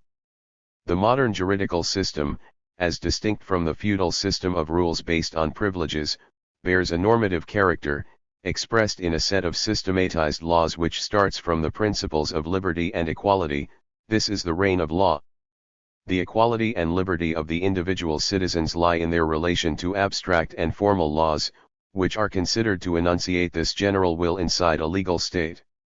The modern capitalist state thus presents itself as embodying the general interest of the whole of society, i.e. as substantiating the will of that body politic which is the nation. These fundamental characteristics of the capitalist state cannot be reduced to the ideological, they relate to a regional level of the CMP, namely the juridico-political instance of the state, which is made up of institutions such as parliamentary representation, political liberties, universal suffrage, popular sovereignty, etc. It is true that the ideological plays an essential role, but it is a much more complex role which can in no case be identified with the functioning of the structures of the capitalist state. The principles of explanation of the capitalist state have posed numerous problems for the Marxist science of the state. The central theme of these problems is the following: what are the real characteristics of the economic which imply this capitalist state? In a whole series of replies, running through nearly all the variants, one invariant is revealed, the reference to the concept of civil society and to its separation from the state. This is so, even if no break between Marx's youthful and mature works is accepted, as is the case in the works of e.g. Lefebvre, Rubel, and Marcuse, who represent the typical historicist tendency, or even if the break is located at the time of the critique of Hegel's philosophy of the state, as is done by the Italian Marxist school of Della Volpe, Serroni, and Rossi. The invariant theme of these replies is the following: the emergence in the economic level of the CMP, i.e. in capitalist relations of production, of agents of production as individuals. Did not Marx, especially in the Grundriss, emphasize the appearance of individuals agents of production, bare individuals, as a real characteristic both of the direct producer and also of the non-producing owner, that is, as a particular form of the two elements which, with the means of production, enter into a combination in those relations which constitute the relations of production? This individualization of the agents of production, grasped precisely as a real characteristic of capitalist relations of production, is seen as constituting the substratum of modern state structures, and the ensemble of these individuals agents as constituting civil society, that is the way in which the economic is somehow present in social relations. Thus, on this theory, separation of civil society and the state indicates the role of a strictly political superstructure relative to these economic individuals, subjects of a society of exchange and competition. This concept of civil society, borrowed from Hegel and 18th-century political theory, refers exactly to the world of needs and implies the anthropological perspective of concrete individual and generic man, conceived as subjects of the economy, which is the correlate to the historicist problematic. The examination of the modern state which follows from it starts from the problem of a separation between civil society and the state and is constructed on the schema of alienation, i.e. on the schema of a relation of the subject to its objectified essence. Without prolonging our critique of this conception, it will be sufficient to note the following very serious results which follow from it and which make impossible the scientific examination of the capitalist state. It prevents us from understanding the relation of the state to the class struggle, since agents of production are conceived as originating individual subjects and not as supports of structures. It is impossible to constitute social classes from them, and since the state is at the origin related to these economic individuals agents, it is impossible to relate it to classes and the class struggle. It results in masking a whole series of real problems posed by the capitalist state, by hiding them under the ideological problematic of the separation of civil society and the state.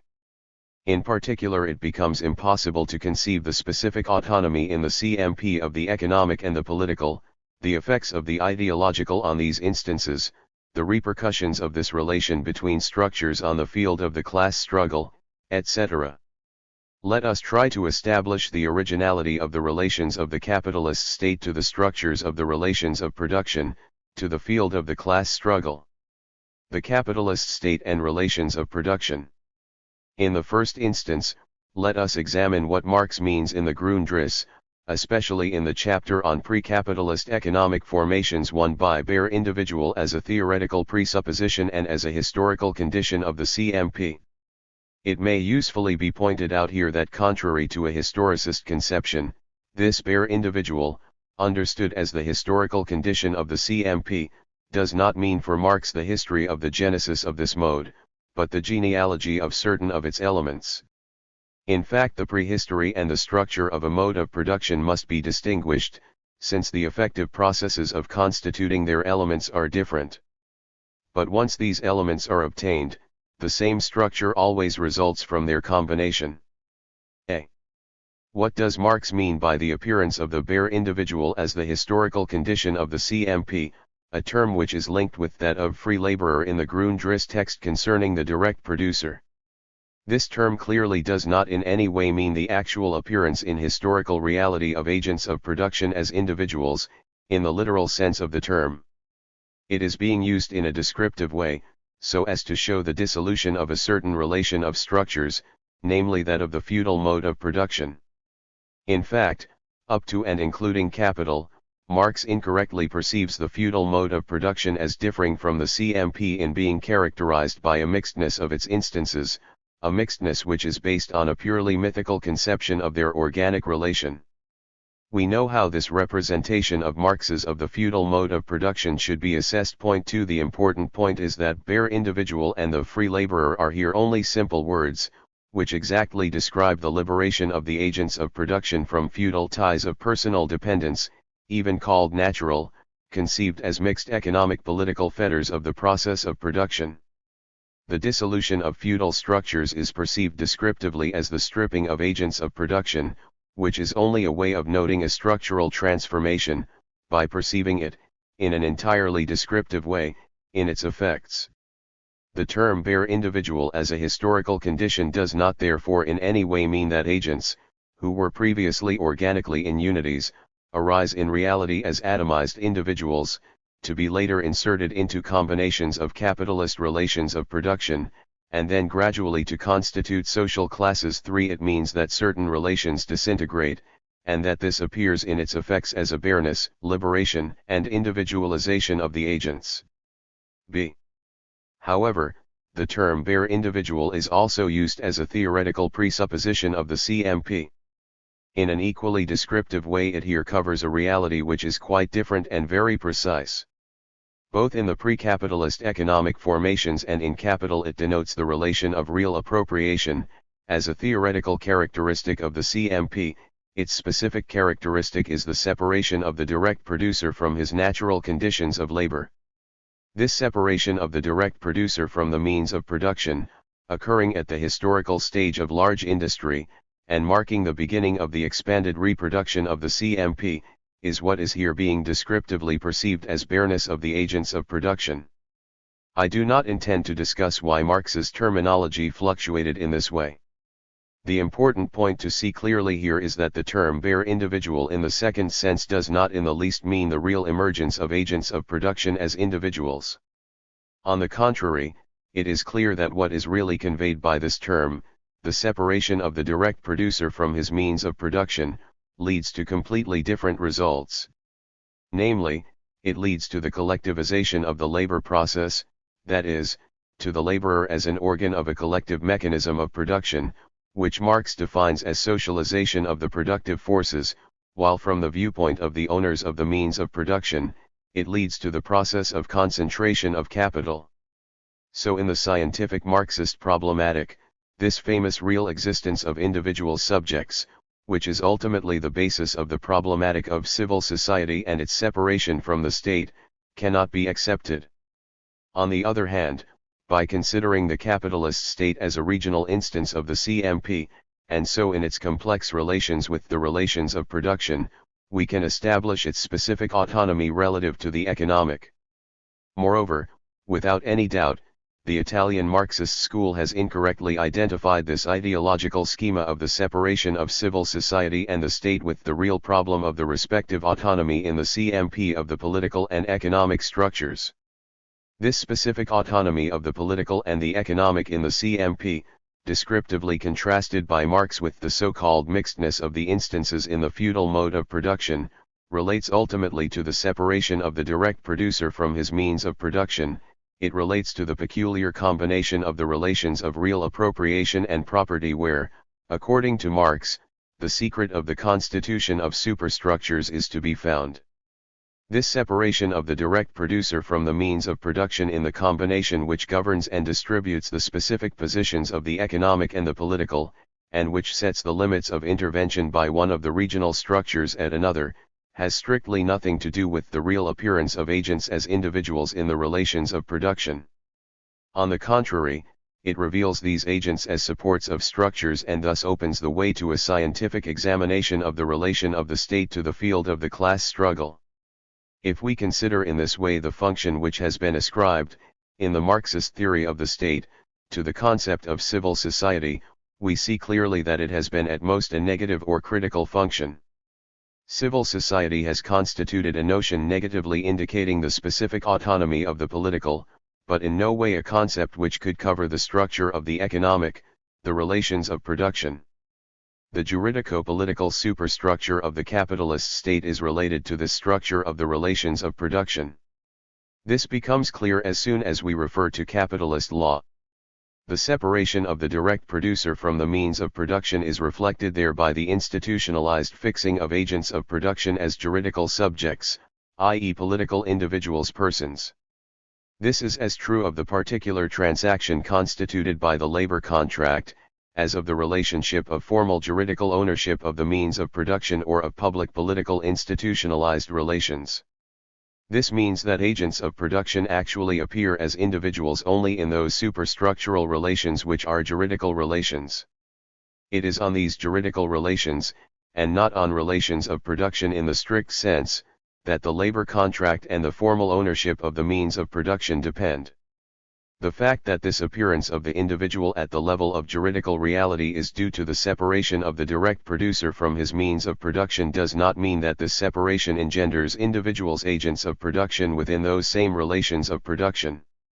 On the contrary, our task will be to explain how this separation, which engenders the concentration of capital and the socialization of the labor process within the economic level, jointly sets up agents of production at the juridico-political level, as political and juridical individual subjects, deprived of their economic determination and, consequently, of their class membership. It is hardly necessary to emphasize the fact that there is, corresponding to this particular status of the juridico-political instance, a juridical and political ideology, which is dependent on the ideological instance. This juridico-political ideology holds a dominant place in the dominant ideology of this mode of production, taking a place analogous to religious ideology in the dominant ideology of the feudal mode of production. Here, the separation of the direct producer from his means of production is expressed, in ideological discourse, in extraordinarily complex forms of individualist personalism, in the setting up of agents as subjects. The separation of the direct producer from the means of production in the relation of real appropriation, which produces the specific autonomy of the political and the economic, determines the setting up of agents as juridico-political subjects, in that it impresses a determinate structure on the labor process. This is what Marx shows in his analyses of commodity and the law of value. Only such products can become commodities with regard to each other, as result from different kinds of labor, each kind being carried on independently and for the account of private individuals. For this, strictly speaking, is a mode of objective articulation of the labor processes, a mode in which the real dependence of the producers introduced by the socialization of labor is concealed. These labors are, within certain objective limits, carried out independently one from another, that is without the producers having to organize their cooperation to begin with. It is then that the law of value dominates. This opposition dependence/independence, characteristic of the producers but not of the private owners in the relation of real appropriation, is identical to the separation of the producers from the means of production. It therefore indicates that the dependence of the producers poses certain necessary limits to the relative independence of the labor process. This essential question cannot be stressed further here. It must however be emphasized that a. It is a matter of an objective structure of the labor process. This determines the relation of property in the economic combination and thereby a contradiction specific to the economic in the CMP between socialization of the productive forces and private ownership of the means of production. It thus determines the setting up of agents in independent pieces of labor as subjects in the juridico-political superstructure. b. The agents appear here not as individuals/subjects, but as supports of a structure of the labor process, i.e. as agents/producers, maintaining determinate relations with the means of labor. This structure of the labor process is overdetermined by the juridico-political, from its reflection in the juridico-political and from the intervention of this latter in the economic. It leads to a whole series of overdetermined effects in social relations, in the field of the class struggle. The capitalist state and the class struggle.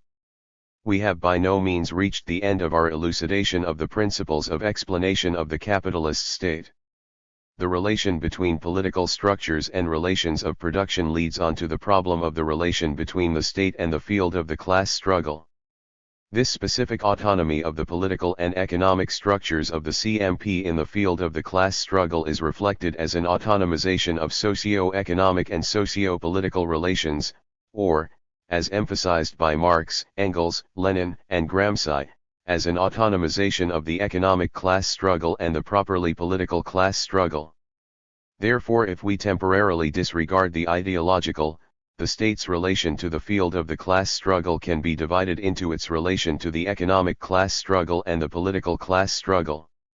If we begin by examining the economic class struggle, we note a fundamental and original characteristic, to be defined hereafter as the effect of isolation. It consists of the fact that the juridical and ideological structures, which set up at their level agents of production distributed in social classes as juridico-ideological subjects, produce the following effect on the economic class struggle: the effect of concealing from these agents in a particular way the fact that their relations are class relations. The socio-economic relations are in actual fact experienced by the supports as a specific fragmentation and atomization. The Marxist classics have often indicated this by contrasting the individual, local, partial, isolated, etc., economic struggle with the political struggle, which tends to present a character of unity, i.e. class unity.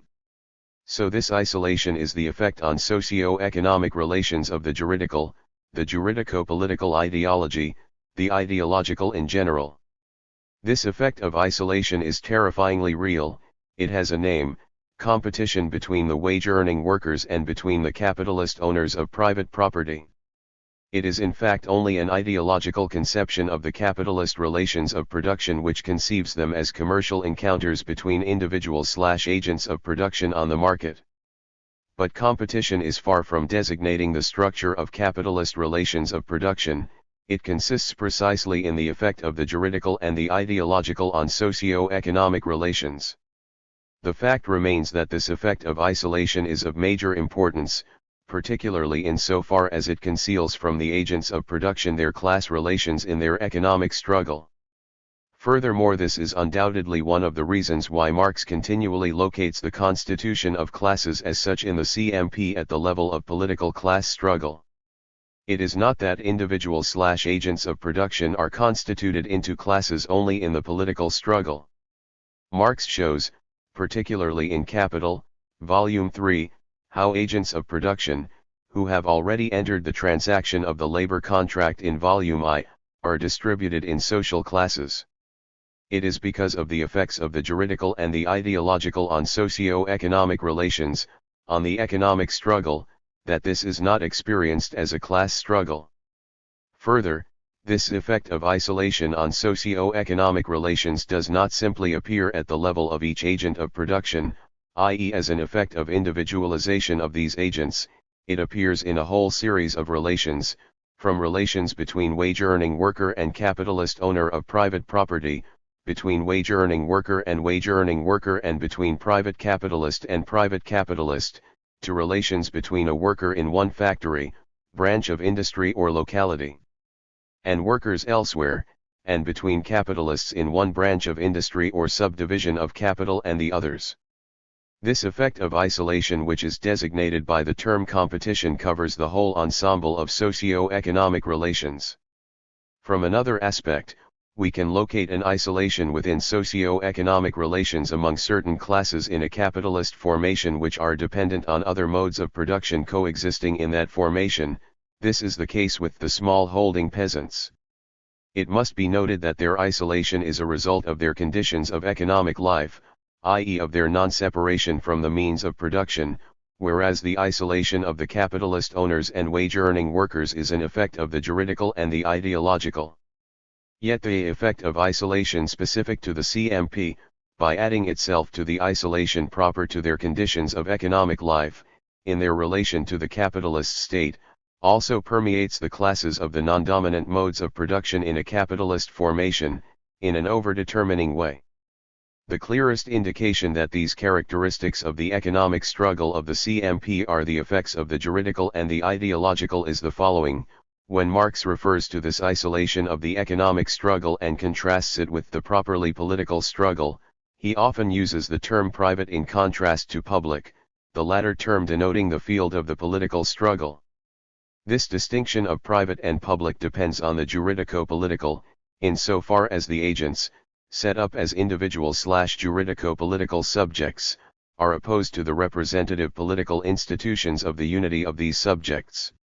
So the fact that Marx uses the category of private to mean the isolation of the economic struggle in no way implies a distinction between the private sphere of economic individuals/subjects and the political sphere, rather it indicates that the isolation of the whole series of socio-economic relations is an effect of the juridical and the ideological.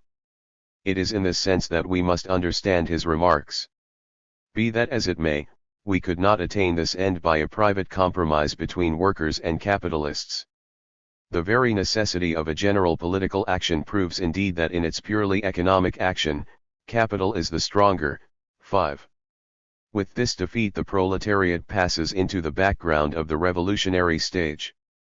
It throws itself into a movement in which it renounces the revolutionizing of the old world by means of the latter's own great, combined resources, and seeks, rather, to achieve its salvation, in a private fashion, within its limited conditions of existence, and hence necessarily suffers shipwreck.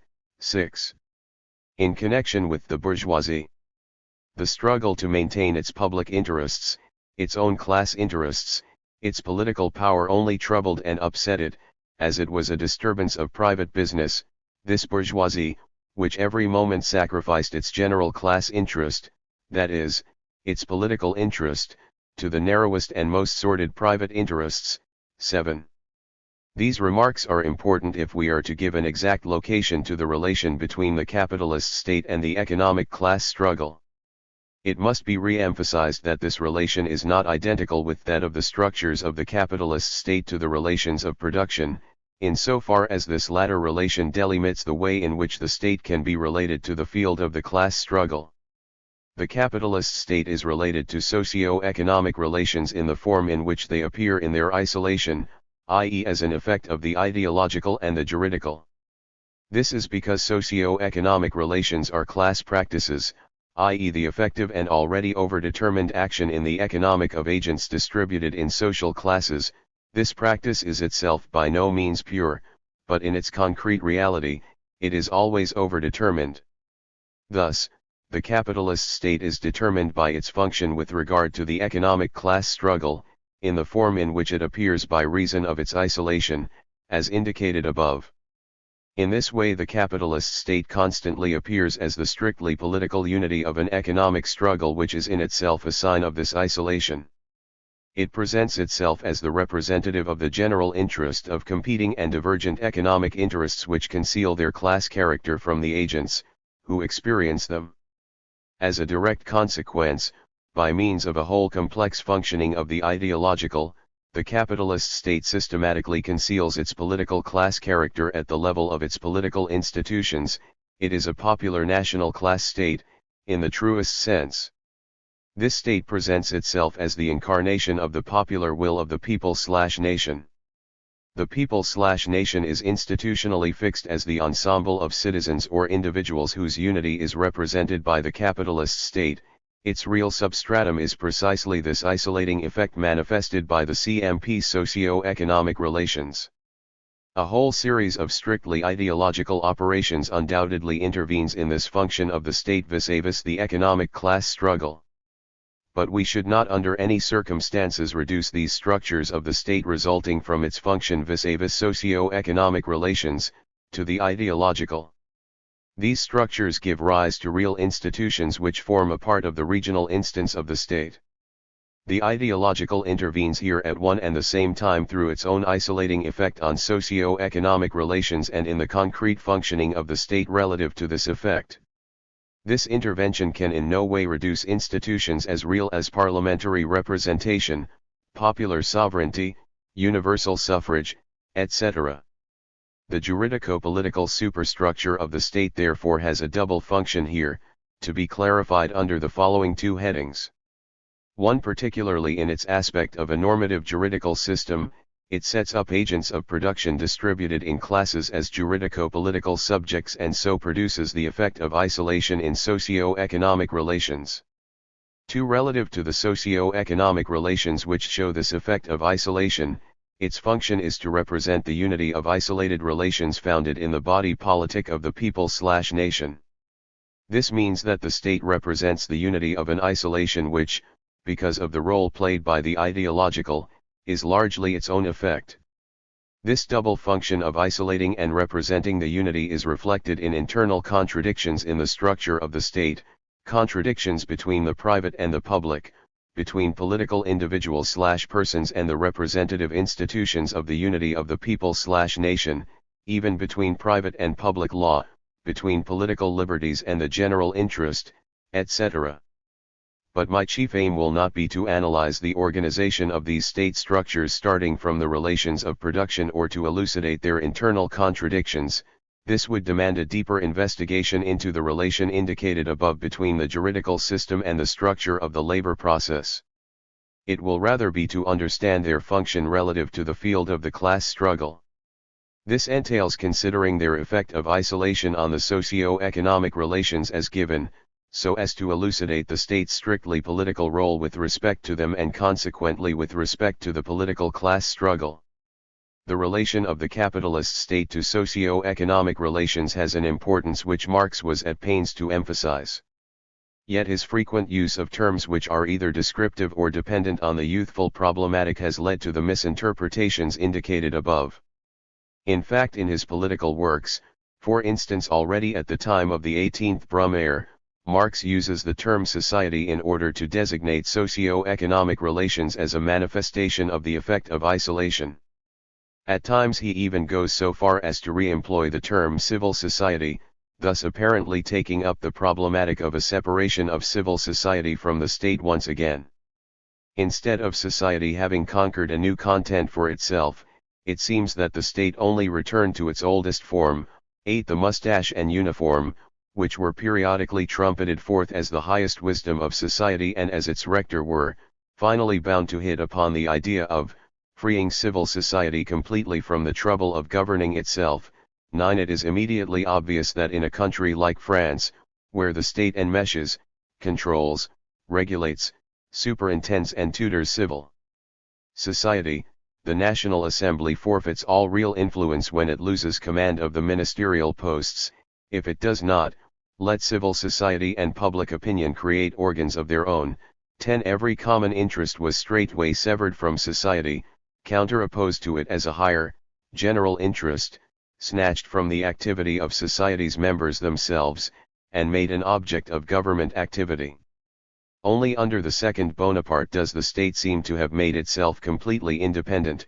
11. But the parity of the empire was necessary to free the mass of the French nation from the weight of tradition and to work out in pure form the opposition between the state power and society. 12. These quotations will suffice. We could add many others from the class struggles in France, the civil war in France, the critique of the Gotha program, etc. If we refer back to our earlier remarks, we see clearly that Marx's analyses are not simple echoes or empty reminiscences of a former problematic, nor do they relate to the schema of the separation of civil society and the state. They in fact cover a new problem, but in terms borrowed from a former problematic, where they had covered a different problem. In the new problematic, the antagonism, separation, or independence of the state and civil society indicates the following fact, that the specific autonomy in the CMP of the capitalist state from the relations of production is reflected in the field of the class struggle by an autonomy of the economic class struggle from the political class struggle. This is expressed by the effect of isolation on socio-economic relations, in which the state assumes a specific autonomy vis-a-vis these relations, in putting itself forward as the representative of the unity of the people/nation, i.e. the body politic founded on the isolation of socio-economic relations. It is only by disregarding the change of the problematic in Marx's work and by playing on words, that this autonomy of structures and practices in Marx's mature works can be interpreted as a separation of civil society and the state. 13. This has been the interpretation of the Italian Marxist school in particular, whose achievements we should openly acknowledge. In some important works dealing chiefly with the problem of Marxist political science, Following Galvano della Volpe, it has proceeded to attempt to elucidate Marx's thought, and in this has had an important critical function. It has radically challenged the vulgarized conception of the state as the simple tool or instrument of the dominant class/subject. Certainly, it has also posed original problems related to the question of the specific autonomy of the structures and the class practices in the CMP. However, it locates Marx's originality relative to Hegel in his critique of the speculative empiricism which invariably characterizes Hegel's problematic point 14, but this critique is in fact only Marx's revival of the critique which Feuerbach made of Hegel. The Italian school therefore masks the problems with the theme of the separation of civil society from the state, which leads to a whole series of mistaken results to which we shall have to return when considering concrete problems. Point 15. These remarks are also important with regard to the capitalist state's relation to the political class struggle. This effect of isolation in the economic struggle has repercussions on the specific functioning of the political class struggle in a capitalist formation. One of the characteristics of this political struggle, which has gained a relative autonomy from the economic struggle, is that it tends to constitute class unity out of the isolation of the economic struggle. This has a particular importance in the relation between the practice of the dominant classes and the capitalist state, insofar as this practice is specified by the fact that its objective is the conservation of the state and that it aims through it at the maintenance of existing social relations. Consequently, this political practice of the dominant classes has two functions: to constitute the unity of the dominant class out of the isolation of their economic struggle, by means of a whole political ideological operation of its own, to constitute their strictly political interests as representative of the general interest of the people/nation. This is made necessary by the particular structures of the capitalist state, in its relation to the economic class struggle, and made possible precisely by the isolation of the economic struggle of the dominated classes. It is by analyzing this whole complex operation that we can establish the relation between this national popular class state and the politically dominant classes in a capitalist formation. The concept of hegemony. It is precisely in this context that I shall use the concept of hegemony. The field of this concept is the political class struggle in a capitalist formation. In particular, it covers the political practices of the dominant classes in these formations. Thus, in locating the relation of the capitalist state to the politically dominant classes, we can say that it is a state with hegemonic class leadership. Point 16. This concept was produced by Gramsci. It is true that in his works it is a practical concept and that because of its wide field of application it remains too vague. As a result, a whole series of clarifications and restrictions must be introduced here, as a preliminary step. Because of his particular relation to Lenin's problematic, Gramsci always believed that he had found the concept in Lenin's writings, especially in those concerning the ideological organization of the working class and its role of leadership in the political struggle of the dominated classes. But in reality he had produced a new concept which can account for the political practices of dominant classes in developed capitalist formations. Gramsci admittedly does use it in this way, but he also incorrectly extends it so that it covers the structures of the capitalist state. However, if we severely restrict the field of application and constitution of the concept of hegemony, his analyses of this subject are very interesting. His object is to locate these formations concretely, by applying to them the principles elucidated by Lenin in his analyses of a different concrete object, namely, the situation in Russia. But Gramsci's analyses pose a major problem, insofar as his thought is strongly influenced by the historicism of Croce and Labriola. Point 17. The problem here is too vast to be gone into deeply. I shall simply point out that we can locate a clear break between on the one hand the works of Gramsci's youth and even il materialismo storico e la filosofia di Benedetto Croce, with their typically historicist approach, and on the other the works of his maturity concerning political theory, i.e. precisely those works in which the concept of hegemony is elaborated. Point 18. This break becomes clear only if we subject to a symptomatic reading those of his texts in which the Leninist problematic emerges. It has been hidden by the readings which have tried to discover the theoretical links between Lenin and Gramsci. Point 19. However, Even in Gramsci's mature works we find numerous after-effects of historicism.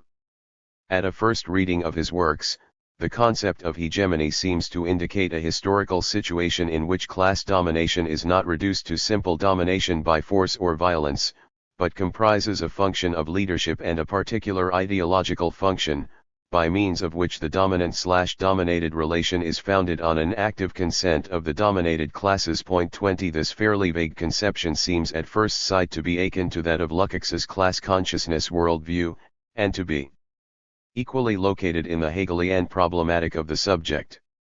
Transplanted into Marxism, this problematic leads to the conception of the class subject of history, a genetic principle which totalizes the instances of a social formation.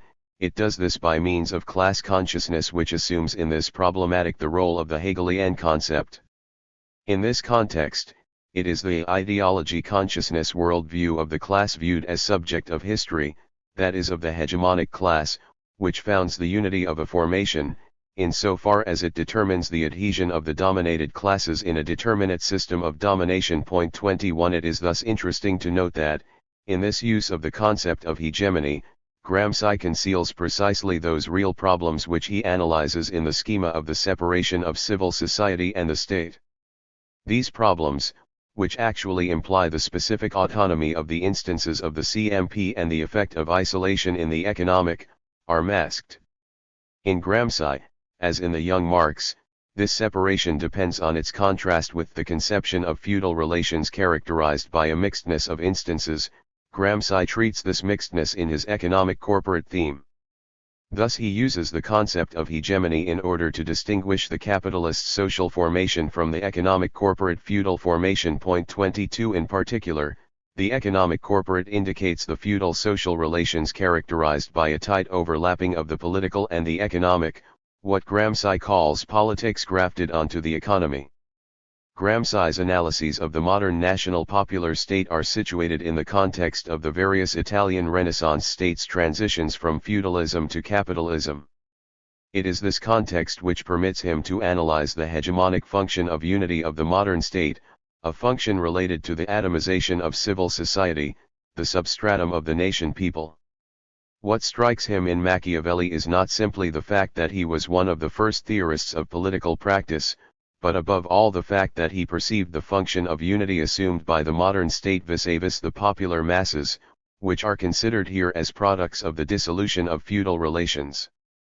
This is particularly clear in his analyses of the initial failure of attempts to form such a state in Italy. The reason for the failure of the successive attempts to create a national popular collective will is to be sought in the existence of certain specific social groups which were formed at the dissolution of the communal bourgeoisie. This function and the position which results from it have brought about an internal situation which may be called economic corporate, politically, the worst of all forms of feudal society. 23.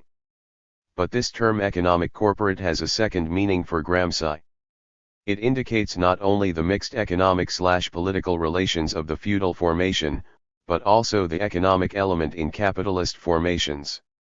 This significant fluctuation of terminology is to be understood as being the result of those historicist influences by which Gramsci's analyses are often tainted. The common characteristic found by him in the mixed economic corporate relations of feudal formations and the economic relations of capitalist formations, is that both are distinguished from the strictly political relations of capitalist formations. Although the after-effects of historicism are thus clearly to be seen in Gramsci's analyses of this subject, it is possible to attempt to purify them. It will be seen that the real problems posed bear no relation to any separation of the capitalist state from civil society, which is held to have been atomized as a result of the dissolution of mixed or organic feudal relations. The real problems are concerned with the specific autonomy of the instances of the CMP, with the effect of isolation in the socio-economic relations of this mode, and with the way in which the state and the political practices of the dominant classes are related to this isolation. The concept of hegemony, which we shall apply only to the political practices of the dominant classes of a capitalist formation, and not to its state, is used in two senses. One, it indicates how in their relation to the capitalist state the political interests of these classes are constituted, as representatives of the general interest of the body politic, i.e. the people/nation, which is based on the effect of isolation on the economic. This first sense is, for example, implied in the following quotation, which should now be considered in the light of the above remarks.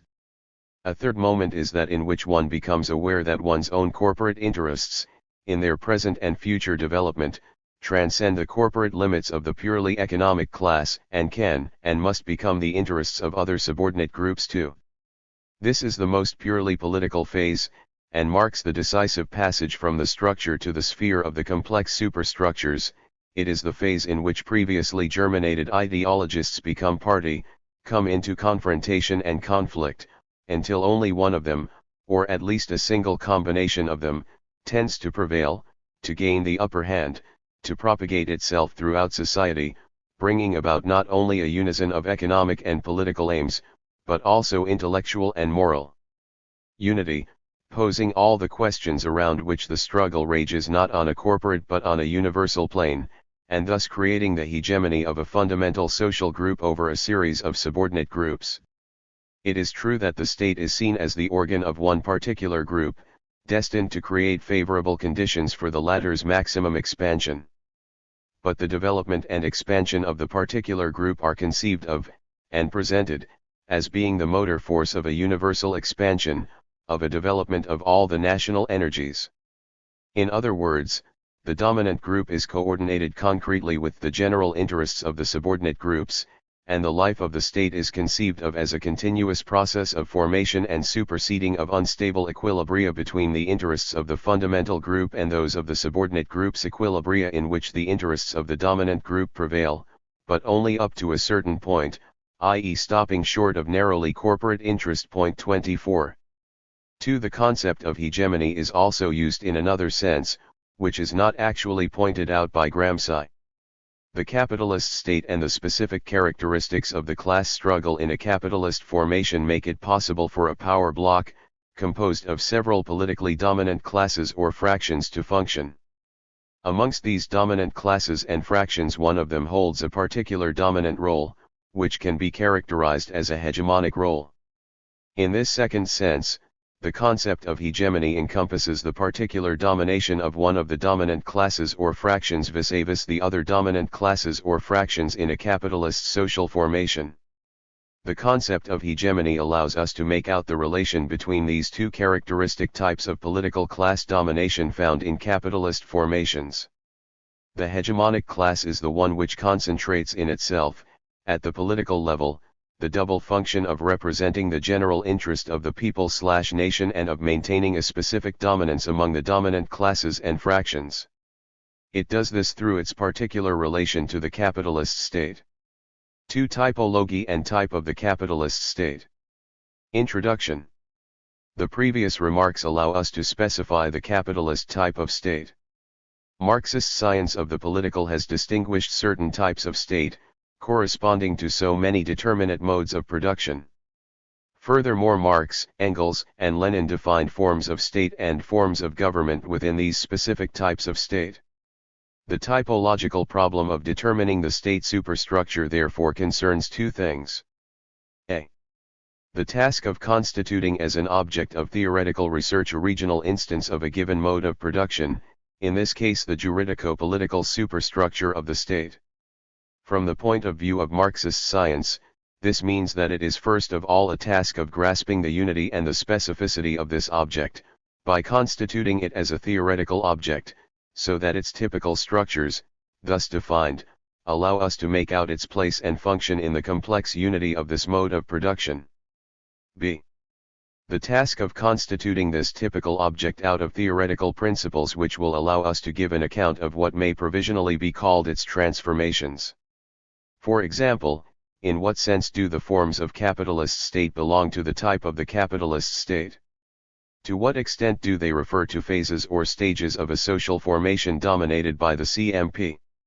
The typological problem is here identical with the problem of periodization. As a preliminary remark, we should note that this problem of the typology of an instance of a mode of production cannot be related to a thematic of the historical genesis of this instance. It cannot be reduced to a history of the genesis of the modern capitalist state. Our problem here, in the case of a regional instance of a mode of production, is the same as the one already encountered in the case of the transition from one social formation to another. In order to grasp the specificity of the regional structures in a given mode of production, we must determine its place inside the matrix specifying this mode. That is the only starting point from which the concept of this instance can be constructed.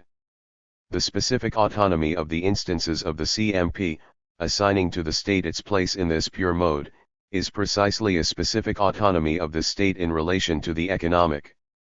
In particular, it is this autonomy which, as a constant invariant, regulates the variations of intervention and non-intervention of the political in the economic, and of the economic in the political. Point 1.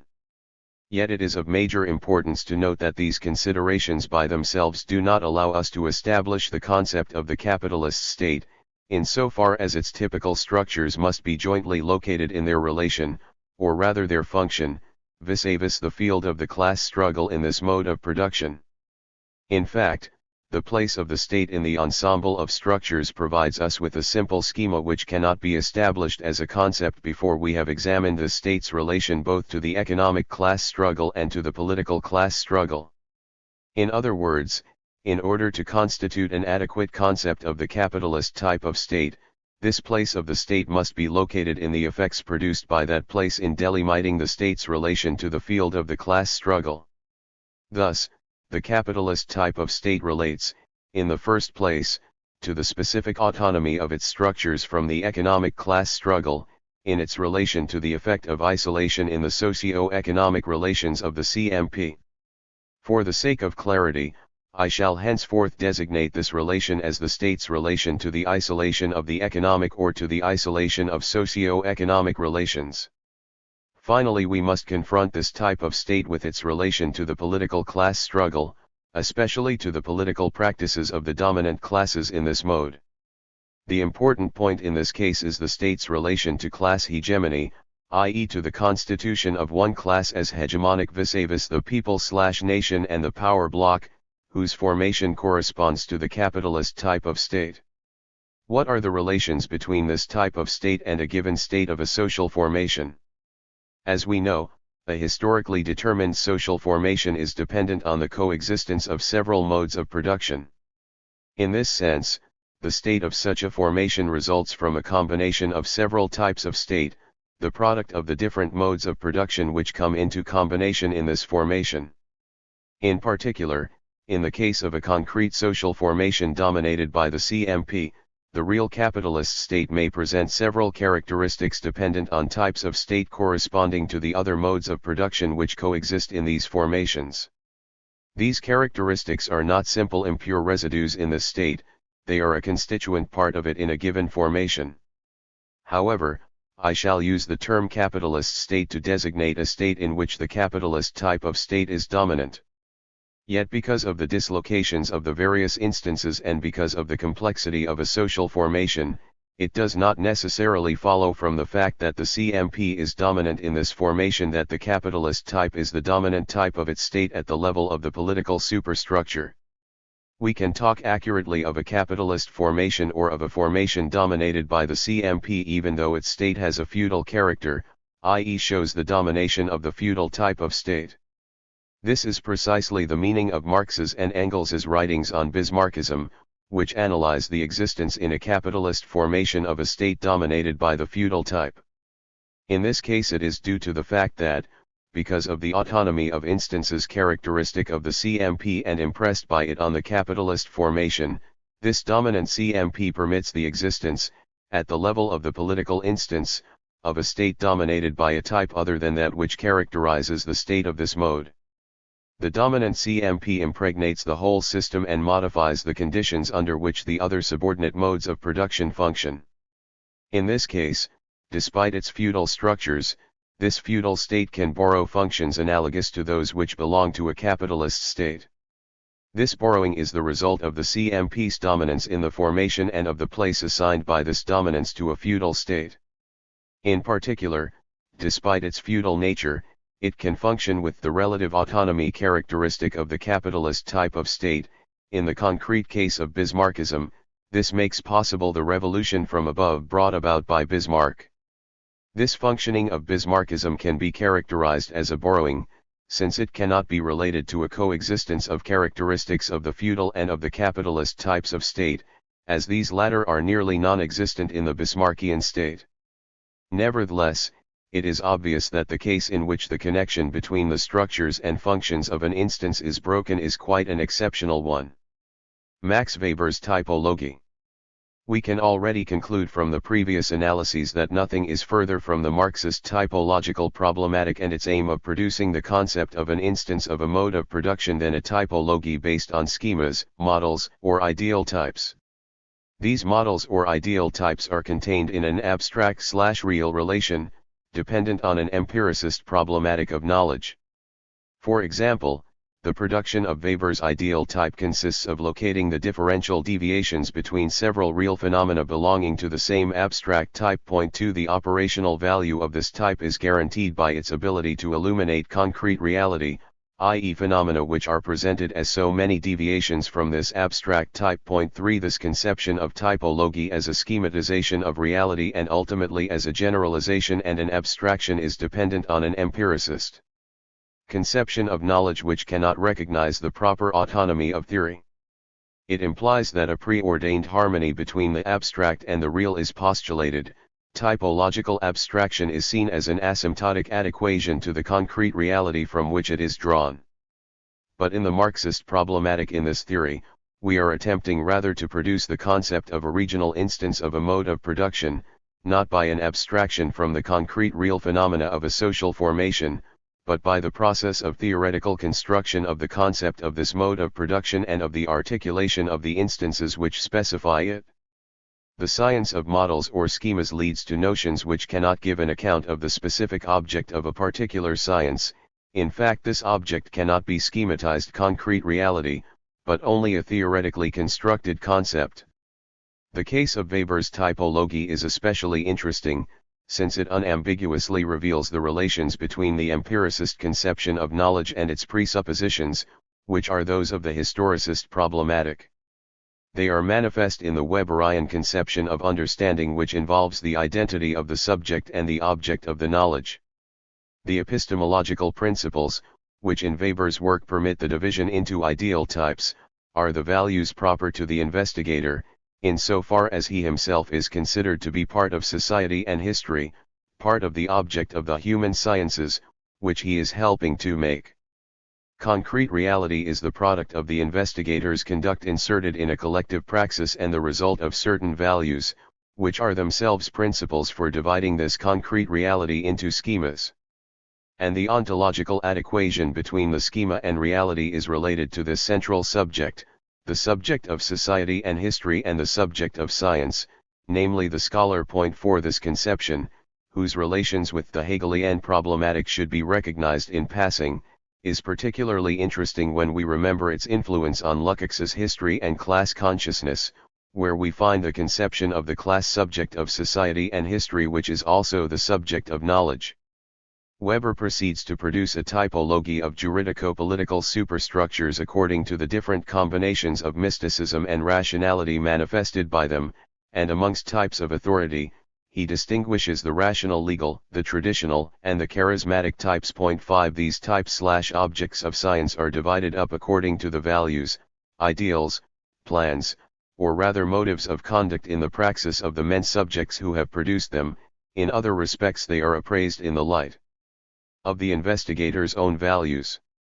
The clearest indication of the connection between the epistemological relation ideal type/real concrete, and the historicist problematic is Weber's expressly formulated conception of ideal types as abstract schemas having the possibility of being realized in the historical real concrete. These abstract models are simply the values of those who produce the concrete, i.e. the subjects of history, including the scholar, and are thus reducible to the objectification of the essence subject. Ideal types of authority and state do not cover structures in the strict sense of the term. In the last analysis they cover only the motive of the actor's conduct and behavior. This Weberian problematic can be found again in Weber's conceptions of power, of the capitalist ethos, of bureaucracy, etc.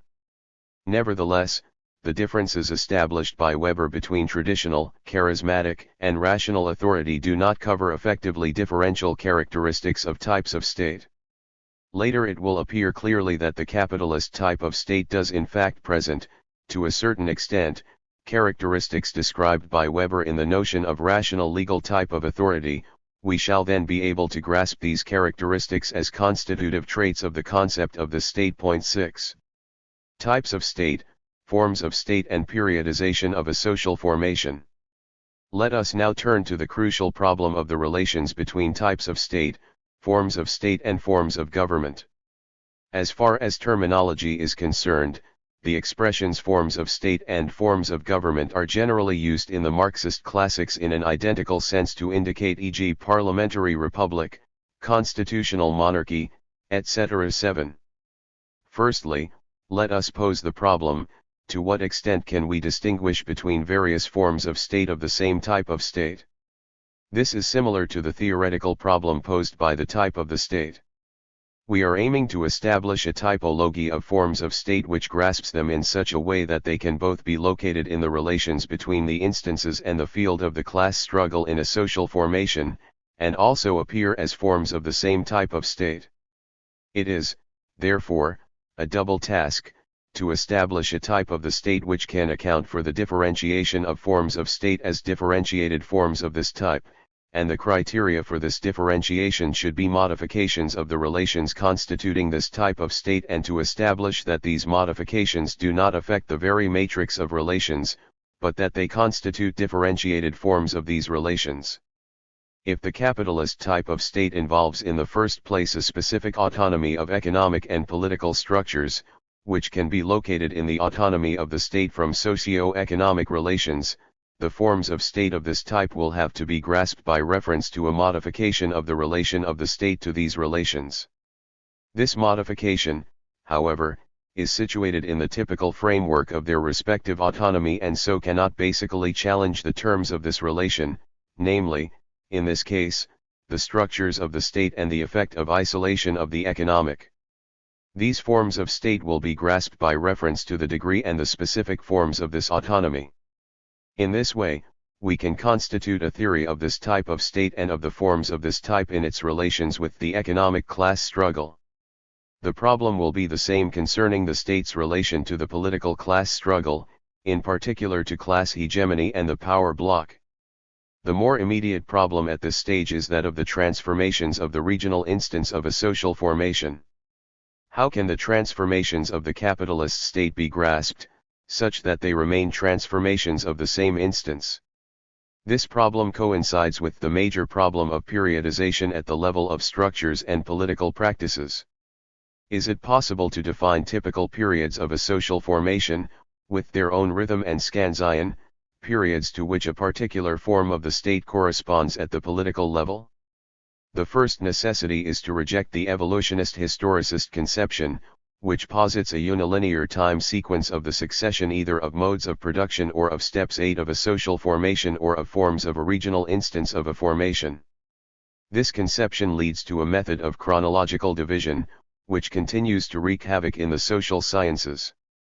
In the case of forms of the state, it ends up by seeing a series of successive steps in the transformation of the capitalist state, corresponding to a series of steps in a simple evolution of capitalist formations.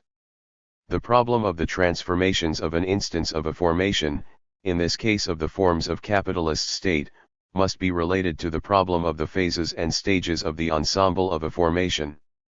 As Bettelheim has pointed out, it seems justifiable to reserve the term phases to designate the two great moments in the development of a social formation, namely that of its beginnings, i.e. the phase of transition in the strict sense, the phase of expanded reproduction of the structure. Each of these phases is characterized by a specific articulation of the levels of a social formation and of their contradictions, and therefore by a certain type of unequal development of these contradictions. In the course of one and the same phase, what at a given moment was a chief contradiction becomes a secondary contradiction, or again what was a secondary aspect of the contradiction becomes a chief aspect. These displacements of contradictions provide the rhythm of the different stages of a given phase. They are marked by modifications in the relations between the classes or between the different strata of the same class. 9. These are the typical stages of a phase. We can retain this terminology of phases and stages, while making some more precise distinctions. These stages and phases are here those of a social formation. The stages of the phases of expanded reproduction of a formation are, in our case, those of a formation dominated by a mode of production, namely a capitalist formation dominated by the CMP. But the stages of this formation relate to the real coexistence of certain differential and specific forms of the pure CMP.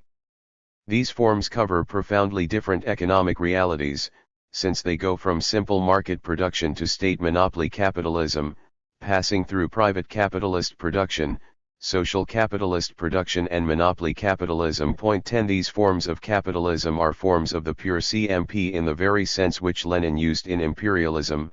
Imperialism and finance capitalism are superstructures of the former capitalism. Pull down the upper part and the former capitalism will appear. These forms of the CMP are themselves characterized in theory by certain forms of articulation of the various instances, forms located in the framework of the matrix of this mode of production and involving tendential combinations of the CMP towards the other modes in a capitalist formation. These forms have this in common, that they involve the same matrix. But they differ in that the modifications which characterize them bear precisely on the articulations of instances delimited by this matrix. In our case, the CMP involves the specific autonomy of the state from the economic, and this indicates a type of articulation of the political and the economic and a type of effect of one instance within the limits set by the other. Yet though every form of the pure CMP theoretically implies that the political is relatively autonomous from the economic, it is clear that private capitalism involves a non-interventionist state and monopoly capitalism involves an interventionist state. The differences between these forms of state turn precisely on the specific forms assumed by the relation between relatively autonomous economic and political instances. They constitute variables of a specific invariant. Let us come back to the problem of the stages of a social formation dominated by the CMP. In addition to the coexistence of various different modes of production, the coexistence of several pure forms of the CMP is to be found in this formation. Private capitalism, monopoly capitalism, state monopoly capitalism, etc., may exist at one and the same time in it. However, just as the phase of expanded reproduction of a formation relates to the dominance of a mode of production, the stages of this phase of a formation relate to the dominance of one form of this pure mode of production over the other forms, and this entails a certain concrete combination of the CMP with the other modes of production. In this sense, we can correctly talk of a stage of private capitalism, a stage of social capitalism, a stage of monopoly capitalism, and a stage of state monopoly capitalism. The forms of state of the different stages of a capitalist formation which is dominated by one of these forms of the CMP are related to the forms of state corresponding to these forms of the CMP. In this way, these forms of state of a formation are characterized by a specific modification of the relation between the political and the economic. But the relevance here of this modification of relations between structures is the extent to which it can be discovered in its reflection on the field of the class struggle. From this point of view, it concerns precisely 1. The state's relation to the isolation of socio-economic relations, the economic struggle. The modification is cached in a series of concrete results concerning transformations of legitimacy, differential relations between the executive and the legislative, etc. 2. The state's relation to class hegemony and the power block, the political struggle. A form of state, located in a stage of a social formation, corresponds to a typical configuration of this power block. These various stages, characterized by different forms of state, will be marked by modifications of this block. Point 11. Finally, a last word should be added on the relations between the economic and the political which mark the various forms of state, and on the various forms of intervention of one of these structures on another in the stages of a capitalist formation. This will be useful for removing certain misunderstandings. A whole tradition of political theory, based on an ideological delimitation of the autonomy of the political from the economic, mistakes this autonomy for that specific non-intervention of the political in the economic which is characteristic of the form of liberal state and of private capitalism. On this interpretation, because of its marked intervention in the economic, the contemporary state-in-state monopoly capitalism involves an abolition of the respective autonomy of the political and the economic characteristic of the CMP and a capitalist formation. From this it follows that the state form of state monopoly capitalism is a form of transition in that it involves the abolition of this autonomy. The incorrectness of this conception cannot be overemphasized. It is of course true that the forms of intervention or non-intervention of the capitalist state in the economic, which mark the forms of the state, presuppose the specific autonomy of the political and the economic. It is the modifications of their relations in the invariant framework of this autonomy which precisely regulate the modifications of their respective interventions and lay down their limits.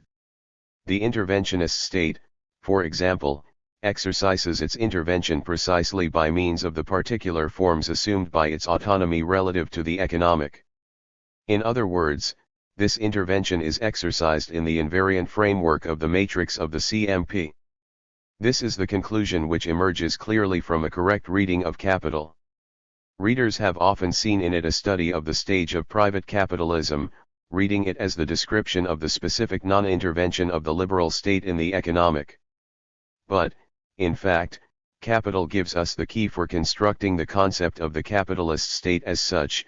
What we find there is not the specific non-intervention of the form of liberal state in the economic, characteristic of the stage of private capitalism, but the respective autonomy of the economic and the political which specifies the CMP in general.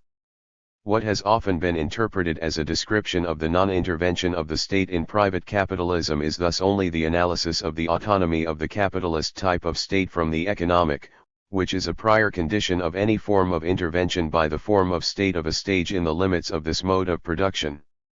Once that has been said, a new misunderstanding arises. It is sometimes held that this intervention of the capitalist type of state in the economic is non-existent in capital. This is entirely incorrect. Marx sketches in this intervention, but only implicitly, except in the passage on factory legislation. In other words, he assigns to it a definitely limited place, which is not explicitly studied in Capital, and this is precisely because of the specific autonomy of the instances of the CMP and because of the dominant role assumed by the economic in it, as a result of which the interventions of the other instances in the economic are only implicitly sketched in.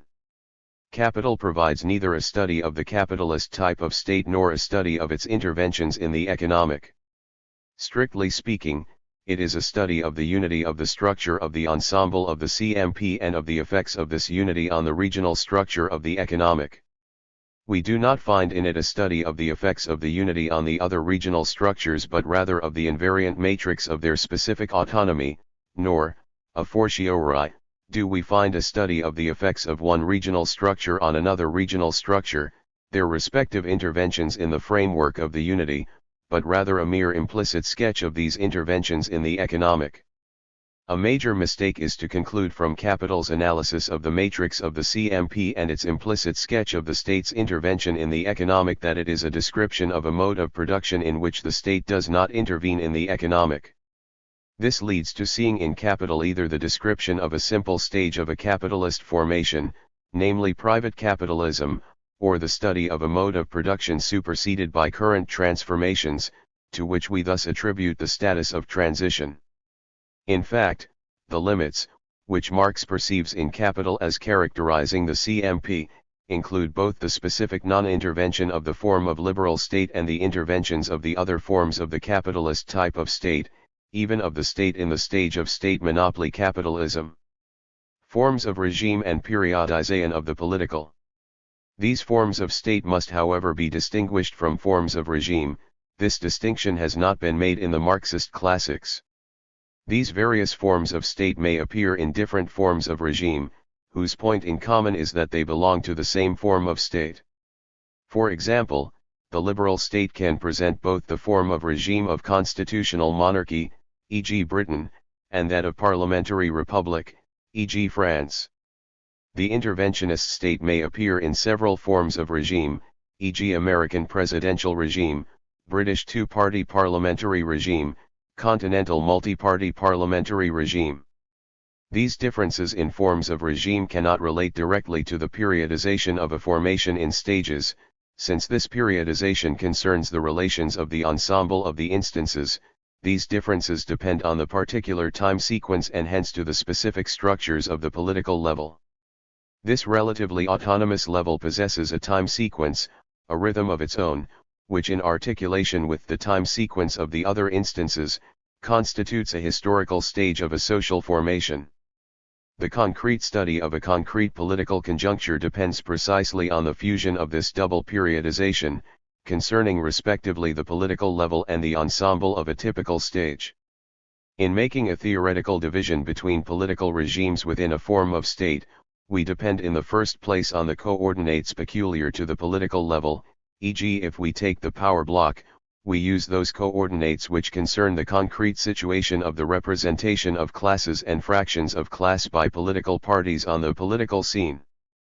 Political regimes are seen here as variables within the limits set by the form of state of a typical stage. The relations and concrete functioning of the parties, in relation to a regime, are seen as variables within the limits set by the power block, corresponding to the form of state of this stage.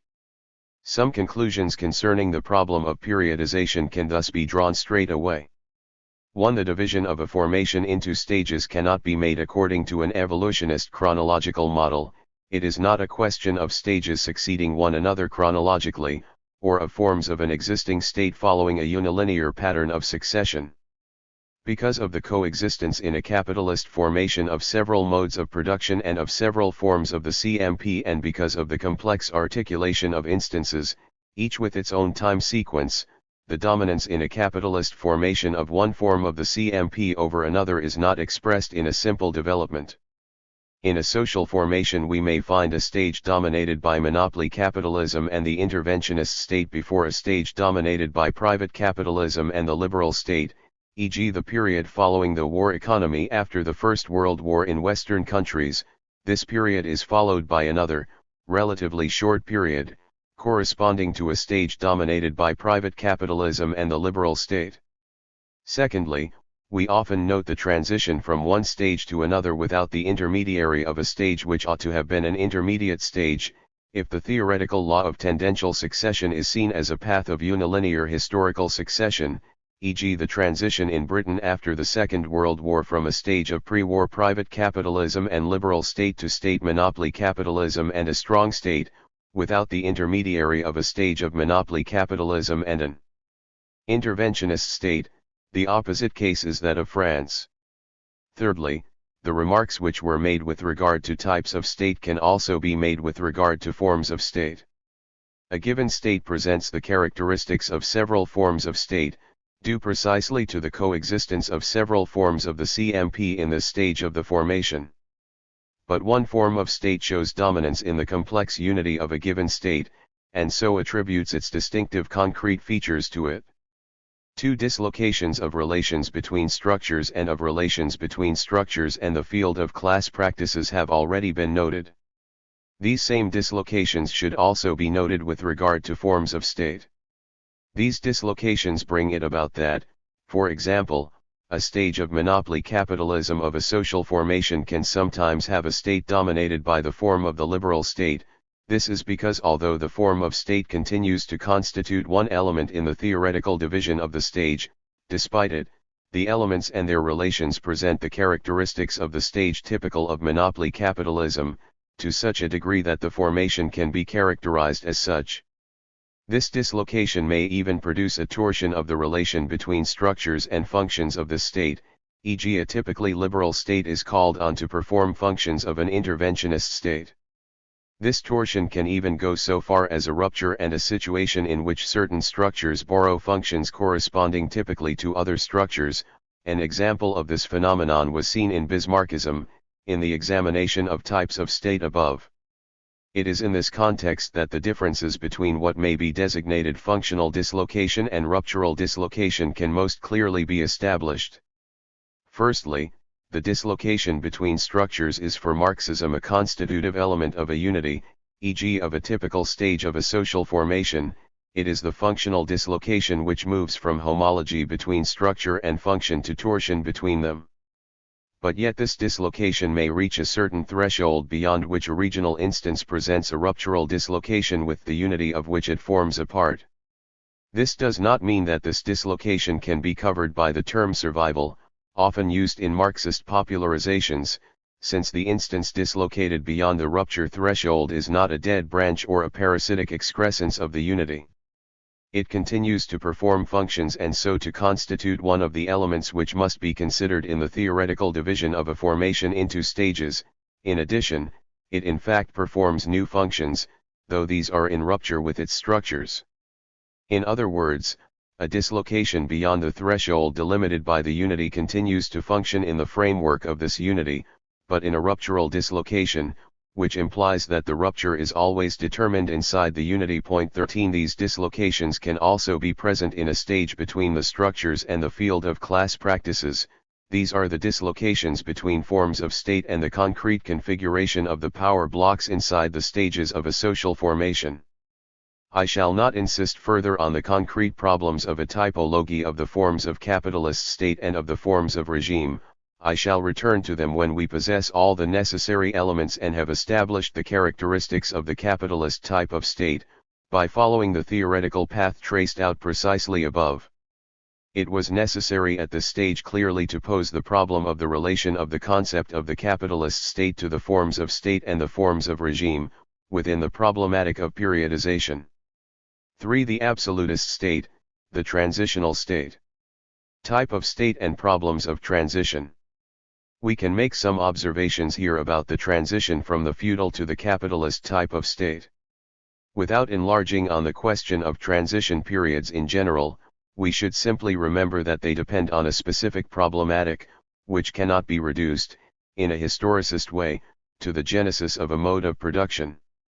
The theory of transition periods is not the theory of a genealogy of elements, but that of the beginnings of a new structure. Transition periods present their own typical form, a specific articulation of instances due to a complex coexistence within the transitional formation of the various modes of production, and to a continuous displacement of the index of dominance from one mode of production to another. The absolutist state, perceived here as the state of transition from feudalism to capitalism in Western Europe, presents particular problems. The great majority of historians are agreed on the fact that the break between the feudal and capitalist states does not take place at the time of the appearance of that state corresponding to the consolidation of the bourgeoisie's political domination, but at the time of the appearance of the absolutist state. The problem thus appears to be the following: during the period of transition from feudalism to capitalism in Western Europe, although the state still presents many of the characteristics of the feudal type of state, it already also presents characteristics which permit us to perceive it from the typological point of view as belonging to the capitalist type of state, and yet the period of transition is characterized by the consolidated non-dominance of the CMP. It follows that the transition from feudalism to capitalism appears to be characterized here in its specificity by a non-correspondence between the political superstructure and the economic instance. This brings to light the complexity of a problem which we are inclined to oversimplify. One conception sees in the state the appendage and the product of the dominant class. It has often maintained that the transition from feudalism to capitalism is characterized by the fact that the bourgeois class becomes first an economically dominant class, and only later becomes a politically dominant class, through the tardy institution of the bourgeois state. This is correct with respect to the dislocation between the transition state and the field of the class struggle. But it is incorrect with respect to the state superstructure in the structures, since it leads us to consider the absolutist state as a form of feudal state.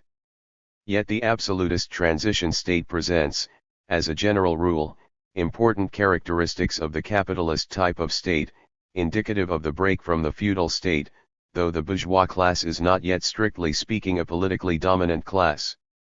I emphasize the point that this specific presence of the capitalist type of state in the absolutist state is not due to a political alliance between politically dominant landed nobility and economically dominant bourgeoisie. During this phase, the principal contradiction is situated precisely between the nobility and the bourgeoisie. Point 1. The structure of the transition in general is specified by a non-correspondence between the relation of property and the relation of real appropriation. Point 2. In the transition from feudalism to capitalism, this non-correspondence characterizes manufacture, which is the specific form of the transition from feudalism to capitalism. This is what Marx means when he says, at first capital subordinates labor on the basis of the technical conditions in which it historically finds it. It does not, therefore, change immediately the mode of production. 3. The characteristic feature of manufacture is precisely that its mode of property is already the capitalist form of property. This relation of property establishes that the worker is formally subsumed under capital, and it is expressed in a new form of organization of labor within the very process of manufacture. In the labor process, on the other hand, in the real appropriation of nature by production, manufacture is in no way characterized by the separation of the worker from the means of production, but by their union. This separation enters into real appropriation only at the stage of large-scale industry, which establishes homology between property and real appropriation. In the transition from feudalism to capitalism in Western Europe, this non-correspondence, which is the specific form of the transition, shows itself in a chronological dislocation between the economic structure and the forms both of the law and the political state superstructure. This chronological dislocation between the juridico-political and the economic is in fact the same as the chronological dislocation within the economic combination between the relation of property and the relation of real appropriation. Capital, as in relation of property, in reality exists before the real subsumption of the laborer under capital, for which, itself, implies the separation of the laborer from the means of production. This is the case both for formal juridical relations of private property and for the transition state. The juridical form of property in the transition period is a capitalist one. The institutional form of political domination is a form of capitalist state before the separation of the direct producer from his means of production. In fact, during this transition, we encounter certain of the elements proper to capitalist relations of production, linked to the formation of the absolutist state, but still as historical conditions of the CMP. Thus, if we proceed to analyze the origins of the CMP, we find at the period of manufacture those conditions which Marx covers in the Grundriss with the signpost terms bare individual or free laborer. However, since a theory of transition is not a genealogy of elements but a theory of beginnings, neither the capitalist structures of the absolutist state nor capitalist formal property can be theoretically related to the real existence of these historical conditions. They can be grasped only within the specificity of the transition period, i.e. within the non-correspondence described above. An important distinction must however be made at this point. The non-correspondence which specifies the transition leads to a common characteristic of transition in general, namely the chronological dislocation between the relation of property and the relation of real appropriation. The economic relation of property and juridical property must always be kept distinct here, in order that we may elucidate the complex forms which this dislocation assumes in the concrete transition from one social formation to another, and thus demarcate the various stages of the transition. What specifies the transition from feudalism to capitalism in Western Europe is that the advance of property on the labor process concerns both economic property and its institutionalized juridical expression. In other words, we are witnessing a certain correspondence, which varies from stage to stage, between the two relations of property, dislocated, in their relation, from the labor process. On the other hand, in the transition from capitalism to socialism, the non-correspondence and dislocation assume different forms. This relates, in the last analysis, to that all-important difference between the transition from feudalism to capitalism and that from capitalism to socialism, which the Marxist classics have emphasized, though without going deeply into the question. The CMP develops on the territory of private property already established inside the feudal mode of production, private property which is transformed into capitalist private property, whereas socialism establishes the taking over of the means of production by the producers themselves, a process which can in no way be introduced inside the CMP. So this non-correspondence is important in order to explain the characteristic presence of capitalist structures in this transition state, which still contains several feudal traits. These structures in fact impregnate the state.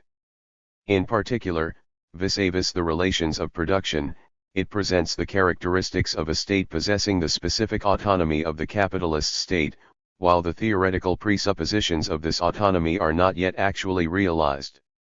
At the same time, vis-a-vis the social relations of production, it presents the characteristics of a state related to the capitalist isolation of these relations, while the presuppositions of this effect of isolation, in its capitalist form, do not yet exist in reality. It is also possible to decipher this non-correspondence from the function of the transition state. This is the import of Marx's analyses of primary accumulation of capital, although they are intended to present a genealogy of elements rather than a theory of transition. The function of the absolutist state is precisely not to operate within the limits fixed by an already given mode of production, but to produce not yet given relations of production and to put an end to feudal relations of production. Its function is to transform and to fix the limits of the mode of production. The function of this transition state during primary accumulation depends on the specific effectiveness of the political in the initial stage of transition. Thus the degrees and the forms of this intervention of the absolutist state depend chiefly on the concrete existence of the historical conditions of capitalism in the various social formations. The absolutist state, the capitalist state. In Western Europe, the birth of the absolutist state varies according to the uneven development of the various national ensembles, but according to the periodization of the feudal system acknowledged by the historians, it is situated during the period of major crisis of feudalism in the 14th and 15th centuries. This crisis is characterized by the large-scale collapse of feudal agriculture, by the appearance of manufacturing enterprises, by the development of international commerce, by a decline of population, etc.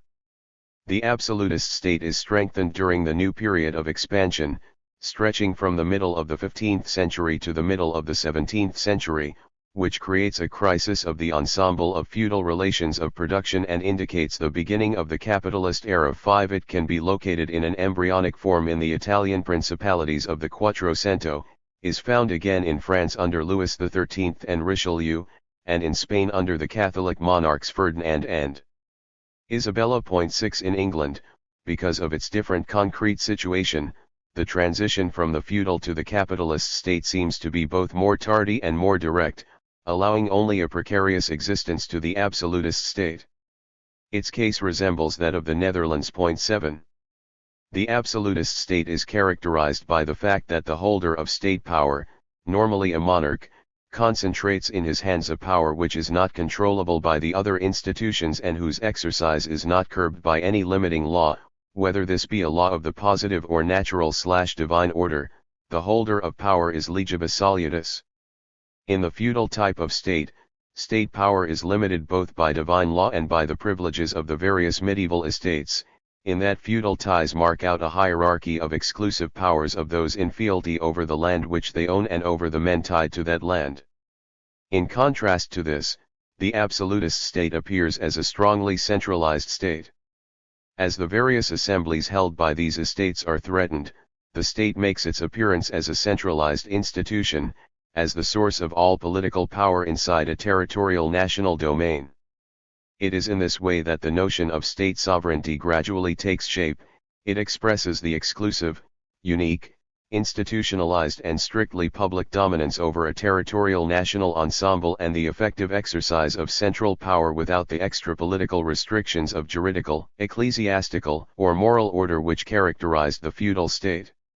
This sovereignty of the state is also demonstrated in external relations and empowers the monarch to be sole arbiter in relations with other nations, an innovation, when we remember for instance the role held by the Church in relations between feudal states.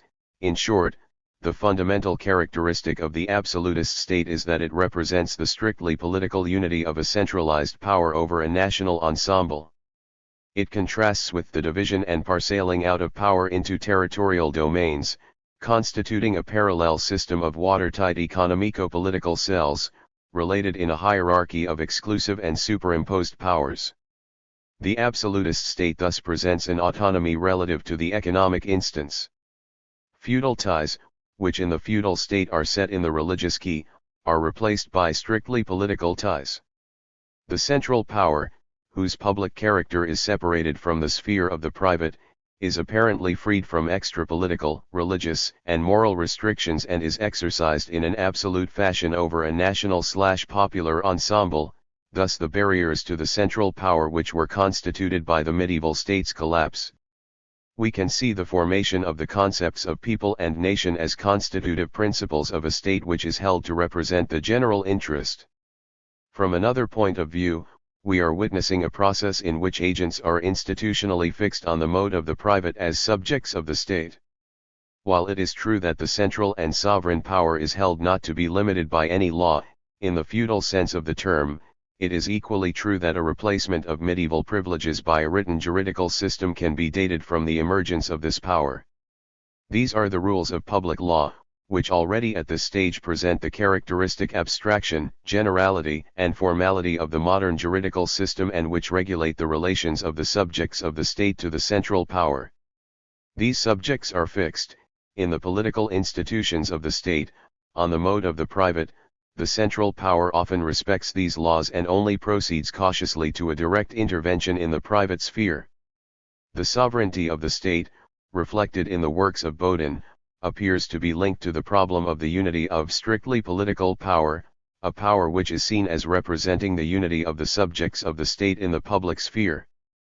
The state is held to embody the general public interest, a new theme on the Agenda 8. This is the essential principle of the concept of reasons of state. 9 This concept covers precisely the independence of a state power, unconstrained by any extra-political limit, inasmuch as it is the power which represents the general interest.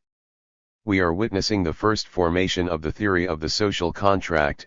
In its subsequent form, as elaborated in the 18th century, it can be seen as the theoretical expression of the autonomization of the political and economic instances. When it first appeared, the theoretical basis of the social contract was to be found in the jurists, educated in the universities founded from the 13th century onwards. These theorists returned to the sources of the theory of public contract of the later Roman Empire, which was embodied in the texts of the Church Fathers and in canon law. On this they laid the foundations of the theory of the pact of political domination. Absolute power is founded on the contract by which the governed, in their private isolation, unite to form a body politic by submitting in this very act to the public power of the government. The parallel problem of the nation seems to hold a central place in the formation of the absolutist state, a sovereign state both inside and outside its natural frontiers. 10. The important role played by the army and the bureaucracy in the formation of the apparatus of the absolutist state is well known. There have been numerous attempts to show that the importance of this role refutes the Marxist conception of the relations which exist between the state and a determinate mode of production. In fact, in order to analyze this role, we must start from the particular functions of the army and bureaucracy in the period of transition from feudalism to capitalism, i.e. from the structures of the absolutist state, which establish the coordinates defining the function of the army and bureaucracy and which assign to them their role in the apparatus of the absolutist state. The place of the absolutist state's army in the apparatus is determined by the central power. This power maintains an army of its own. Military service is no longer founded on the ties of the feudal system, but on a mercenary army in the service of a political power relatively free from the restrictions of feudal ties. 11 This mercenary army, in which the infantry, composed of many social classes holds the chief role, can sometimes assume the character of a popular army of a state representing the unity of the people. This is an important element in Machiavelli's analyses. The situation is yet more obvious concerning the bureaucracy. Its function can be traced from many coordinates of the period of transition. Its role in the state apparatus is, however, determined by the capitalist structures of the absolutist state. This is the birth of bureaucracy in the modern sense of the term. 12 The various public offices are no longer directly tied to the quality of their holders as members of caste classes, but gradually assume the character of political functions of the state. The content of the jurisdiction of these real organs of power no longer depends on their economico-political ties with a part of the area under jurisdiction, but lies in their exercise of state power. So the exercise of these functions no longer appears as a realization of the economic and political interests of their holders, but as an exercise of the functions of the state representing the general interest. Indeed, in the case, e.g. of the noblesse de robe, the holder even gains class membership through exercising this function. Point 13. The relation between this bureaucracy function and the emergence of the general interest represented by the absolutist state has been indicated by Weber, in his analyses of the type of rational legal authority which he sees as characterizing the modern state. This chronological dislocation between the absolutist state and the economic instance in the period of transition from feudalism to capitalism, related to the non-correspondence indicated above, can be explained by the functions of the state during primary accumulation of capital. In fact, these functions of the state can be performed only by a state with a capitalist character, by a centralized public power of a strictly political character. These are precisely its national/popular institutions which, to a large extent, permit it to function against the interest of the nobility, at a time when it still cannot clearly rely on the bourgeoisie. This role of the force of the state in favor of the emergent bourgeoisie, as Marx describes it, can only be analyzed as the intervention of the absolutist transition state. In other words, it is not any state which could have had this role of force in fixing the limits of a not yet given mode of production. The transition, which assigns these functions to the state, allows them to be performed only by a state with a capitalist character. I shall conclude this section with a last remark on the relation of this transition state to the class struggle.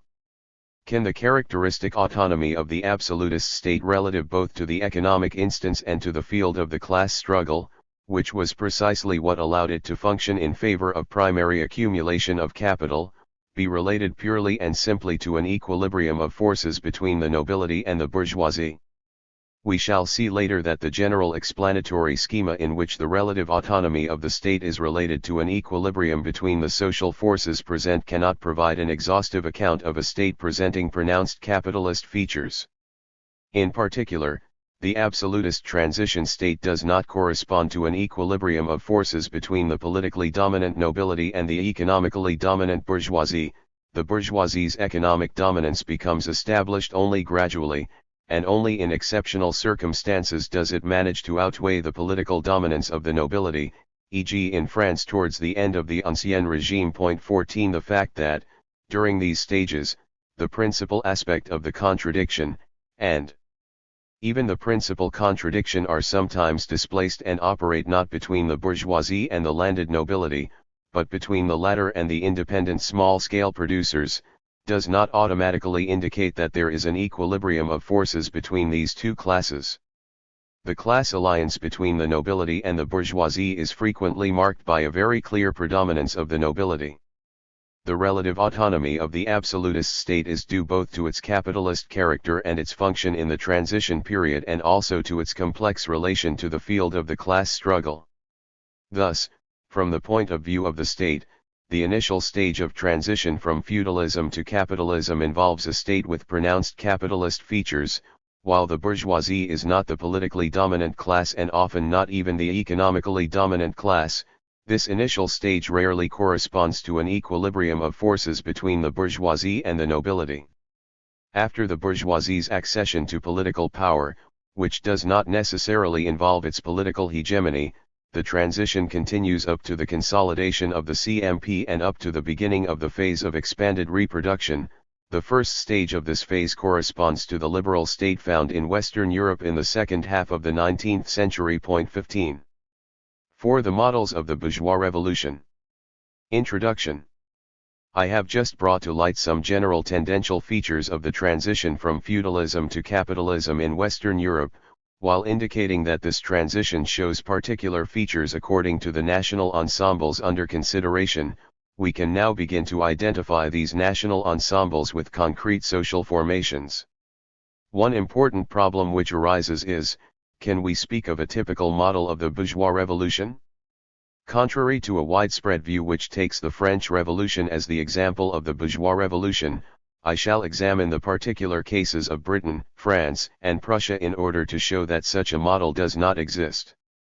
In fact, though the transition in general presents common features, related to a theoretical tendential form, the problem of the bourgeois revolution, when we relate it to the concrete form assumed by the transition, depends on the conjuncture of a formation in its historical individuality, original in every case. It should be added that the problematic of models of the bourgeois revolution can only be located from the perspective of dislocations and uneven developments between two systems of relations between dislocations, that of structures and that of the field of the class struggle. In the following sections, I shall follow, but at the same time carry through, the lines which emerge from Marx and Engels' political analyses. I shall give no references here, since I am now synthesizing their exact statements which I analyze elsewhere in the book. The British case. In Britain, the two dates 1640 and 1688 mark the bourgeois revolution, but 1688 appears as a turning point in the revolutionary process begun in 1640. This process clearly poses the problem of the relations between industry and agriculture. This is a problem which has often been underestimated as a result of misinterpretations of Marx's theoretical analyses of the genesis of ground rent in capital, misinterpretations which have taken them to be simple historical analyses. The class character of this revolutionary process, particularly of the 1640 revolution, is that it clearly marks the beginning of the process of the establishment of the CMP through the capitalization of ground rent. 1 This is a characteristic case in which the concrete functioning of landed proprietors can be established. The 1640 revolution and its turning point in 1688 marked the start of the transformation of part of the class of the feudal nobility into a capitalist class. This revolution, which is a bourgeois revolution in the strict sense of the term, appears to be of ambiguous character. It has the form of a principal contradiction between fractions of the feudal nobility, since although the commercial bourgeoisie is already in existence, it plays only a secondary role. The ambiguity in this case arises from the character of the class which directs the revolutionary process. Leadership passes from the feudal nobility to the bourgeoisie, which becomes the nucleus of the industrial bourgeoisie as the process of the capitalization of ground rent proceeds. Since the commercial bourgeoisie was insufficiently developed and the industrial bourgeoisie was almost non-existent, neither could take over the leadership of the process. This revolution might therefore appear premature, when regarded from an exclusively political point of view. But if we consider the ensemble of the relations of the formation, the revolution happened at the right time, since it made it possible to dispose of the problem of the dominance of the CMP over the other modes in agriculture, i.e., to liquidate small-scale production. In fact, the revolution in Britain impressed a particularly swift and radical rhythm on the process of the dominance of the CMP in the countryside, i.e. on the process of dissolution and destruction of the patriarchal mode of production. In the transition from feudalism to capitalism in Britain, this problem could be solved only by initiating the revolutionary process in an apparently impure form under the leadership of a fraction of the landowning bourgeoisie which was already on the way to establishing its independence from the feudal nobility. In other words, the revolutionary process had to be initiated on the political plane and under the leadership of a fraction which, politically speaking, was still a fraction of the nobility. 2 In Bismarck's Prussia, the process of establishing the dominance of the CMP also began in order to profit a fraction of the nobility, which suggests a formal similarity to the case in Britain. But in Prussia, the fraction had not reached the turning point of its passage into the bourgeoisie by means of ground rent. And while in Britain the large-scale ownership of ground rent was attained by a fraction of the nobility which was to become the nucleus of the industrial bourgeoisie, in France it was attained by an already existing bourgeoisie which expropriated the aristocracy. In Britain, the revolution's most important effect on relations of production was the constitution of a capitalist agriculture. This consisted of three elements: large-scale owners of ground rent, an infinitesimal minority which monopolized the ownership of land, tenant farmers, and agricultural workers, who constituted the immense majority. It is clear that from now on there are no feudal tenants, no medium landowners and, above all, no small landowners. That is to say, there are no small-holding peasants of the sort who were the typical product of the French Revolution and who made their mark on all of France's subsequent development.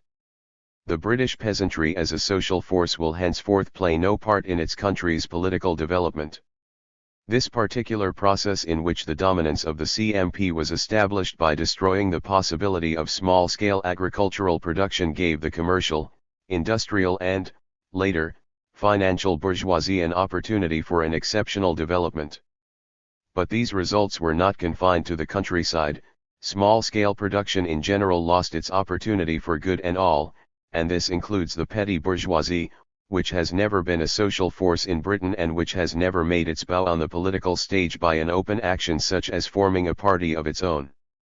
However, the establishment of this open and particularly successful dominance of the CMP is reflected at the political level in a manner which might appear paradoxical if we failed to take into account the peculiar nature of the process in Britain and its resultant dislocations.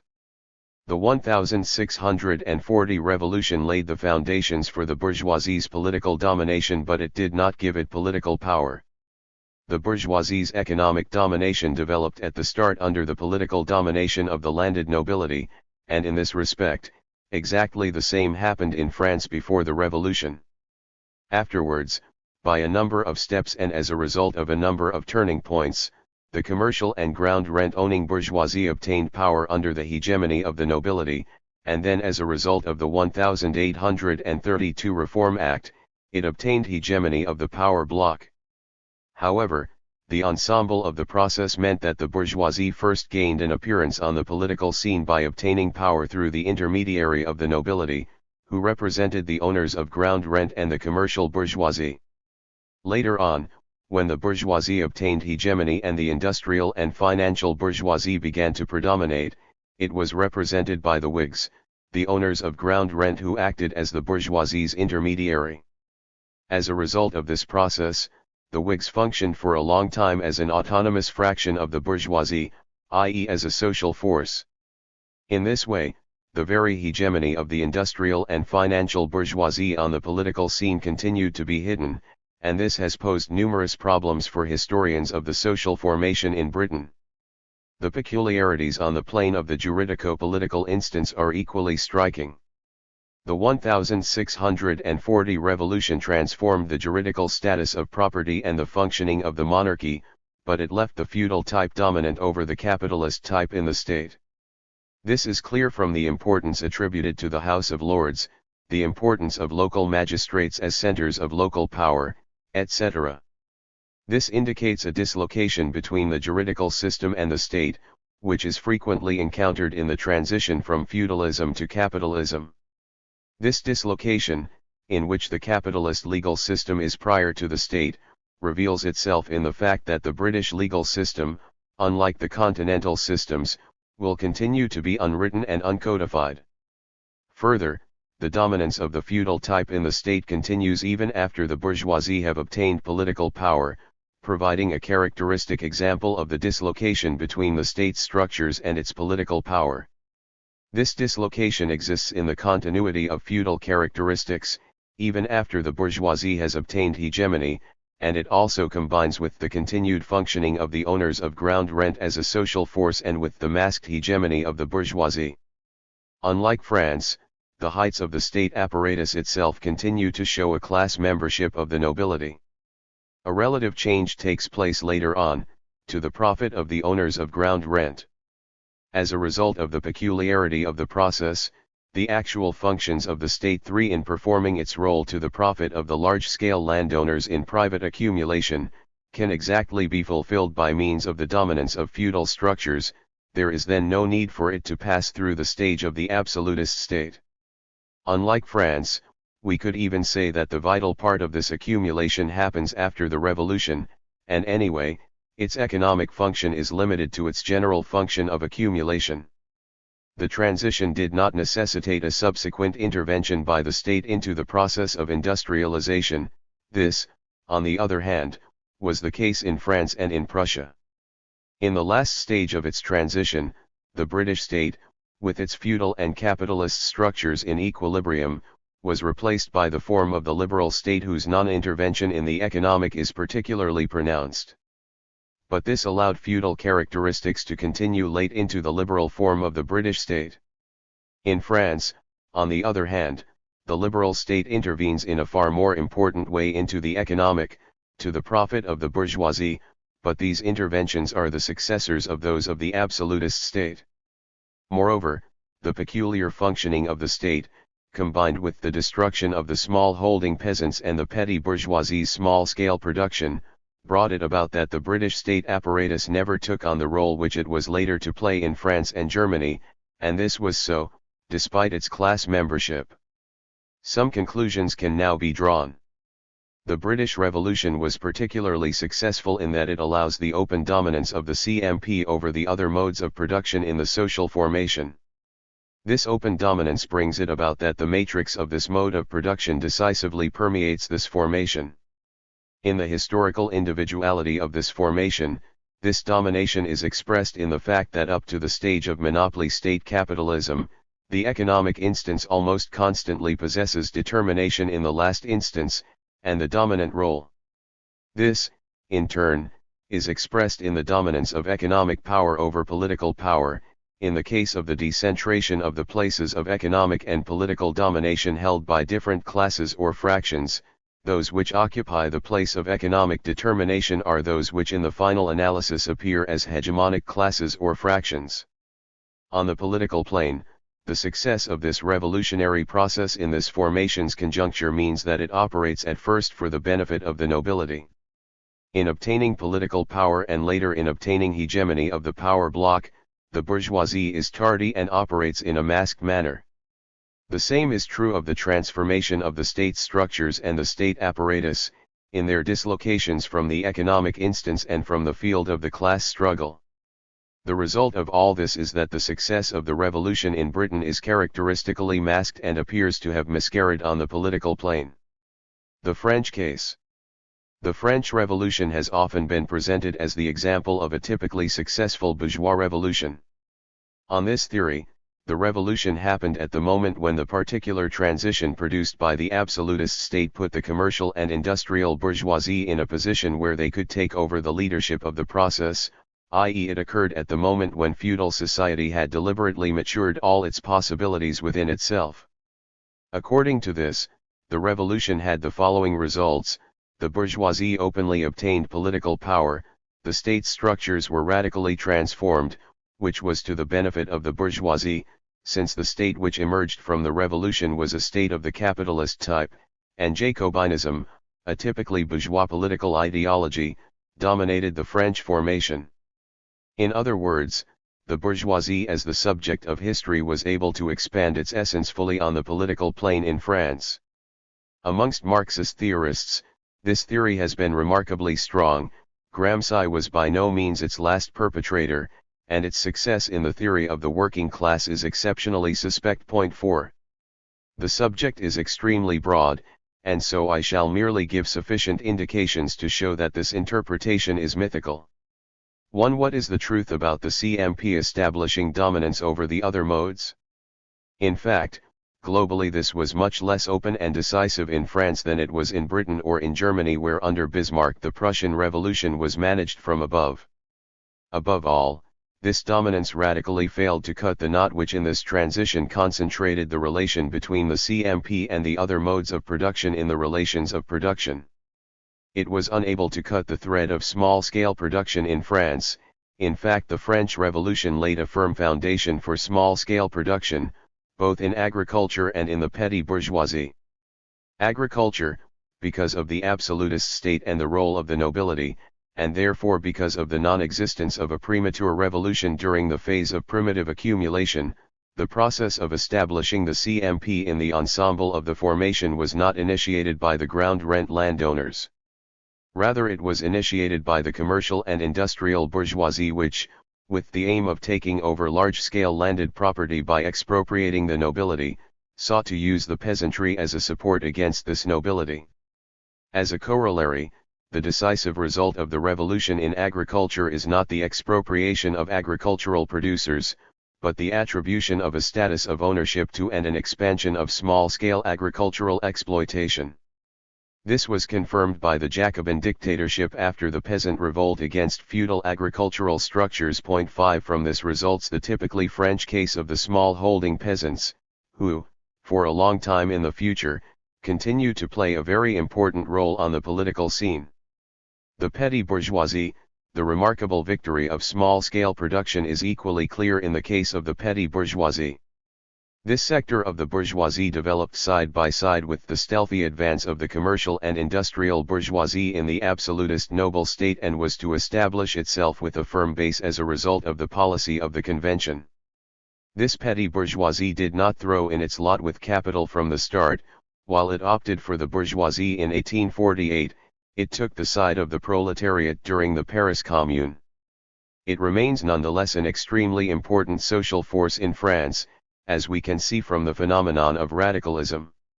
The result of all this was, as Hobsbawm remarks, that the economic development of the 19th century contains one gigantic paradox: France. On paper, no country should have advanced more rapidly. It possessed institutions ideally suited to capitalist development. Yet in fact French economic development at the base was distinctly slower than that of other countries. This was because, the capitalist part of the French economy was a superstructure erected on the immovable base of the peasantry and petty bourgeoisie. 6. This situation was subsequently protracted in various forms, e.g. the rhythm of technological development, the rhythm of the process of capitalist concentration, which is much slower in France than in either Britain or Germany, and the peculiar manner in which small and medium-scale enterprises continue to operate. 2. What is the truth about political power?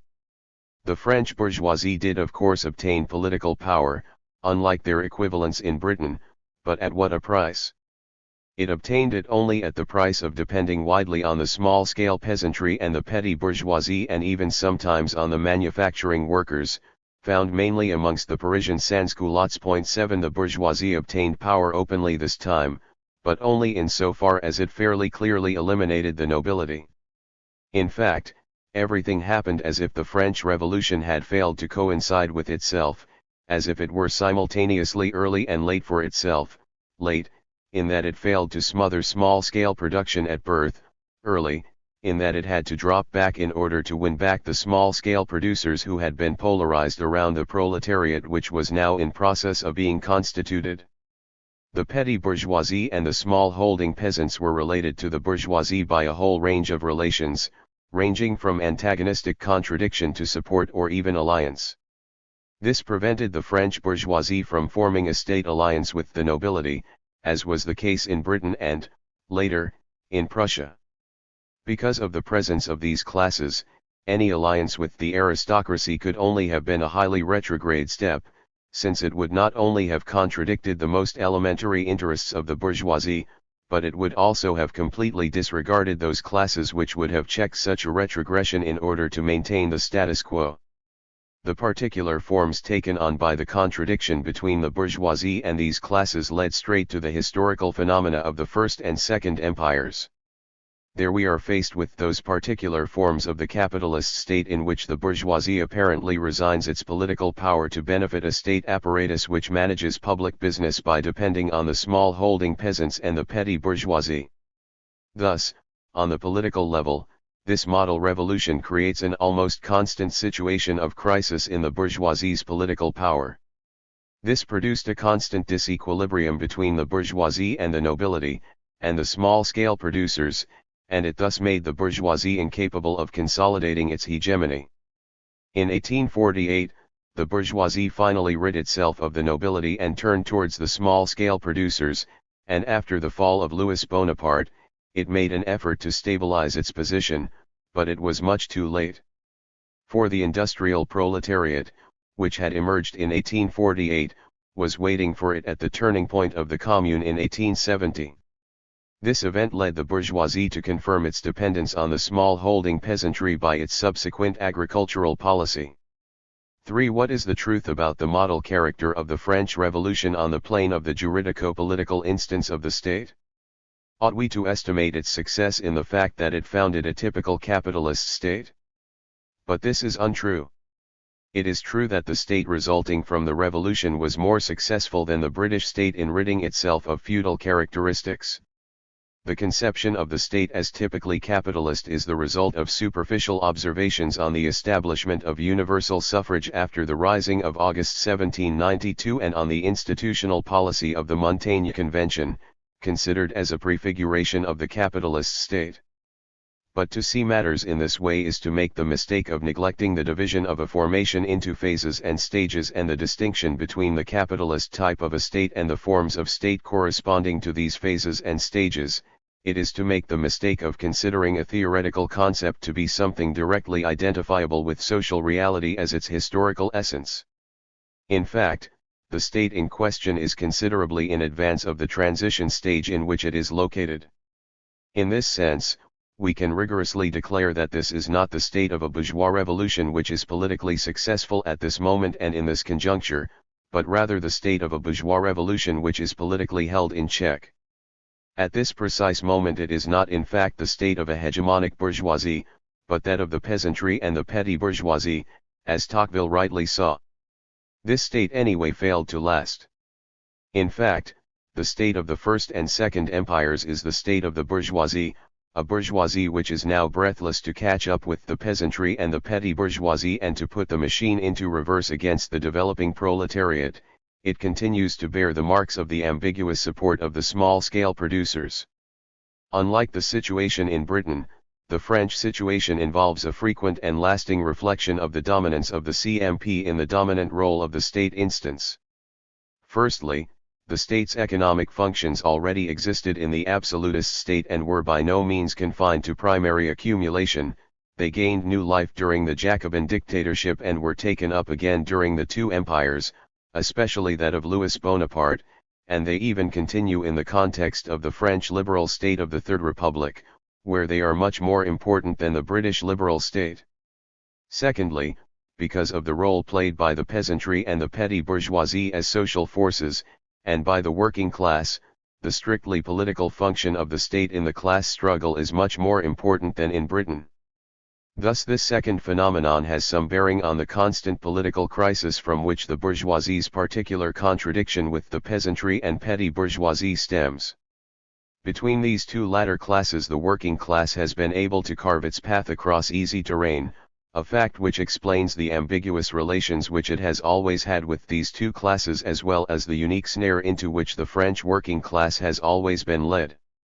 It is precisely from this dominant role of the state instance in France, combined with the particular presence of various classes on the political scene, that Engels derives his conception of France as the most representative country in Europe, from the political point of view.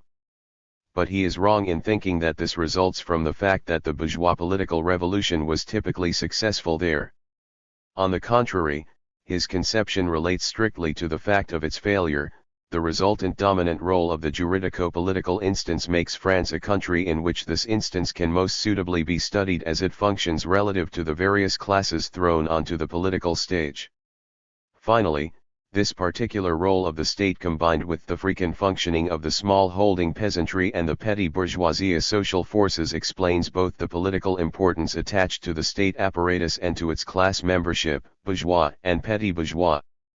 It cannot be overemphasized that this French state apparatus, which is so often considered to be the last word in the typical capitalist state, is the result of the French bourgeoisie's political failures rather than of its political successes. For finally, what is the truth about the political ideology of the French bourgeoisie? This has frequently been contrasted with the impurity of the British bourgeoisie's ideology, tainted with numerous aristocratic characteristics. It has been presented as the typical though contradictory ideology of the bourgeoisie, in short as the ideology of Jacobinism. This interpretation belongs to an over-politicizing historicist conception of ideologies which relates the unity of the dominant ideology in a formation to its level of purity as the product of the dominant class subject.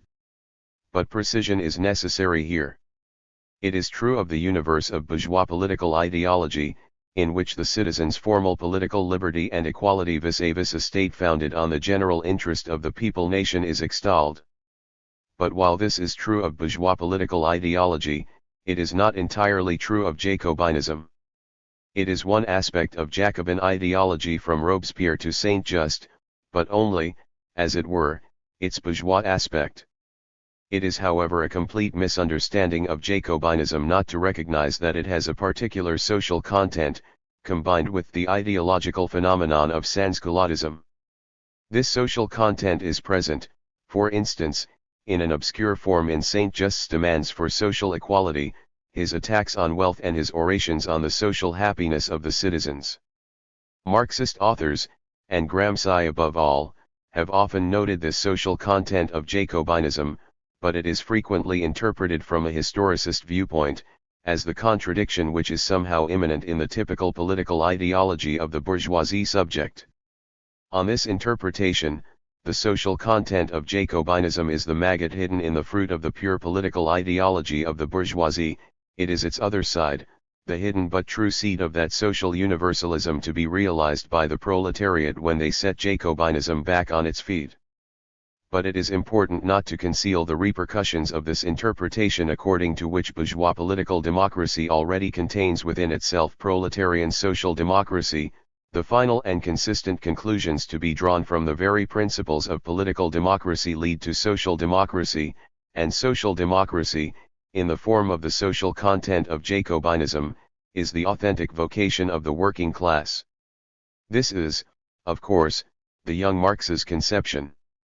But it is also found in the Italian Marxist school, in particular in Della Volpe's famous study of Rousseau and Marx, where he follows Max Adler in seeing the Jacobin Rousseau as the apostle of social democracy. 8. Nothing could be falser than interpretations of this kind. However much we squeeze the ideology of bourgeois political democracy and the social content of Jacobinism, we shall never extract a hint of the principles of the socialist democracy of the dictatorship of the proletariat. 9. Jacobinism does indeed have a social content, but it is a particular one connected with the images and aspirations of the small peasants and the petty bourgeois, i.e. in its social content, it is basically the ideology of the smallholders.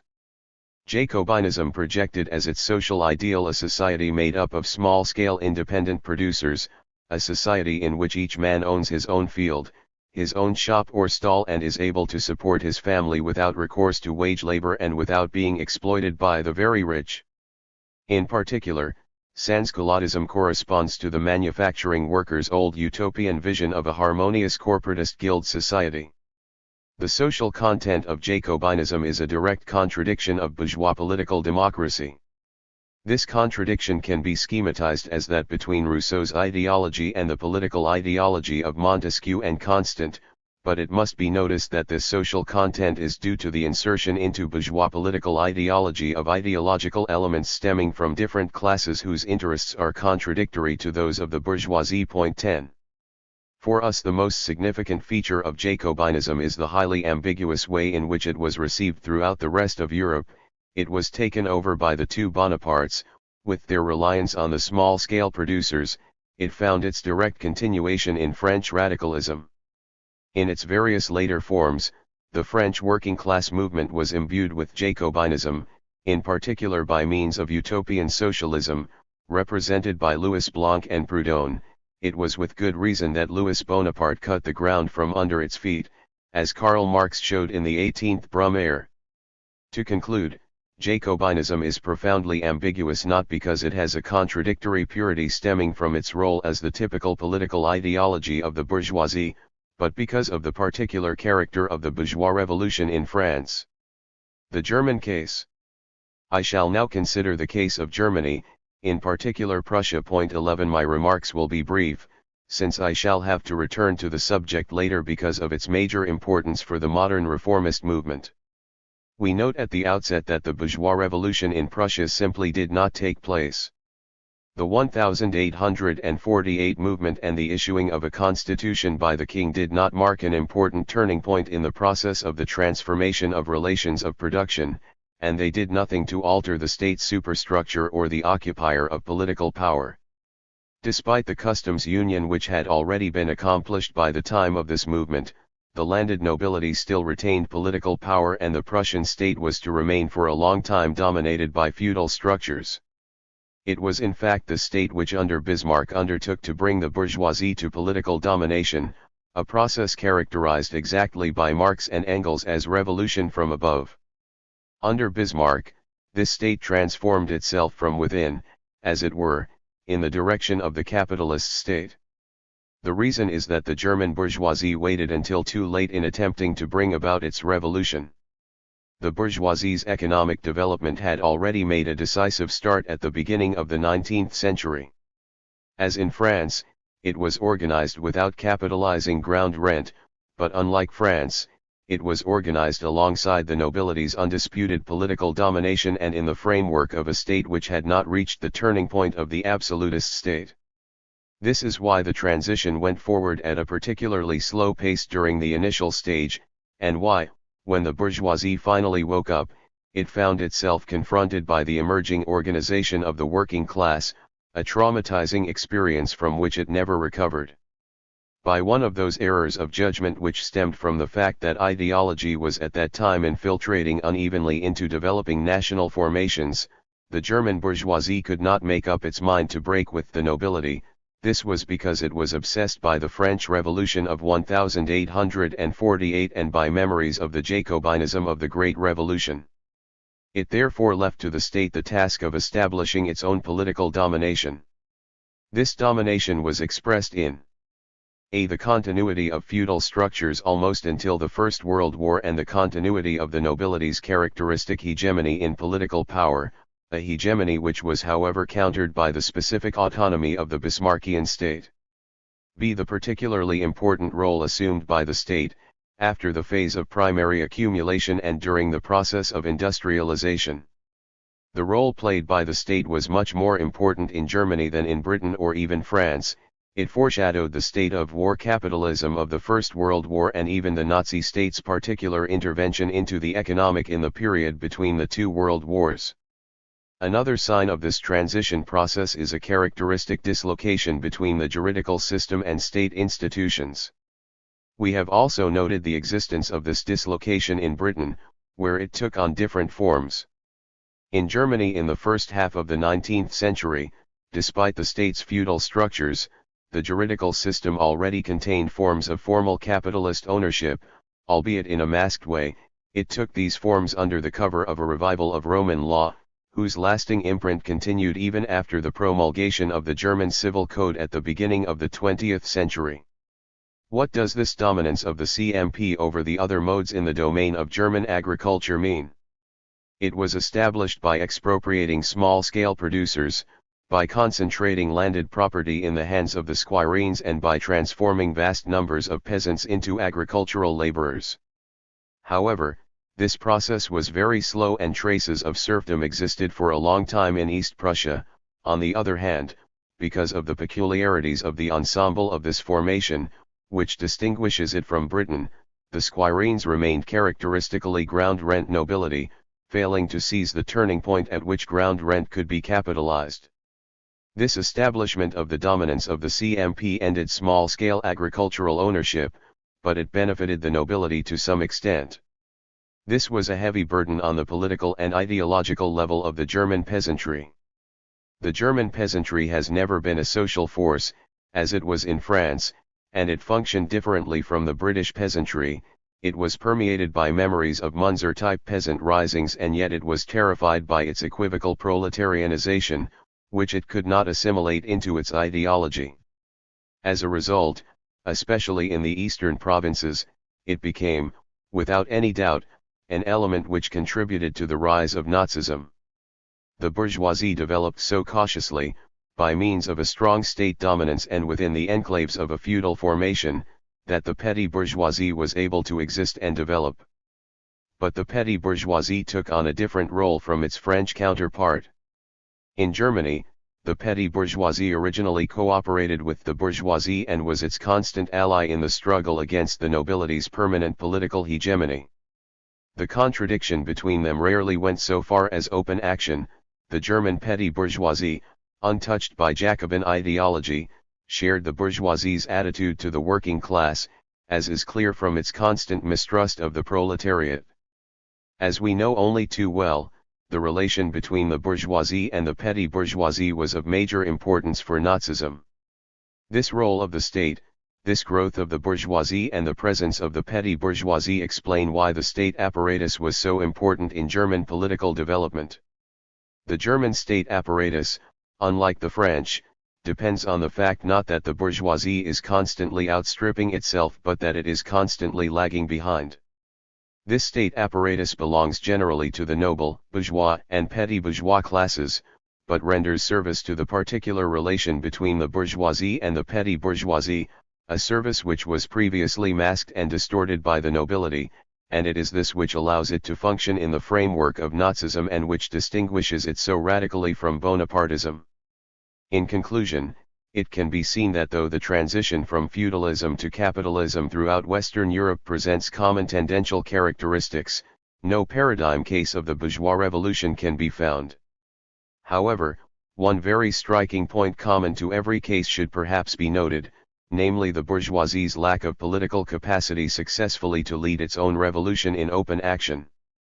The characteristic feature of the bourgeois revolutions reviewed above is precisely the absence of political organization capable of producing a consistent leadership for the revolutionary process. In short, we note the bourgeoisie's characteristic incapacity to lead politically its revolution of political democracy, i.e. the bourgeois/democratic revolution. The all-important factor here is the non-typical character in their conjunctural originality of the various bourgeois revolutions. It was the bourgeoisie's political incapacity which struck Marx, Engels, and Lenin so strongly. It is also important to observe that the particular features of the transition in these various formations as well as of the respective bourgeois revolutions have had serious repercussions on the working class movements in these countries. The major point here is the ideological influence of the models of these revolutions on the working class movements. The working class can so rarely escape having to live according to the mode imposed by the dominant ideology, that even its revolt against the existing system is conducted according to it. In this case, these models of the bourgeois revolution and their attendant ideological forms are manifested in their effects on the working class's ideology as a number of dangers of specific deformations lying in wait for revolutionary theory, as a number of temptations, as it were, to the working class to imitate the revolutions of its national bourgeois class. Bearing in mind the analyses made above, we can explain the characteristic dangers which lie permanently in wait for the British, French, and German working class movements. 1. For the British working class movement, the danger is trade unionism, which is already to be seen in the corporatist conceptions of the Chartists and Robert Owen. According to it, priority is given to class struggle at the economic level, i.e. to the trade union struggle, at the expense of the political struggle aimed at seizing state power. 2. For the French working class movement, the danger is Jacobinism, which is already present in utopian socialism. In its general form, this is a contamination of working class ideology and revolutionary theory by the ideology peculiar to the small-scale producers under the vague cover of a democratic radicalism in the ambiguous sense adopted by Jacobinism. Clearly, working-class Jacobinism permits a whole series of variations within itself, from Blanquism to classical social reformism, via anarchism. But the important point is that this is a deformation of the ideology and revolutionary theory of the working class in its relations with the small-scale producers. 3. For the German working class movement, the danger is Lassalletism. As opposed to the economist reformism characteristic of trade unionism, it considers the state as a factor in the socialist revolution from above. The aim is not to smash the state's apparatus and structures and gain control of them, but rather to force its hand, as though it were a third party mediating between the classes in conflict. 3. Fundamental characteristics of the capitalist state. Introduction. We shall now attempt to grasp some basic characteristics of the capitalist state. But first it is important to restate certain points vital for what follows. A. The characteristics of the capitalist type of state are contained in the concept of that state which can be constructed from the pure CMP as elaborated in Capital. However, owing to the specific autonomy of the instances proper to this mode of production, the characteristics of the capitalist state are only sketched in implicitly in capital. Consequently, I shall refer mainly to the political works of Marx, Engels, Gramsci, and Lenin, whose double status has already been pointed out, as well as containing a study of historically given capitalist states. They contain at the same time a theory of the capitalist type of state. So as to indicate, in this way, the theoretical construction of the capitalist type of state, I shall refer to formations dominated by the CMP, in order to study the capitalist state in operation. b. The state in its role as cohesive factor in the unity of a formation has several functions: economic, ideological, and political. These functions are the particular modalities of the globally political role of the state. They are overdetermined by, and condensed in, its strictly political function, its function in relation to the field of the political class struggle. It is around this function and this relation that the following analyses will be grouped. C. The nature of the relation between the state and the field of the class struggle belongs to the type of relations which hold between the structures and this field. The capitalist state, in which the specific autonomy of instances is located by its relation to the relations of production, sets the limits which circumscribe the relation of the field of the class struggle to its own regional structures. In other words, these state structures, as they appear in the relation of the instances, carry inscribed within them a set of variations which in delimiting the class struggle achieve concrete reality according to the effects which the struggle has on the state within the limits thus set. Henceforth, when we say that in a capitalist formation certain characteristics of the class struggle are related to the capitalist state, it must not be understood as meaning that these characteristics are a simple phenomenon derived from its structures or that they are exhaustively determined by them. It must be understood as meaning that the field of the class struggle has fundamental effects on this state, effects which are realized within the limits set by its structures to the extent that they control a set of variations. The line of demarcation between the relations of the state to the dominant classes and its relation to the dominated classes can give a guide to our study of this state. The capitalist state presents this peculiar feature, that nowhere in its actual institutions does strictly political domination take the form of a political relation between the dominant classes and the dominated classes. 1. In its institutions everything takes place as if the class struggle did not exist. This state is organized as a political unity of a society of divergent economic interests, and these are presented not as class interests but as the interests of private individuals, economic subjects. This is connected to the way in which the state is related to the isolation of socio-economic relations, an isolation which is partly the state's own effect. Because of this isolation, in performing its political function the state presents a characteristic ambivalence, depending on whether it is dealing with the dominant or the dominated classes. 1. With regard to the dominated classes, the function of the capitalist state is to prevent their political organization which would overcome their economic isolation. It does this by maintaining them in this isolation which is partly its own effect. The state assumes this function in a very particular form which allows a radical distinction to be drawn between this state and other states, such as slave or feudal states.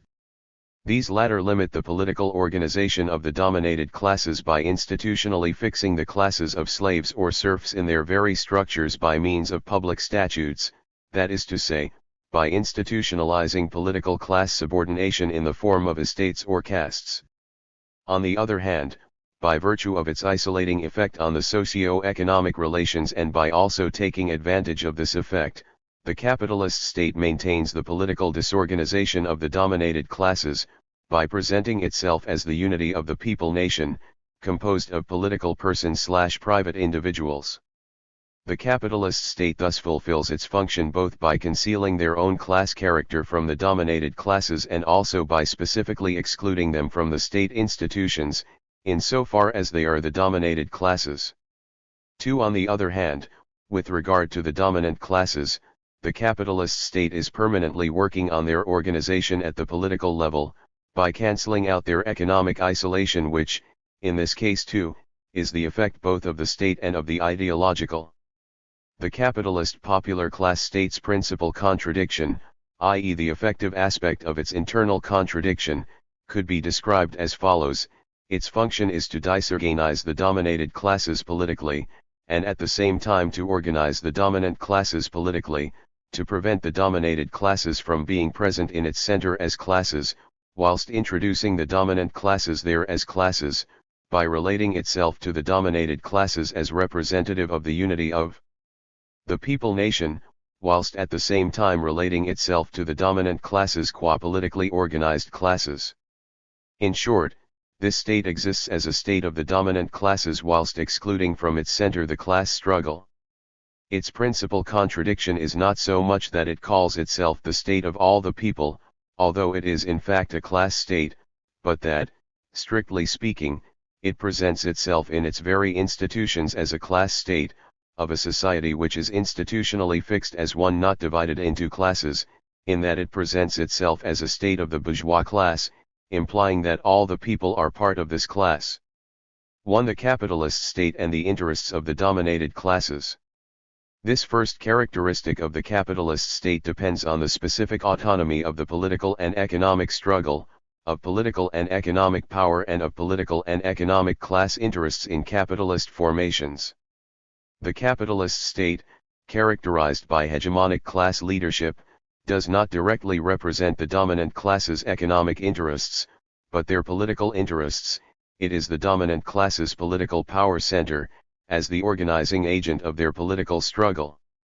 Gramsci expressed this excellently when he remarked that the life of the state is conceived of as a continuous process of formation and superseding of unstable equilibria, between the interests of the fundamental group and those of the subordinate groups, equilibria in which the interests of the dominant group prevail, but only up to a certain point, i.e. stopping short of narrowly corporate interest. In this sense, the capitalist state has inscribed in its very structures a flexibility which concedes a certain guarantee to the economic interests of certain dominated classes, within the limits of the system. To the extent that this guarantee is in accordance with the hegemonic domination of the dominant classes, i.e. with their political constitution vis-a-vis the state, as representatives of the general interest of the people, this concession is part of the state's very function. The concept of the capitalist state of course involves a specific function for political ideology, a form of power based on consent, which is organized and directed in a specific manner for the dominated classes. However, the aspect of the capitalist state under discussion here is not simply that of ideological conditioning. The notion of the general interest of the people, an ideological notion covering an institutional operation of the capitalist state, expresses a real fact, namely that this state, by its very structure, gives to the economic interests of certain dominated classes guarantees which may even be contrary to the short-term economic interests of the dominant classes, but which are compatible with their political interests and their hegemonic domination. This brings us to a very simple conclusion, but one which cannot be too often repeated. This guarantee given by the capitalist state to the economic interests of certain dominated classes cannot be seen per se as a restraint on the political power of the dominant classes. It is true that the political and economic struggles of the dominated classes impose this on the capitalist state. However, this simply shows that the state is not a class instrument, but rather the state of a society divided into classes. The class struggle in capitalist formations entails that this guarantee of the economic interests of certain dominated classes is inscribed as a possibility, within the very limits imposed by the state on the struggle for hegemonic class leadership. But in making this guarantee, the state aims precisely at the political disorganization of the dominated classes, in a formation where the strictly political struggle of the dominated classes is possible. It is the sometimes indispensable means of maintaining the dominant class's hegemony. In other words, according to the concrete conjuncture, a line of demarcation can always be drawn within which the guarantee given by the capitalist state to the dominated class's economic interests not only fails to threaten the political relation of class domination but even constitutes an element of this relation. In fact, this is a particular characteristic of the capitalist state stemming from the specific autonomy of the political superstructure from the economic instance, of political power from economic power. In the pre-capitalist formations where the relation between the instances does not take this form, An economic demand from the dominated classes is most often a political demand directly challenging the system of public power. Rosa Luxemburg correctly pointed out that the economic struggle is to some extent a directly political struggle. According to the content of these concepts in these preceding formations. 1. These demands of the dominated classes can be satisfied only to the limited extent that they are compatible with the definite economico-political interests of the dominant classes and do not challenge the state's power. In the case of the capitalist state, the autonomy of the political can allow the satisfaction of the economic interests of certain dominated classes, even to the extent of occasionally limiting the economic power of the dominant classes, restraining, where necessary, their capacity to realize their short-term economic interests, but on the one condition, which has become possible in the case of capitalist states, that their political power and the state apparatus remain intact. Hence, in every concrete conjuncture, the dominant class's political power, which has become autonomous, represents in its relations with the capitalist state a limit within which the restrictions of the economic power of these classes has no effect. Thus the capitalist state's particular characteristic feature of representing the general interest of a national popular ensemble is not simply a mendacious mystification, because within these limits it can effectively satisfy some of the economic interests of certain dominated classes. Furthermore, it can do this without however allowing its political power to be affected. It is obviously impossible to delineate once and for all the limit of this hegemonic domination. It depends equally on the relation between the forces in the struggle, on the forms of the state, on the articulation of its functions, on the relations of economic power to political power and on the functioning of the state apparatus. In this state, political power is thus apparently founded on an unstable equilibrium of compromise. These terms should be understood as follows. 1. Compromise, in the sense that this power corresponds to a hegemonic class domination and can take into account the economic interests of certain dominated classes even where those could be contrary to the short-term economic interests of the dominant classes, without this affecting the configuration of political interests. 2. Equilibrium, in the sense that while these economic sacrifices are real and so provide the ground for an equilibrium, they do not as such challenge the political power which sets precise limits to this equilibrium. 3. Unstable, in the sense that these limits of the equilibrium are set by the political conjuncture. So this equilibrium clearly does not indicate any sort of equivalence of power amongst the forces present. This latter meaning of equilibrium must not be confused with that attributed to it by Marx and Engels when they speak of the state's autonomy in the situation where, in the political struggle or in the relation between the political and economic struggle, the classes are close to a state of equilibrium. The equilibrium which is at issue here indicates the complexity and dislocation of relations of power in the framework of the capitalist state, and the relations of force in the field of the economic struggle within the limits set by political power. In this sense, Gramsci pointed out, undoubtedly the fact of hegemony presupposes account be taken of the interests and the tendencies of the groups over which hegemony is to be exercised, and that a certain compromise equilibrium should be formed, in other words, that the leading group should make sacrifices of an economic corporate kind. But there also is no doubt that such sacrifices and such a compromise cannot touch the essential point too. The capitalist state is therefore characterized by a two-sided feature. On the one hand, its autonomy vis-a-vis the economic involves the possibility of a social policy, i.e. of economic sacrifices to the profit of certain dominated classes. On the other hand, this very same autonomy of institutionalized political power sometimes makes it possible to cut into the dominant class's economic power without ever threatening their political power. It is in this context that we should locate, for example, the whole problem of the so-called welfare state, a term which in fact merely disguises the form of the social policy of a capitalist state at the stage of state monopoly capitalism. The political strategy of the working class depends on adequately deciphering in the concrete conjuncture this limit which fixes the equilibrium of compromises and which is the demarcation line between economic and political power. Now this social policy of the capitalist state is sketched in implicitly in Capital, especially in the texts of Volume I concerning factory legislation, even though these deal only with false sacrifices which in fact correspond to the precise economic interests of capital. 3. It is elaborated more clearly both in the class struggles in France, on the subject of the February Republic, which is a historical example of a capitalist state which had to present itself as a republic surrounded by social institutions, and in the 18th Brumaire with regard to Louis Bonaparte's social Caesarism. Point 4. Moreover, it is obvious that this social policy of the state has nothing to do with state intervention in the relations of production in the strict sense of the term, which is an entirely different problem. I mean that the type of capitalist state, sketched in implicity in Capital, involves the possibility inscribed within the limits of its structures of a social policy whose realization and modalities obviously depend on the concrete relation of forces in the class struggle. So this social policy, though it may happen to contain real economic sacrifices imposed on the dominant class by the struggle of the dominated classes, cannot under any circumstances call into question the capitalist type of state, so long as it operates within these limits. 2. The capitalist state and ideologies. The historicist conception of ideologies.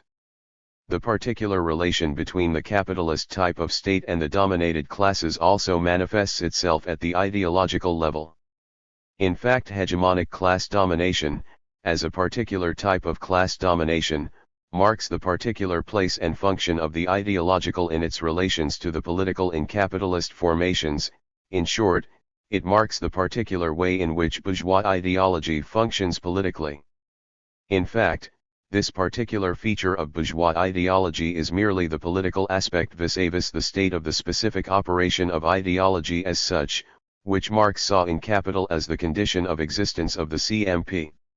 The question is all the more important in that it concerns one of the crucial problems of political science, that of legitimacy. On this subject, Gramsci's analyses of class hegemony are very enlightening, especially on this point. On the one hand, Gramsci, with amazing acuteness, perceived the problems posed by the political functioning of bourgeois ideology in a capitalist formation. On the other hand, though his analyses are distinct from the typical historicist conception of ideologies as presented for example by Lukács, because of the historicist problematic which essentially governs his work, they demonstrate very clearly the impasses and errors to which this problematic of ideology leads. This is why a radical critique of the historicist conception of ideologies is so important as a prior condition to the scientific posing of the question. To do this, we must first of all briefly mention the problematic of ideology as found in the young Marx, which was centered on the subject. Marx's conception of ideology, as well as of the superstructures in general, was based on the model, the subject/the real/alienation. The subject is deprived of its concrete essence in the real, this concept of the real being constructed theoretically from the ontological objectification of the subject. Ideology is a projection in an imaginary world of the subject's mystified essence, i.e. the alienating ideal reconstitution of its essence, objectified alienated in the socio-economic real. Ideology, modeled according to the schema of alienation abstraction, is identified with false consciousness. Thus in the young Marx's elaboration of the concept of ideology there are the following oppositions characteristic of the historicist problematic: state/civil society, superstructures/base, ideology/real, alienation/essence, abstract/concrete. This conception of ideology has remained alive in the historicist school of Marxism, whose problematic is centered on the subject. It has had numerous consequences, including in the first place an inadequate analysis of ideologies in capitalist formations and of their current transformations. In fact, whether the subject is seen as the social class, the concrete individual, social work, praxis, etc., this problematic inevitably identifies ideology with alienation and results in an inadequate theoretical status being granted to ideologies. These are considered as the products of consciousness or of freedom, alienated from the subject. Hence this status of ideologies presupposes that the subject is at once both alienated and not totally alienated in the real. For example, in the case of a communist society where the subject is supposed to have recovered his essence, ideologies have disappeared and given way to a scientific transparency of consciousness to its objectified existence. But what is more interesting here is the fact that this perspective dominates the contemporary theme of the end of ideology, which, according to some ideologists inspired by Marxism, characterizes contemporary industrial societies. In fact, in the case of a total alienation of the subject in the real, ideologies are seen as having swung into reality. They have done this precisely insofar as consciousness has been entirely ensnared in, and the subject entirely lost in the real, and so any possibility of a projection of the essence onto an ideal world, a projection which is alienating yet in the sole case of the proletariat liberating and relatively coherent, has disappeared. It is this precise invariant relation ideology/the real/alienation which governs the often implicit theme of the end of ideology in numerous authors from Marcuse 1 to Adorno 2 and Goldman. 3. They interpret contemporary developments of the capitalist formation closely in accordance with the schema of a total reification alienation of the subject in the real in the industrial technological society. Although there are notable differences between these authors, the common conclusion which they reach is, as Marcuse puts it, the absorption of ideology into reality, for a claim that contemporary capitalist formations have been de-ideologized, indeed, depoliticized. However, the historicist conception of ideologies is even more clearly expressed in the typical example of Lukács's theory of class consciousness and worldview. It is important to dwell on this theory, for it poses clearly the whole problem of the epistemological presuppositions of a historicist ideological perspective.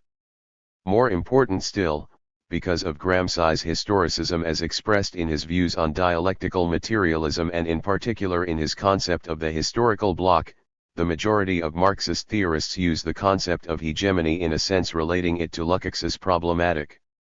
The most important part of my following remarks is an exposition of the erroneous relation established by this problematic between the politically dominant class and the dominant ideology in a formation, and consequently, the relation between the dominant ideology and the politically dominated classes.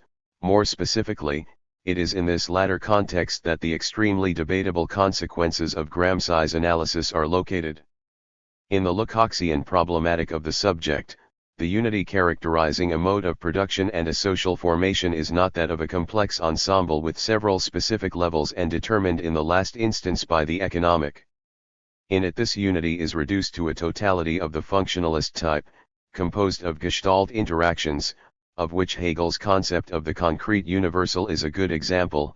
In other words, it is an expressive totality.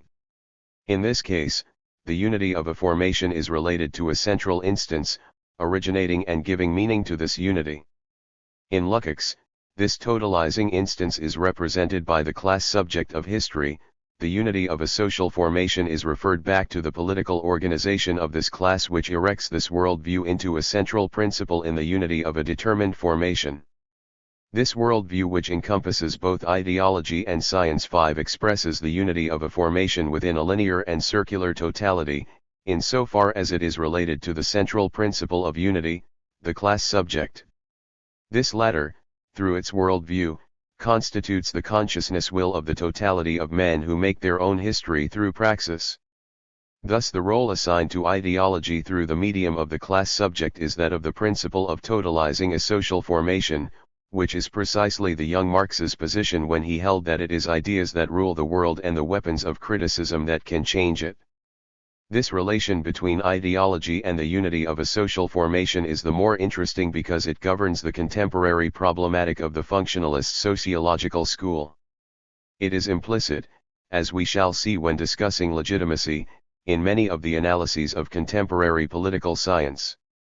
In order to bring to light the links between Lukács's Hegelian totality and the functionalist totality, we need only refer to the direct filiation between Lukács and Max Weber.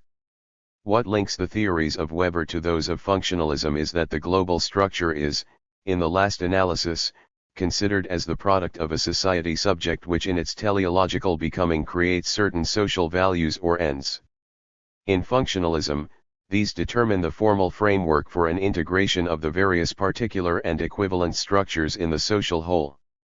This integration is related to an equilibrium based on certain regular and recurrent processes of normative elements, example motivations of conduct 6 which govern social action. For Weber 7 these social values are the crystallization of social actors' projects and are the elements out of which his ideal types are formed. In the case of the state, his conception leads to a typology exclusively of types of legitimacy, these types being constituted exactly out of the values of the agent's actors.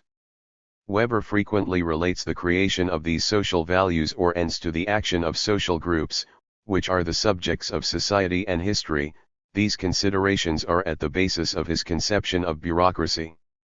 But the theory of class consciousness of Lukács, whose explicit links with Weber are well known, looks like an attempt at a heavy-handed Marxization of Weber. It presupposes an expressive totality 8 within which there is simply no role for a dominant factor, yet at the same time it attributes to ideology the role of dominant factor in the social whole. 9 Gramsci's historicist conception of dialectical materialism, coupled with the ambiguity of his formulations, has led several theorists to reduce his analyses of class hegemony to the Lukácsian problematic. 10 On such an interpretation, a hegemonic class becomes the class subject of history which, through its worldview, manages to permeate a social formation with its unity and to lead, rather than dominate, by bringing about the active consent of the dominated classes. This interpretation of Gramsci is, for example, very clear in the Marxist school of New Left review, which I have had the occasion to criticize elsewhere. 11 It appears in embryo in the following definition of hegemonic class by Perry Anderson, one of the most important representatives of this school. If a hegemonic class can be defined as one which imposes its own ends and its own vision on society as a whole, a corporate class is conversely one which pursues its own ends within a social totality, whose global determination lies outside it. 12 It is clear that the unity of a social formation, the social totality, is here related to a hegemonic class. Its hegemony would consist in constituting a worldview which would establish that class as the unifying principle of a determinate formation. A hegemonic class seeks to transform society in its own image, inventing afresh its economic system, its political institutions, its cultural values, its whole mode of insertion into the world. 13. Moreover, Gramsci undeniably lays himself open to a misinterpretation of his analyses of historical materialism, particularly of his analyses of political domination, i.e. hegemonic class domination, because of his historicist conception of dialectical materialism. This historicism becomes clear in his treatment of the status of ideology, in Gramsci's concept of the historical block. This concept allows Gramsci to think the unity of theory and practice, the unity of ideology encompassing science and structure, i.e. the unity of a social formation in its ensemble at a historically determined instant. But this unity is precisely the expressive totality of the historicist type, which conflates the ideological and theoretical instances in the ensemble of the social structure. The analysis of these propositions tends to reinforce the conception of historical block in which precisely material forces are the content and ideologies are the form, though this distinction between form and content has purely didactic value. 14 In this context, the historical block is merely the theoretical formulation of the Hegelian historical present, the co-presence of instances in the expressive totality of linear becoming, with ideology conceived as the mere expression of history. This role of central principle of unity of a formation attributed to ideology/worldview is also manifest in the somewhat ambiguous metaphor, in Gramsci's context of ideology as the cement of a formation. This problem is that of preserving the ideological unity of the entire social block which that ideology serves to cement and to unify, or again, one might say ideology here, but on condition that the word is used in its highest sense of a conception of the world that is implicitly manifest in art, in law, in economic activity and in all manifestations of individual and collective life. 15. However, it is also true that we find several theoretical breaks in Gramsci's work, particularly in his analyses of dialectical and historical materialism. A symptomal reading of Gramsci, which is outside the scope of this work, would certainly reveal the scientific and original features contained in his conception of ideology. We may simply mention two of them here. A. Gramsci's metaphor of ideology as the cement of a society poses the major problem of the relation between the dominant ideology and the unity of a social formation in an original manner. B. In the history of Marxist thought, Gramsci is the first to break with the conception of ideology as a conceptual system, in the strict sense of these two terms: dominant ideology, dominant class, and social formation. How can the Lukácsian problematic explain the Marxist tenet that the dominant ideology in a social formation is generally that of the dominant class? In other words, how does it explain the fact that the dominant ideology, possessing a unity of its own and thus reflecting in a relatively coherent universe the ensemble of the social formation which it permeates, is that of the dominant class? This is, in fact, three series of questions concerning the relation between the dominant ideology and the unity of a social formation. One concerning that specific unity and relative coherence belonging to the ideological universe, i.e. to a formation's dominant ideology considered as a regional structure of instances.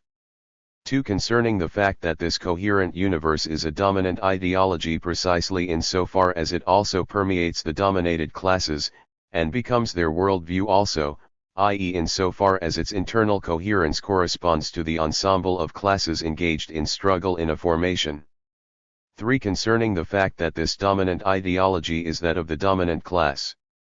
It is useful to separate these three series of questions since their Lukácsian explanation depends precisely on conflating them, by reference to the generic principle of the class subject of society and history.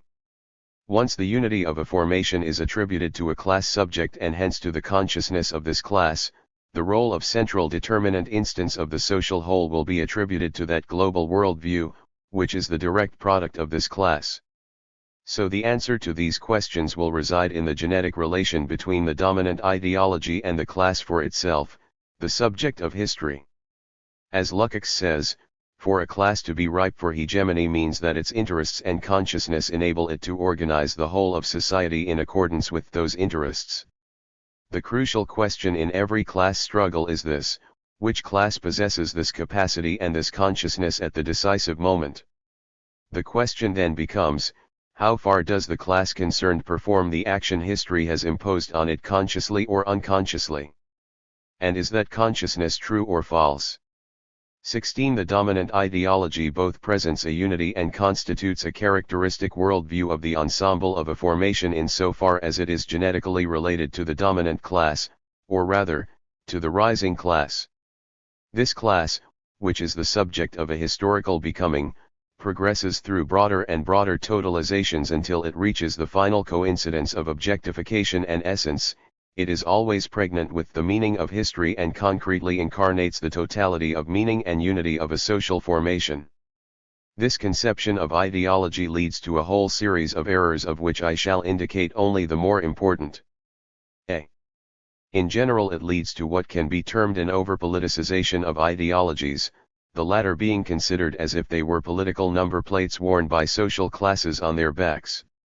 The ideological structure is reduced to the political organization of a class, and this political organization is constituted by its own worldview which establishes it as a class for itself, the subject of history. In this way, political class consciousness is identified with the function performed by the worldview. Consequently, no specific autonomy can be attributed to the ideological instance. In particular, it is impossible in this conception to decipher the concrete relation between the dominant ideology and the politically dominant class or fraction. It leads to errors when we try to locate precisely the dominant class or fraction in a historically determined situation.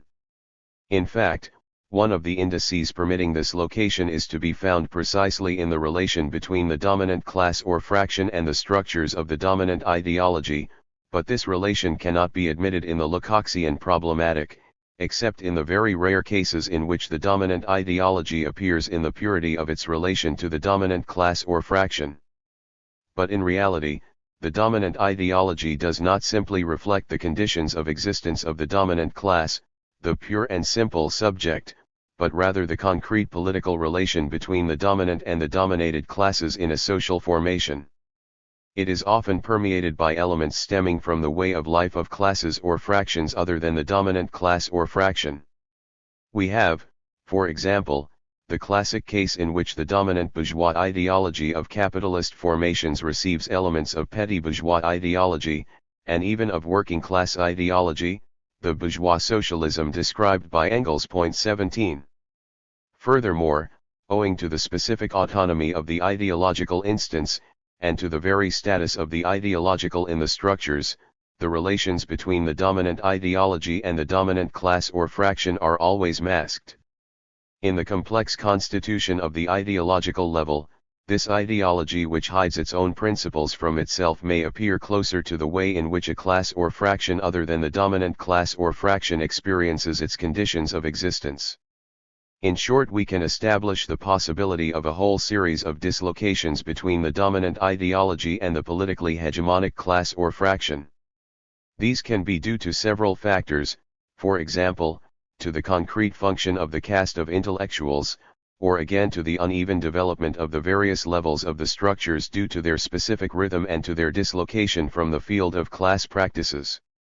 For example, a dominant ideology profoundly impregnated by the way of life of a class or fraction can continue to remain the dominant ideology even if this class or fraction is no longer dominant. In the latter case, the ideology is not a mere survival but is subject to a whole series of modifications with regard to its concrete political functioning. We can decipher these, however, only on condition that we break with the historicist problematic of ideology. The typical example of this case is Britain, where the displacement of the index of political dominance from the aristocracy to the bourgeoisie is characterized by the permanence of a dominant, though modified, aristocratic ideology. The Lecoqian problematic will mask the way in which this index has changed, since from the permanence of aristocratic ideology it will deduce the continuity of the domination of the feudal class. Point 18. In short, this problematic cannot establish an adequate relation between the series of questions indicated above. It only poses the question of the relation between the dominant ideology and the politically dominant class. b. Moreover, it can lead to errors on the question of the relations between the dominant ideology and the dominated classes. This is demonstrated by one of Gramsci's own theses, in which he incorrectly extends the concept of hegemony to the strategy of the working class. Though this thesis may appear to contradict the explicit conclusions of this problematic, it does however stem from the same theoretical principles and has to a large extent contributed to the falsification of the scientific content of the concept of hegemony, in the sense that hegemony is no longer considered as a type of class domination. Gramsci introduces a theoretical break between hegemony and domination. According to him, a class can and must become the leading 19 class before it becomes a politically dominant class, and it can win hegemony before the conquest of political power. In this context, the concept of hegemony effectively indicates the fact that a class imposes its own worldview on a formation and so gains ideological domination before the conquest of political power. But Gramsci applied this theoretical analysis to working class strategy in opposition to Leninist theses. On many occasions Lenin insisted on the fact that in the case of a concrete conjuncture of transition from capitalism to socialism, the working class cannot gain ideological domination before conquering political power. This analysis is at the root of Lenin's texts on the necessity of the ideological organization of the working class by its party. Gramsci's thesis is on the face of it opposed to the Lecoqian problematic insofar as it advocates a dislocation between the dominant ideology and the politically dominant class. Nevertheless, it flows from the same principles. The problem of the political organization of a class is apparently related to the elaboration of a worldview which it imposes on the ensemble of society. In this case it is, however, impossible for a class not only to be politically dominant but even to have a strictly political organization without having gained the position of dominant ideology, since its ideological organization coincides with its emergence as class subject of society and of history. Here we recognize Lukács's analyses of the proletariat's class consciousness, modeled on the general theme of the rising class, the bearer of the meaning of history. It is in this light that we can see in Gramsci's thesis the logical consequence of the Lecoqian thesis. Gramsci's dislocation between the ideologically dominant class and the politically dominant class, i.e. the historical dislocation between hegemony and domination, simply enables him to explain the facts by an inadequate theory, which provides an apparent contradiction to the Lecoqian conception. This also explains why Gramsci always thought that he had found this usage of the concept of hegemony in Lenin. Lenin indeed stressed the necessity for the autonomous ideological organization of the working class, but only as one of the aspects of its political organization.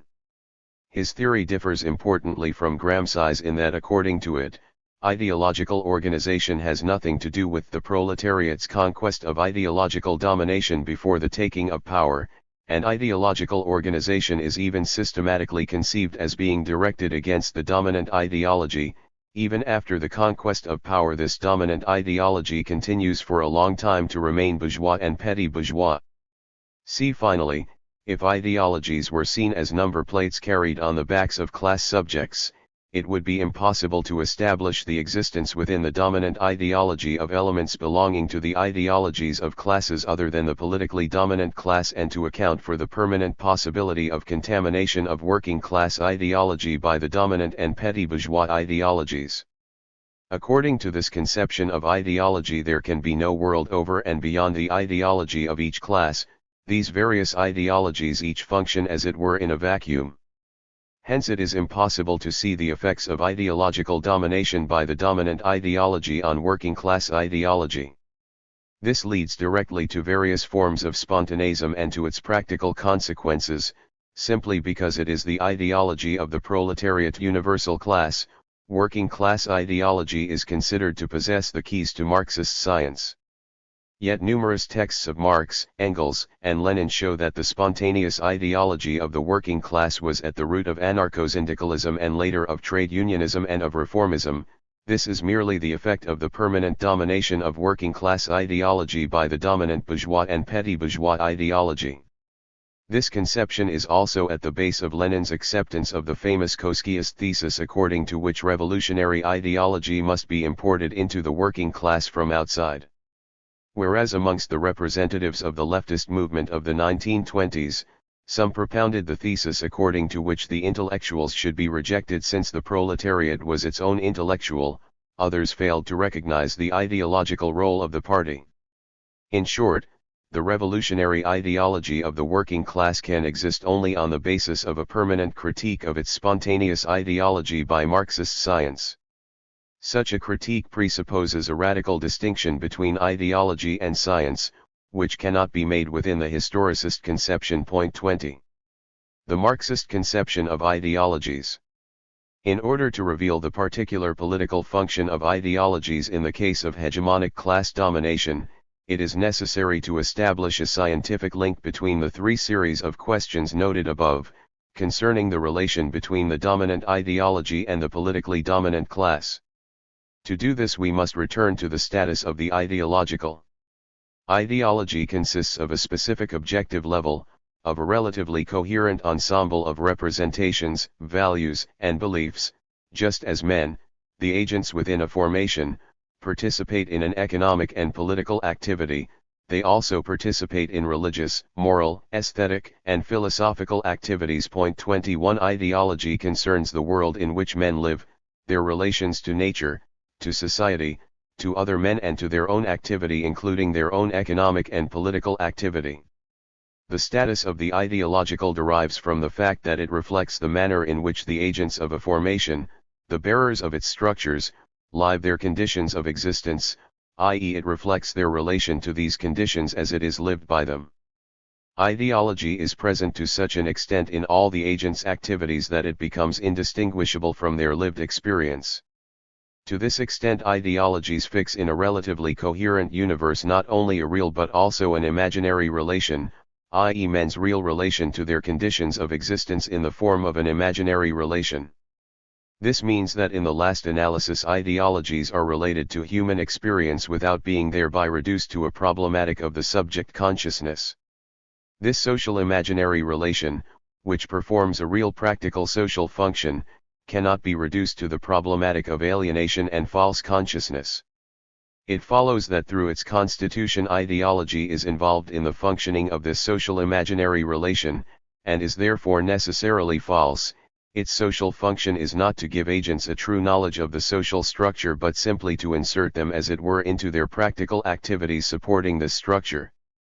Precisely because it is determined by its structure, at the level of experience the social whole remains opaque to the agents.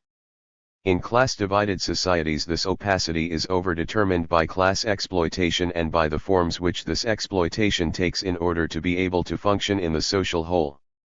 Hence, even if it includes elements of knowledge, ideology necessarily manifests an adequation/inadequation vis-a-vis the real. It was this which Marx grasped under the term inversion. It also follows that ideology is not itself visible to the agents in its internal action. Like all levels of social reality, ideology is determined by its own structure which remains opaque to the agents on the level of experience. This brings us to the problem of the specific unity of the ideological, i.e. of its structure and its relation to the dominant class. This unity of the ideological is not derived from some kind of genetic relation to a class subject and its class consciousness. It is derived fundamentally from the relation between ideology and human experience in a formation, and to the imaginary form which this relation takes on. As opposed to science, ideology has the precise function of hiding the real contradictions and of reconstituting on an imaginary level a relatively coherent discourse which serves as the horizon of agents' experience. It does this by molding their representations of their real relations and inserting these in the overall unity of the relations of a formation. This is certainly the fundamental meaning of the ambiguous metaphor of cement used by Gramsci to designate the social function of ideology. Ideology, which slides into every level of the social structure, has the particular function of cohesion. It fulfills this function by establishing at the level of agents' experience relations which are obvious but false, and which allow their practical activities to function within the unity of a formation. Consequently, this coherence specific to the ideological differs from that of science precisely because of their different social functions. As opposed to the scientific notion of system, ideology refuses to allow a contradiction within it, but attempts to resolve any contradiction by excluding it. Point 22. In other words, the structures of ideological and scientific discourse are fundamentally different. In this sense, if we abandon the conception of ideology as a conceptual system, we can say that it encompasses what is often described as the culture of a formation, provided, of course, that we do not fall into the mistake of ethnological culturalism, which generally uses this term to cover a social formation in its ensemble. Point 23. As Gramsci clearly realized, ideology encompasses not merely scattered elements of knowledge, notions, etc., but also the whole process of symbolization, of mythical transposition, of taste, style, fashion, i.e. of the way of life in general. But the limits of this ambiguous metaphor of cement must be pointed out.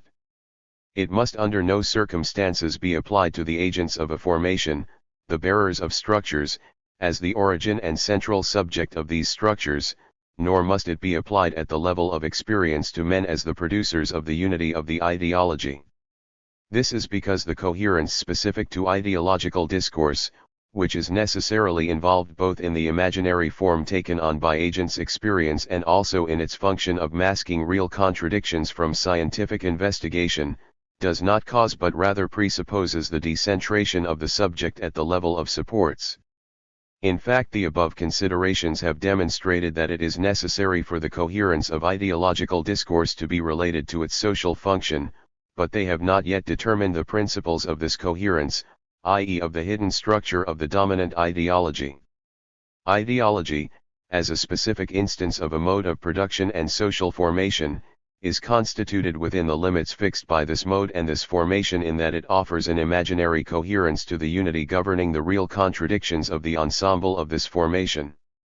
The structure of the ideological depends on the fact that it reflects the unity of a social formation.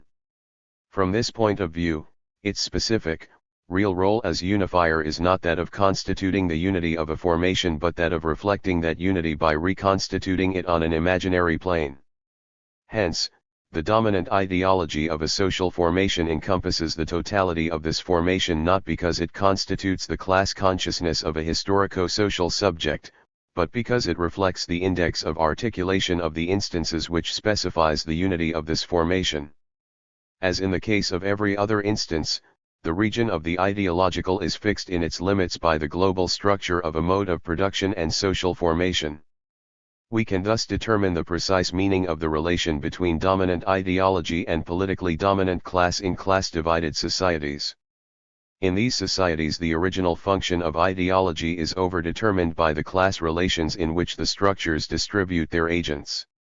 The correspondence between the dominant ideology and the politically dominant class is not due to some kind of historico-genetic relation. It is due to the fact that the ideological is constituted as regional instance within the unity of the structure, and this structure has the domination of a given class as its effect in the field of the class struggle. The dominant ideology, by assuring the practical insertion of agents in the social structure, aims at the maintenance of this structure, and this means above all class domination and exploitation. It is precisely in this way that within a social formation ideology is dominated by the ensemble of representations, values, notions, beliefs, etc. by means of which class domination is perpetuated. In other words, it is dominated by what can be called the ideology of the dominant class. In this way it can easily be understood that the structure of the dominant ideology cannot be deciphered from its relations with the class consciousness/worldview, considered in a vacuum, but from the starting point of the field of the class struggle, i.e. from the concrete relation between the various classes in struggle, the relation within which class domination functions. Hence we can understand not only why the dominated classes necessarily experience their relation to their conditions of existence within the discourse of the dominant ideology, but also why this discourse often presents elements borrowed from ways of life other than that of the dominant class. Lenin points this out in an enlightening way. The elements of democratic and socialist culture are present, if only in a rudimentary form, in every national culture. But every nation also possesses a bourgeois culture, in the form, not merely of elements but of the dominant culture 24. The dominant ideology contains features from ideologies other than that of the dominant class, incorporated as elements in its own structure, but we also find in capitalist formations true ideological subensembles which function with a relative autonomy vis-a-vis the dominant ideology within a formation, e.g. feudal and petty bourgeois sub-ensembles. These sub-ensembles are dominated by the ideologies of the corresponding classes, feudal, petty bourgeois, but only to the extent that these ideologies which dominate the ideological sub-ensembles are themselves dominated by the dominant ideology. We shall see below the form in which this happens. Furthermore, these ideological sub-ensembles themselves contain elements stemming from ideologies other than those which dominate them, or other than the dominant ideology of a formation. This is characteristically the case in the recurring relations between the ideologies of the petty bourgeoisie and the working class. Bourgeois political ideology and the class struggle. Before a further examination of political ideologies in capitalist formations, it is necessary to point out one more important fact. Ideology itself is divided into various regions which can be characterized, for example, as moral, juridical and political, aesthetic, religious, economic, philosophical ideologies. Without going more deeply into this problem, it must also be said that in the dominant ideology of a social formation it is generally possible to decipher the dominance of one region of ideology over the others. This dominance is itself very complex and is manifested in the fact that the other regions of the ideology function by borrowing from the dominant region the notions and representations peculiar to that region. It can even be seen in the fact that the first steps of science are based on such borrowings. It is not accidental that one ideological region dominates the others within the limits of the dominant ideology. The specific coherence of the dominant ideology, which from this point of view is guaranteed by the domination of one ideological region over the others, results from the fact that it reflects the unity of the structure, i.e. its index of dominance and overdetermination, with the characteristic ideological effects of inversion and masking. It could be said that the role of ideology here is not simply that of hiding the economic level which is always determinant, but that of hiding the level which has the dominant role and hiding the very fact of its dominance. The dominant region of ideology is precisely that one which for various reasons best fulfills this particular function of masking. I shall briefly illustrate this. In a feudal formation the dominant role often falls to the political, but the dominant region of the ideological is not the juridico-political ideology but the religious ideology. Furthermore, as Marx stressed, the dominant role is often held by the ideological level itself. It could doubtless be shown that the religious ideology is precisely that region of ideology which, because of its specific structure, is best suited to mask the dominant role of the ideological itself, i.e. the direct class function specific to the ideological. The particularly mythical, obscurantist and mystifying function which the medieval Catholic religious ideology took on was due to a large extent to the fact that it often held the dominant role and that it had to hide its true function from itself. In the CMP and in a capitalist formation, where the economic generally plays the dominant role, we see the dominance of the juridico-political region in the ideological. But in particular at the stage of state monopoly capitalism, in which the dominant role is held by the political, it is the economic ideology which tends to become the dominant region of the dominant ideology. In short, everything takes place as if the center of the dominant ideology is never in the place where real knowledge is to be sought, as if it carried out its masking role by altering the position, i.e. by deforming the object, of science. Before seeking the reasons why the juridico-political ideology is best suited to fulfill the role of masking the dominance of the economic in the CMP and the capitalist formation, we should provide some examples which demonstrate the dominance of this region. Let us first consider its direct dominance, the dominant form under which the bourgeois class experienced its first protests against the feudal order and experienced its subsequent conditions of existence, and which has permeated the ensemble of capitalist formations is the form of juridico-political discourse. Liberty, equality, rights, duties, the rule of the law, the legal state, the nation, individuals/persons, the general will, in short all the catchwords under which bourgeois class exploitation entered and ruled in history were directly borrowed from the juridico-political sense of these notions, as formulated for the first time by medieval legal theorists of the social contract in the Italian universities. There is no better analysis of this dominance of the juridico-political in capitalist ideology than Max Weber's. He also showed how it was related to the formation of a caste of legal specialists. We can sum up as follows: in Western Europe the dominant ideology of the slave class was moral and philosophical, that of the feudal class was religious, and that of the bourgeois class juridico-political. It is not accidental that Marx, Engels, and Lenin studied this ideological region as the focal point and privileged object of their critiques.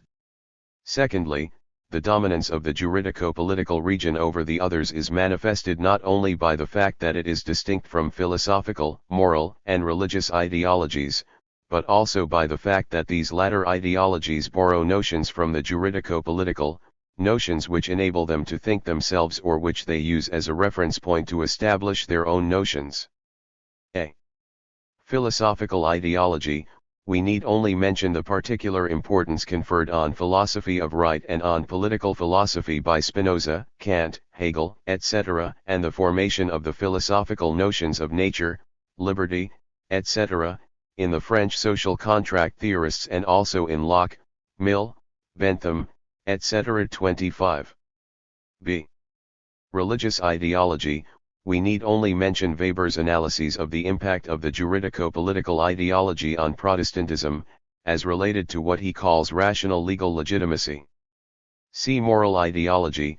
We need only mention how the domination of the juridico-political ideology transformed the notions of individual and person, of right and duty, of virtue and of love, which it turned into a true contract of mutual recognition. In this case the moral is not simply subordinated to the political, but above all moral notions are constituted from a point of reference provided by the political. But furthermore, when a science is constituted, Its notions are often formulated in or strongly influenced by the juridico-political ideology, such as the modern notion of law as found in Montesquieu. The classical case of this is economic science, in which Marx criticizes the very name of political economy. Finally, the privileged discourse within which the dominated classes spontaneously live their revolt against the bourgeois class is dominated by the juridico-political region of the dominant ideology, social justice, equality, etc. 26. These examples are intentionally simple and very schematic. By means of them I claim to do no more than indicate the problem. On the other hand, I shall dwell at greater length on the reasons for the dominance of the juridico-political region in the dominant ideology, linking that problem directly to the problem of its particular mode of functioning within the framework of hegemonic class domination. It is apparent that the juridico-political ideology is the dominant region in bourgeois ideology because it is in the best position to fulfill the particular role of ideology in the CMP and in a capitalist formation. This is also closely linked to the specific role played by the real juridico-political level, i.e. the state and law. The cement of ideology permeates every layer of the social structure, including economic and political practice. It has been seen above that in the CMP and in a capitalist formation, ideology manifests itself vis-a-vis economic practice in a particular effect, namely the effect of isolation. This effect of isolation can also be seen in the impact of the juridico-political level on socio-economic relations. In its various aspects, this effect of isolation is an indispensable condition for the existence and functioning of the CMP and of a capitalist formation. This is the real meaning of Marx's analyses of capitalist fetishism, as distinct from simple market fetishism, in the pure CMP.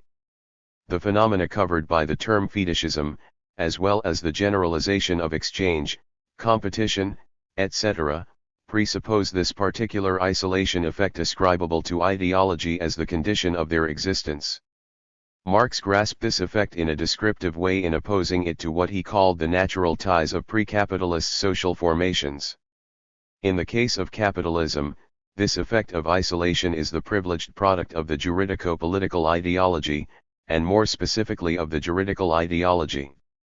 We could say that if the sacred and religious bind together, the first step of the juridico-political ideology is to separate and untie the agents from natural ties.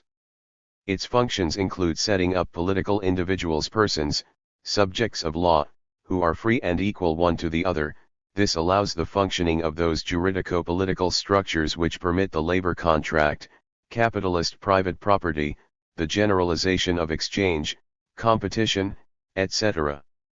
Alongside this, in the various forms which it takes on in economic reality and by its retroactive effects on the ideological, this effect of isolation is the very basis which masks from the agents the real structures of the economic, its dominance in the CMP, class structures, etc. This is in fact the meaning of Marx's analyses of fetishism, of the role of competition in class relations, of the impact of ideology on classical political economy, etc. However, this is only one aspect of ideology's function in a capitalist formation. Although it plays the role of cohesion and liaison which belongs to ideology in general, it also in the capitalist formation has a particularly important role at the level of the agents. This importance is due primarily to the specific autonomy of the instances in a CMP and in a capitalist formation, reflected in a specific autonomy of the economic, political, and ideological practices. It is also due to the effect of isolation produced by the ideological and to the cohesive role accruing to it from this isolation which, since the juridico-political level plays a part in it, is largely its own effect. The political role of the dominant bourgeois ideology, dominated by the juridico-political region, is to attempt to impose upon the ensemble of society a way of life through which the state can be experienced as representing society's general interest, and as the guardian of the universal vis-a-vis private individuals. These latter are a creation of the dominant ideology, which presents them as unified by an equal and free participation in the national community, under the protection of the dominant classes who are held to embody the popular will. One of the particular characteristics of dominant bourgeois ideology is, in fact, that it conceals class exploitation in a specific manner, to the extent that all trace of class domination is systematically absent from its language. It is true that its very status forbids any ideology to present itself as the ideology of class domination. However, in pre-capitalist ideologies, class operations are always present in their principles, although they are justified as natural or sacred.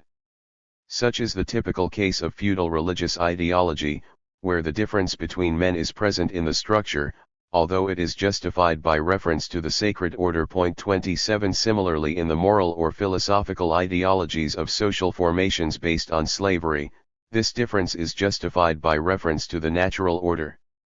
On the other hand, the dominance of the juridico-political region in the dominant bourgeois ideology corresponds precisely to this particular masking of class domination.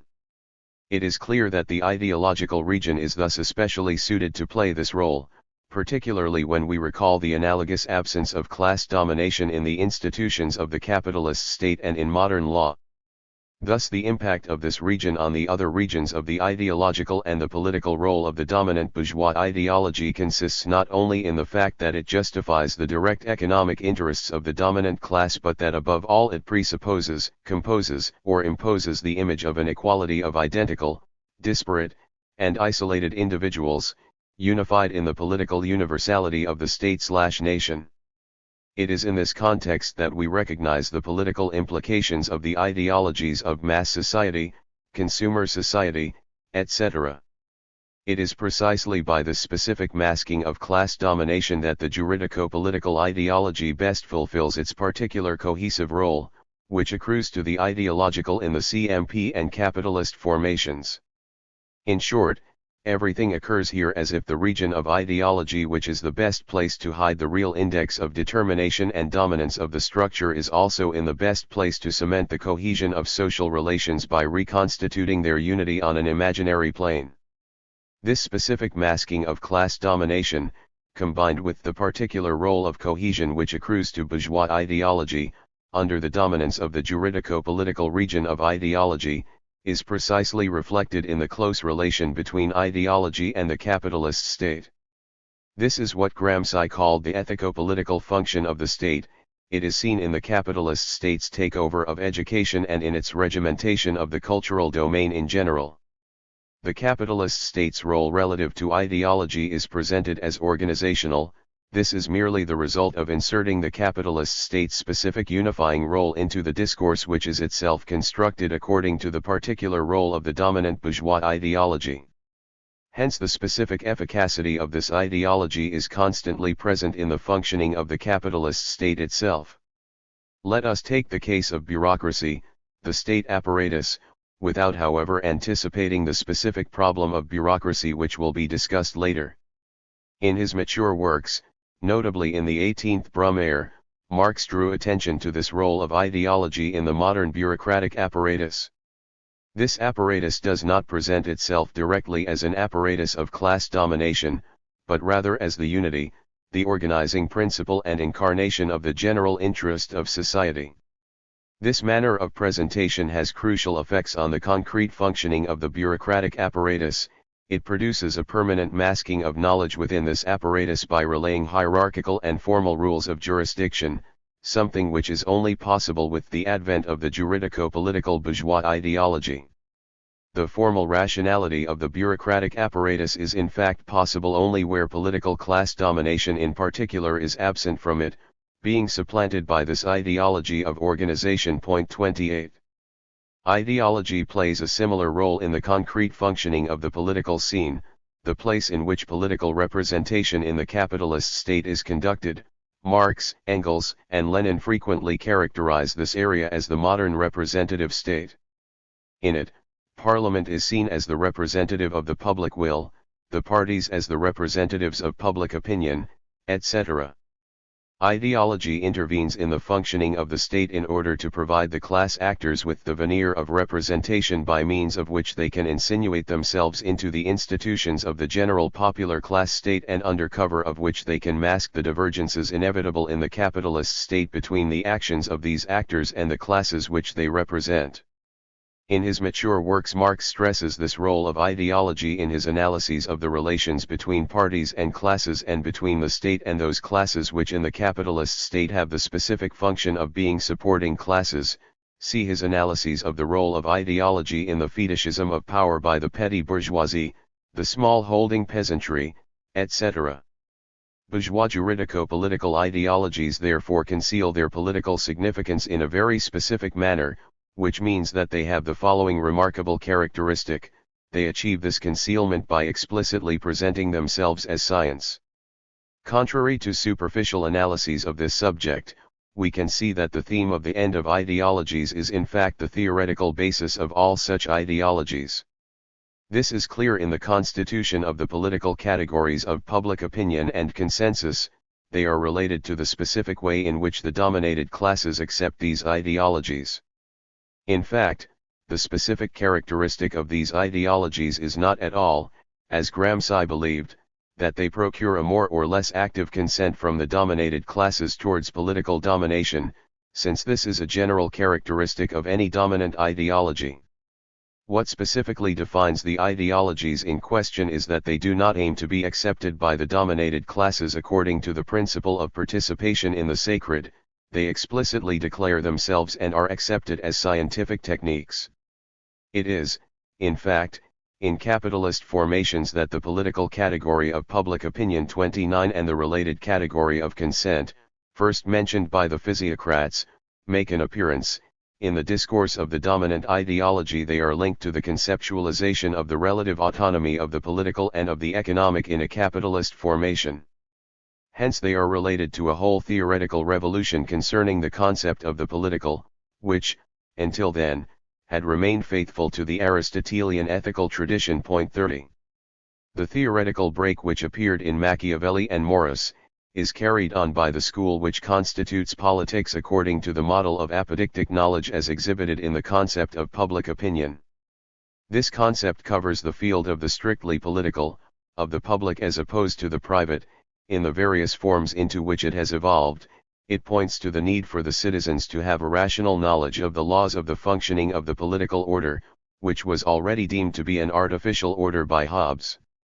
The knowledge in question is knowledge of the conditions of their specific practice, which is henceforth seen as strictly political practice. Political ideology, in the form of public opinion, presents itself as a body of practical rules, as technical knowledge, as the citizen's enlightened consciousness of a specific practice, as the reason of this practice. This is the underlying conception of the whole series of political liberties, of the freedom of speech, freedom of the press, etc. Public opinion, which is a necessary factor in the functioning of the capitalist state and which is the modern form of political consent, cannot in fact function unless it manages to present itself and to be accepted in terms of rational scientific technique, i.e. insofar as it sets itself up in its principles in opposition to that which it designates and marks out as utopian. 31 It thus designates as utopian any representation in which the class struggle is present in any form whatsoever. We can also clearly locate in the same theoretical line those contemporary ideologies of mass society, of communication techniques, etc. which have created the ideological myth of the end of ideologies, the term ideology here being identified with utopia. In fact, in its political functioning, bourgeois ideology has always presented itself as a scientific technique. It has done this by defining science by reference to a beyond which it has termed utopian. The particular function of bourgeois ideology dominated by the juridico-political region, can also account for what has wrongly been called its totalitarian nature.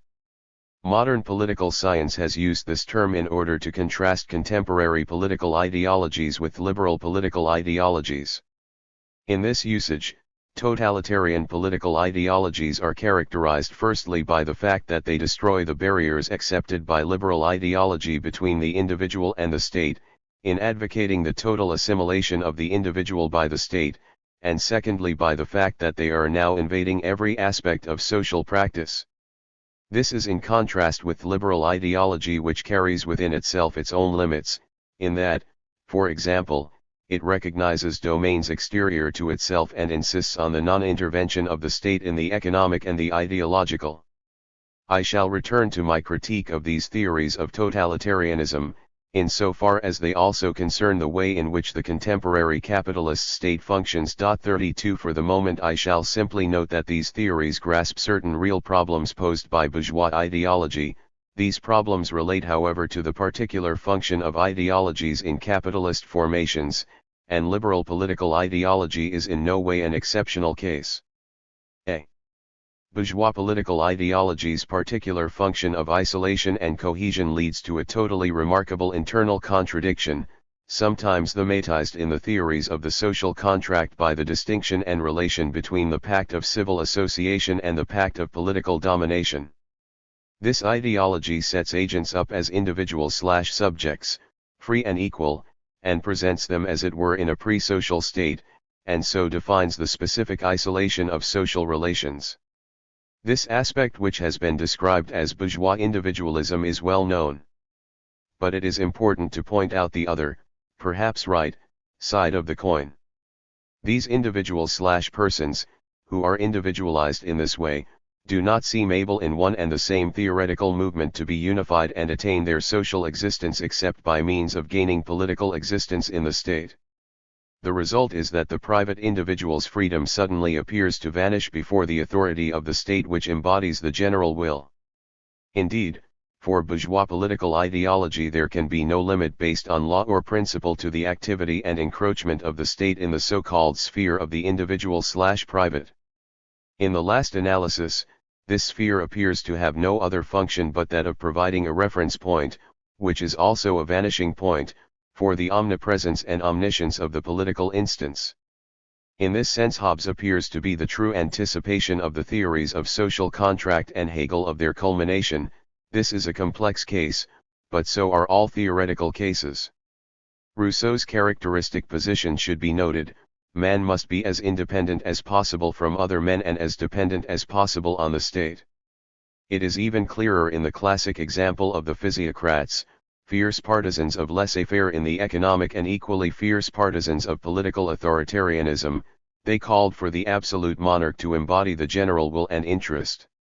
All this is also characteristic of liberal political ideology. 33 The best example is the clear but often misunderstood influence of Hobbes on Locke and on the classical British liberal political school of utilitarianism, on Bentham, on Mill and, above all, on Stuart Mill. In short, to use two equally ideological terms, the individualism of bourgeois political ideology inevitably goes hand in hand with its totalitarianism. 34 We are concerned with the contradiction specific to the very type of bourgeois political ideology, the contradiction which stems from the particular character of the function which it performs. In fact, this juridico-political ideology operates as if in one stroke it has both founded that specific isolation which is individualization, and has also gained the means of maintaining its specific cohesion, thanks to the role it attributes to the political instance. b. Bourgeois juridico-political ideology does not carry in its own structures limits to the intervention of the political instance in the economic or ideological, based on principle or right. This is the point being made when it is said that this ideology fundamentally recognizes only one plane of existence, the political plane, that it extends the domain of the political to encompass the whole of human life, that it believes that all thoughts and actions have a political significance and that consequently they fall within the sphere of political action. What is exactly correct in this statement is that bourgeois political ideology, the dominant region of the dominant ideology, does not recognize worlds which are by right outside the intervention of the political. This, mutatis mutandis, was not at all the case for the moral and philosophical ideology of slave society nor with the religious ideology of feudalism. We need only consider that advocacy of state interventions in the economic not only by the theorists of the French Revolution, but also by the classical liberal theorists, from Locke to the utilitarians. This aspect of bourgeois juridico-political ideology in fact concerns the particular role of agent of unity devolving on the capitalist state, a role which here is invested in the discourse of the dominant ideology.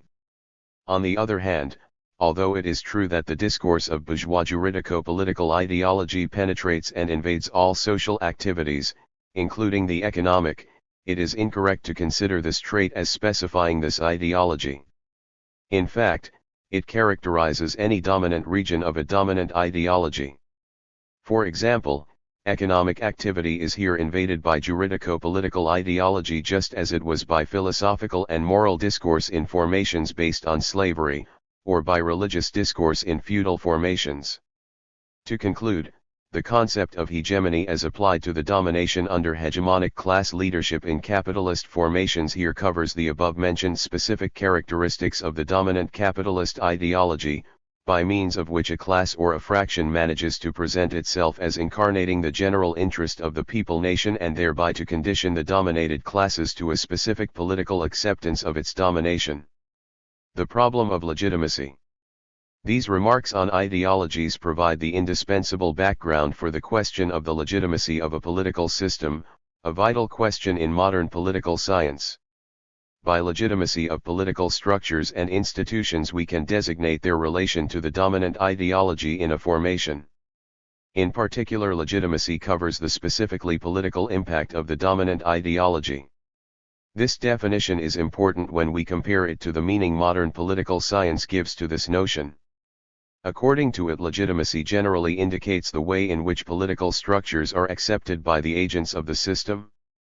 After Max Weber, this notion was however incorporated into the functionalist problematic, which is wedded to the conception of the historical subject and so discovers in the ideological language of a formation the aims or ends of the practice of the social actors. In this context, the ideological is given the sense and the theoretical function of the central instance of a social system. This is the conception of anthropological culturalism. Normative political models establish the framework for integration which specifies the expressive and circular form of the relations between the elements of a system, in the functionalist sense of the term. The legitimacy of political structures thus signifies their integration into the functionality of the system governed by its social ends, aims and values. It indicates their acceptance by the actors, integrated by means of this acceptance, into a social ensemble. 35 In the case where the political structures do not coincide with the normative models of a society, they are conceived as being dysfunctional, i.e. as constituting a badly integrated ensemble which specifies their illegitimacy. 36 Then, by applying the general functionalist conception of the political system as the central integrating factor of a social system, the political system can be specified as the authoritarian distribution of values for the social ensemble, and the study of the political can be seen as the study of a process of legitimization of the relations of a social system. 37 I shall not go into a detailed analysis of the consequences of this theory. I shall point out only the more important ones which, incidentally, are often identical to those which stem from the historicist conception of ideologies. A. An overestimation of the ideological, in particular of the proper function of legitimacy. The dislocation between the political structures and the dominant ideology is not given a scientific status but is apprehended under the category of the dysfunctional, which is evidently meaningless in the theoretical context of functionalism. 38 However, this dislocation is perfectly well explicable by Marxist theory, the theory of a unity comprising levels which are dislocated up to the point of rupture. That is because, this dislocation between the ideological and the political does not necessarily reflect a dislocation between the political and the economic or, in its complexity, a situation of rupture of the ensemble of the formation, and because the state apparatus of force and repression operates. B. From this conception there follows a typology of political structures based principally on the types of legitimacy, a non-operational typology of these types. This was already the case with Weber's types of authority. C. It makes it impossible to conceive in a rigorous manner, the coexistence within a formation of several types of legitimacy and the participation of various concrete institutional structures characterized by such different types of legitimacy. After saying this, it still remains true that the differentiation of political structures and institutions according to types of legitimacy is brought out in Marxist theory, by reference to the relations between the political and the dominant ideology. It is in fact correct to say that as a general rule political domination corresponds to a particular mode of acceptance and consent from the unity of a formation, including the dominated classes. This is clearly demonstrated by the relations indicated above between the dominant ideology and the unity of a formation. This does not, of course, mean that these classes are in some way integrated in this formation, that there is no class struggle. This fact is related to the very status of the ideological and to the complex form in which the dominant ideology dominates the ideological sub-ensembles within a formation. The dominance of this ideology is shown by the fact that the dominated classes live their conditions of political existence through the forms of dominant political discourse. This means that often they live even their revolt against the domination of the system within the frame of reference of the dominant legitimacy. These remarks are of great importance since they not only indicate the possibility of a lack of a class consciousness in the dominated classes, but they imply even that these classes' own political ideology is often modeled on the discourse of the dominant legitimacy. This domination of the dominant ideology may present itself in various forms. 39 Often it does not show itself simply by imposing the very content of its discourse upon the dominated classes, rather it is that this dominant discourse appears to these classes as a counterpoint, as something which by its absence defines the difference between their ideology and the dominant ideology. For example, the attitude of the dominated classes towards political democracy often takes the form of a demand opposed to other forms of political democracy. This is still a way of participating in the dominant legitimacy, which in this case is dominant precisely in that it constitutes a referential model for opposing it. In other cases the opposition sometimes manifests itself simply in a different manner of conduct vis-a-vis the signs and symbols imposed by the dominant legitimacy. Thus it is not at all surprising that in the working class we can sometimes observe not merely a classical reformist ideology which openly accepts the dominant legitimacy, but even the coexistence of a strongly articulated revolutionary ideology with an ideology subject to the basic frameworks of the dominant legitimacy. Besides, it should be unnecessary to stress that even when the revolutionary ideology of the working class extends to those classes which are sometimes supports of the state, it is received only in a complex relation to the dominant ideology. Hence we can see that, just as in a concrete formation the structures of the state, under the dominance of one type of state, present structures depending on other types, these structures often, under the dominance of one type of legitimacy, participate in different types of legitimacy. 40 They participate for instance in ideologies which were previously dominant and corresponding to classes which are no longer politically dominant. For example, feudal legitimacy has not only often characterized feudal structures coexisting in capitalist states but even structures typical of capitalist states. This is the case with the modern executive body which frequently participates in monarchical legitimacy. In a concrete state, the relation of coexistence of structures depending on several types and of legitimacies depending on several types engenders a whole complex series of combinations of their relations. Lastly, in dealing with the concrete capitalist state we should not underestimate the existence of legitimacies which depend mainly on particular class ideologies such as those of the petty bourgeoisie or the small holding peasantry. This analysis could undoubtedly be extended. However, the above remarks on bourgeois political ideologies which correspond to a domination with hegemonic class leadership are sufficient to pinpoint what may be described as the bourgeois type of legitimacy, characteristic of the CMP and of a formation dominated by this mode. I shall simply have to return to the question of the distinction between the various forms of this type of legitimacy according to the forms of the capitalist type of state. 3. The capitalist state and force. The particular place and function of the capitalist state also allow us to determine the way in which force, repression, or violence function in the framework of this state. The state can in no way be reduced to a mere apparatus or instrument of force in the hands of the dominant class.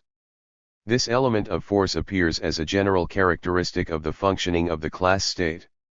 It is, however, unnecessary to insist on the fact that the institutions of class domination, far from being derived from any kind of psychosocial relation of force, are in fact what assign to this repressive force its concrete functioning in a determinate formation. What is to be understood by repressive force and violence, which are vague notions and useless until they are made specific? The term force in fact covers the functioning of certain institutions of organized physical repression, such as the army, the police, the penitentiary system, etc. This repression is socially organized and is one characteristic of all power relations. Thus the notion of force cannot be theoretically isolated from power relations, nor can it be extended to represent in a general way the positions of domination and subordination occupied by social classes in the relations of class domination. It is important therefore to grasp the concrete way in which organized physical repression functions in the case of the state corresponding to a hegemonic class domination. Gramsci pointed out this problem when he characterized this way of functioning as consent reinforced by coercion, seeing hegemony as a complement to state force, given that he wrongly included state structures in his concept of hegemony. These remarks indicate a question, but are far from providing an answer, since in fact, this consent reinforced by coercion is a general characteristic of power relations. Because of the state's position in a formation, the political relations of domination present an aspect of legitimacy, which is precisely what allows the functioning of organized physical repression. What is often described as a police state, a term which indicates the particularly intense action of repressive institutions in certain conjunctures, does not in fact constitute a type of distinct domination corresponding to hegemonic class domination.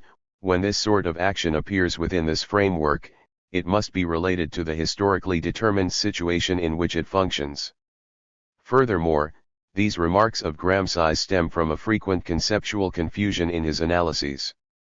In them hegemony is not even on the practical level a concept locating a specific theoretical object in its unity, but serves only to isolate the moment of consent, of intellectual and moral leadership and of organization from the moment of force and coercion, notions which remain vague and imprecise throughout his work. To grasp the relation between these two moments he uses the significant term complementarity. From this stems a confusion of the areas in which hegemony is exercised, a confusion frequently encountered in his works, according to which, force is exercised by the state in political society, hegemony in civil society by means of organizations usually considered to be private, the church, cultural institutions, etc. But the status of the distinction between hegemony and force, insofar as these cover respectively the economic and the political spheres, depends on the historicist conception of their relation. This distinction is the key to the model with which historicism apprehended the relations between the economic and the political. It saw the political as the motor, the force, of the economic laws conceived in a mechanistic fashion. In other words, politics is conceived as the motor of economic automatism, an automatism which is indicated here by the moment of consent. In fact, the scientific examination of the capitalist state can mark out the place occupied by this element of force in its form of organized physical repression. In this respect, this state's characteristic is that it holds the monopoly of organized physical repression, as opposed to other social formations in which institutions such as the church, seigneurial power, etc. have, parallel to the state, the privilege of exercising this power. Organized physical repression thus takes on a strictly political character. It becomes the exclusive prerogative of political power, and its legitimacy is henceforth derived from that of the state. It presents itself as a constitutionalized violence and is subject to the normative regulation of the state based on right. In this sense the capitalist state holds the monopoly of legitimate force, taking account of the transformations undergone by legitimacy in that state. Point 2. This concentration of force in the hands of the state hence appears to correspond to the autonomy of the instances in the CMP, the attribution of a public character to the state's political institutions, and the assigning, by the state itself, of a private character to the institutions exercising this force in other formations. The exercise of physical repression is henceforth legitimized in that it is presented as corresponding to the general interest of the nation people. Here legitimacy is related exclusively to the state. The repressive organization is deemed to be subject to the control of public opinion, and it is not accidental that the first theoretical works on police organization are those which manufacture the concept of the state based on right. Point 3. In short, in the capitalist state, organized physical repression appears naked, stripped of its extra-political justifications and also inserted in the institutions of the popular class state. 4 So the capitalist state's possession of the legitimate monopoly of organized physical repression is apparently linked to that specific autonomy of the instances characteristic of a formation dominated by the CMP, which assigns its place to the state. Further, this characteristic of the capitalist state is implied in the actual functioning of the CMP as described by Marx in Capital. I say implied because this characteristic of the capitalist state is also only sketched in implicitly. This pure mode of production can function only so long as organized physical repression is not directly organized by the agents in the domain of the social relations of production, but is left to the state. It is in this sense that we should understand Marx's analyses of the CMP, in particular the absence of violence in the economic level of this mode, and not, as is often believed, in the sense of the non-intervention of state repression in this mode's social relations of production. Such repression is in fact constantly present. It should not be confused with the state's intervention or non-intervention in the structure of the relations of production. This characteristic of the capitalist state does not itself therefore indicate any kind of lessening of repression, rather it indicates the real and important fact that in exercising the monopoly of repression, the state attempts to present itself as conforming constantly to the general interest of the people. Its repression is moreover frequently exercised within the limits of the Constitution and the law, in the modern sense of the term. For the capitalist state and the dominant classes. The power block. In its specific structure and relations with the dominant classes and fractions, the capitalist state presents a further particular feature, compared with other types of states. This is the problem of the power block. The concept of hegemony may help us to study the functioning of the political practices of the dominant classes or fractions in the power block and to locate the relations between the state and this block. In the case of this type of state, we note a specific interrelation between these classes or fractions to whose political interests the state corresponds. This fact permits us to locate the relations which hold between the forms of this type of state and the typical configuration presented by this interrelation between dominant classes and fractions in a stage of a capitalist formation. I should first of all re-emphasize that the line of political demarcation between domination and subordination cannot be marked out from the viewpoint of a dualist struggle between dominant and dominated classes, i.e. from a relation between the state and a dominant class. This is the instrumentalist and historicist conception of the state. A social formation is formed by an overlapping of several modes of production, which implies the coexistence in the field of the class struggle of several classes or fractions of classes and therefore, possibly, of several dominant classes or fractions. But this characteristic is not in itself sufficient to explain the phenomenon of the power block, which appears to be a phenomenon entirely peculiar to capitalist formations. At any rate, though this coexistence of several classes is a general characteristic of every social formation, it takes on specific forms in capitalist formations.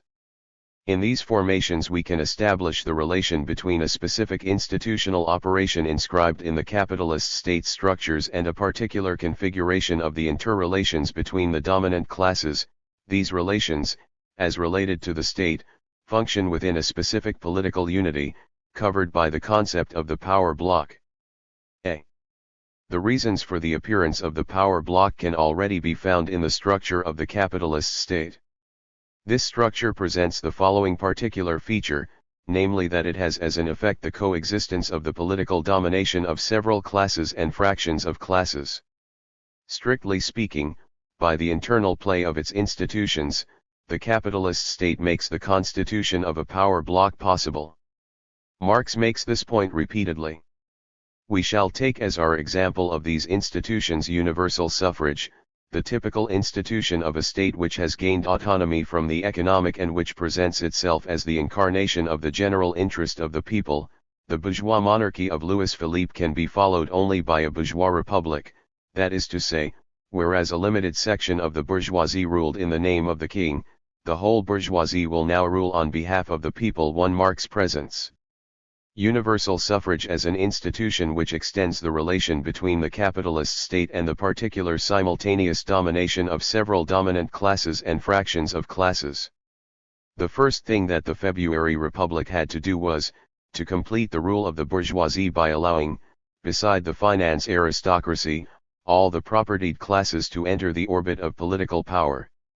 The majority of the great landowners were emancipated from the political nullity to which they had been condemned by the July monarchy. According to Marx, the function of universal suffrage is to circumscribe a particular space which he describes as the political scene, sphere, or orbit, a class's presence in the scene being separate from its participation in the power block.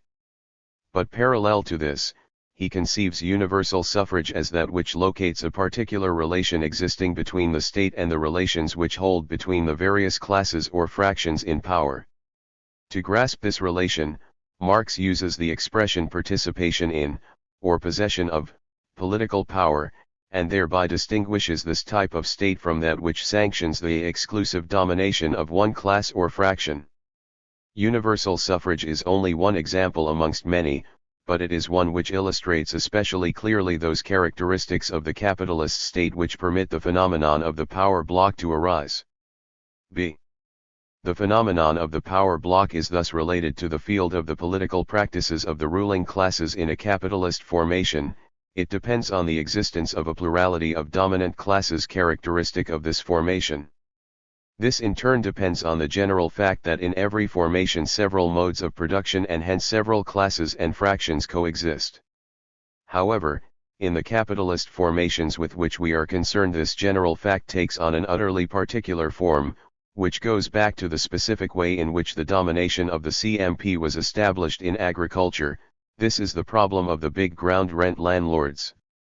In Capital, Marx sometimes sees these big landlords as a separate class belonging to the pure CMP.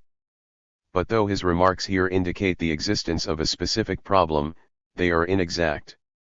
Lenin clearly showed that landed property, private ownership of land, does not belong to the relations of combination of the pure CMP.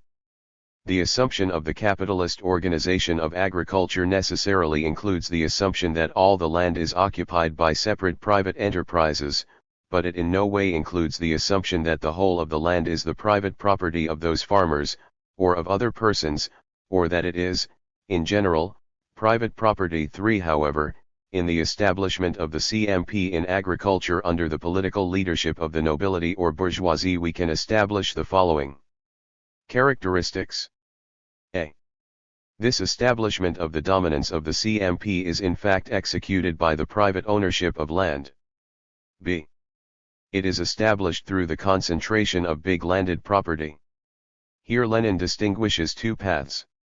In the case of a transition from feudalism to capitalism, the big landowner always intervenes at the beginning of the process of capitalization of agriculture. This is for political reasons concerning the relations in the feudal mode of production between the feudal class of landed proprietors and the bourgeoisie. In that case in which feudalism in the strict sense is absent, the American path prevails. The process is initiated by the middle and small independent landholders but leads eventually to big landed property. 4. What then is the class of big ground rent landowners which Marx incorrectly described as a distinct class of the pure CMP? In characterizing it, politico-ideological determinations are decisive. It functions as a separate class in the transition from feudalism to capitalism and belongs to the feudal mode of production as transformed by the establishment of the dominance of the CMP. This was the case with Prussia. Or else it can function as a fraction of the nobility, as, for example, Great Britain. However, at the end of the process, precisely because of the capitalization of ground rent, it is absorbed into the bourgeoisie and for a whole period forms part of this class as an autonomous fraction of it. In this case, its character as an autonomous fraction is dependent on politico-ideological factors going back to its tradition of belonging to the feudal nobility, economic factors which stem from the fact that ground rent is a particular mode of transfer of the social product and distribution of surplus value. It is this last factor which won the day, e.g. in France, where the bourgeoisie bought up big landed property and expropriated the nobility. Two principal factors led Marx to consider the big ground rent landowners to be a class of the pure CMP. The fact that the necessary transition from feudalism to capitalism was effected under the politico-ideological leadership of the nobility or the bourgeoisie by means of them, and the fact that they maintained their autonomy even after absorption into the bourgeoisie. I have already pointed out the decisive importance of the ground rent landowners as a separate class or autonomous fraction in capitalist formations. Its importance is related to the particular aspect taken on by the complex coexistence of several modes of production in a capitalist formation. It is in this way related to the plurality of dominant classes or fractions, which is a characteristic feature of the power block. This plurality corresponds to the structures of the capitalist state which allow a characteristic participation in power, either by the dominant classes of the dominated modes of production or by those fractions of the bourgeoisie whose autonomy depends on their relation to these modes. See further, in the CMP, the class of the bourgeoisie appears as constitutively divided into fractions. The problem of fractions of a class is in fact rather complicated in Marx. It is important to point out that certain fractions of the bourgeois class, such as the commercial, industrial, and financial, are not related simply to the concrete combination of the various modes of production, or to the particular effects of the political instance alone. In this latter case, the effects of the political instance may produce fractions of a class in the field of political class practice alone. For example, in the 18th Brumaire, Marx says of the Republican bourgeois fraction, "It was not a faction of the bourgeoisie held together by great common interests and marked off by specific conditions of production. It was a clique of republican-minded bourgeois, writers, lawyers, that owed its influence to the personal antipathies of the country against Louis Philippe, to memories of the old republic, but above all to French nationalism." 5. The commercial, industrial, and financial fractions are, however, related to the very constitution of capital in the process of expanded reproduction, as a relation of production. Marx, of course, does not in Capital explicitly use the term fraction to designate mercantile, industrial and financial capital. These are grasped as forms of existence, though separated, of the same capital. The existence of capital as commodity capital, forms a phase in the reproduction process of industrial capital, hence in its process of production as a whole. These are two different and separate forms of existence of the same capital. 6. Commercial capital, producing surplus value in the form of interest, thus does not constitute an autonomous form of industrial capital, producing surplus value in the form of profit. However, whether the industrial capitalist operates on his own or on borrowed capital does not alter the fact that the class of money capitalists confronts him as a special kind of capitalist, money capital as an independent kind of capital, and interest as an independent form of surplus value peculiar to this specific capital. 7. In short, this fractioning of the bourgeois class is related to the place occupied by these fractions in the process of production. The same is true of the big landowners. Once they become a fraction of the bourgeois class, what kept the two factions apart was not any so-called principles, it was their material conditions of existence, the old contrast between town and country, the rivalry between capital and landed property. 8. This presence of big landowners, the bourgeoisie, and various fractions of the bourgeois class in a formation dominated by the CMP is one of the important causes of the power block. The structures of the capitalist state and the existence of these classes and fractions, i.e. the particular participation of several classes and class fractions in political domination, enable us to discern the relations which hold between the state and the political organization of these classes and fractions in the power block. 9. Power block, hegemony, and periodization of a formation, Marx's political analyses. The concept of power block is not then introduced expressly by Marx or Engels, it indicates the particular contradictory unity of the politically dominant classes or fractions of classes as related to a particular form of the capitalist state. The power block is related to the periodization of the capitalist formation in typical stages. 10. The concept of power block covers both the concrete configuration of the unity of these classes or fractions in stages characterized by a specific mode of articulation and also a specific rhythm of the ensemble of the instances. In this sense, The concept of power block is related to the political level and covers the field of political practices, insofar as this field concentrates within itself and reflects the articulation of the ensemble of instances and levels of class struggle in a determinate stage. The function of the concept of power block is here analogous to that of the concept of the form of state in connection with the juridico-political superstructure. But this periodization is distinct from that periodization of the rhythm specific to the political level, in that the latter is particularly related to the coordinates of class representation by the political parties. Through a whole series of dislocations, this representation reflects the displacements of class contradictions, displacements which are, however, situated within the limits of the power block characteristic of a stage. Concerning the state, this second periodization is covered by the concept of form of regime. Concerning the political class struggle, it is covered by a series of concepts which indicate class relations in parties, situated in that particular space generally described by Marx as the political scene, in which the direct action of classes operates. In this space we can precisely delimit the dislocation between the field of political class practices in a form of state and the representation of classes by parties in a form of regime. Marx and Engels studied these problems in their political works. They are dealt with particularly in Marx's The Class Struggles in France and the 18th Brumaire of Louis Bonaparte. Because of the limited period considered in these works, the problems of periodization are not always clear, nor are the concepts implied in them always precise. But even so, as Lenin points out, the particular character of the period studied by Marx should not be overlooked. It presents in a concentrated way the stages of transformation of a capitalist formation. There is not the slightest doubt that these features are common to the whole of the modern evolution of all capitalist states in general. In the 3 years 1848 to 51, France displayed, in a swift, sharp, and concentrated form, the very same processes of development which are peculiar to the whole capitalist world. 11 It is in this sense that general indications can be extracted from these works, as well as some scientific concepts which, though refracted by the limited scope of their analysis, are valuable in the study of these problems. In fact, Marx's analyses of the first of these two periodizations point out the following constant element: the specific contradictory unity of several dominant classes or class fractions, a unity which corresponds to a particular form of state. But what is lacking in Marx in order to grasp this unity theoretically, are precisely the concepts of power block and of hegemony applied to this block.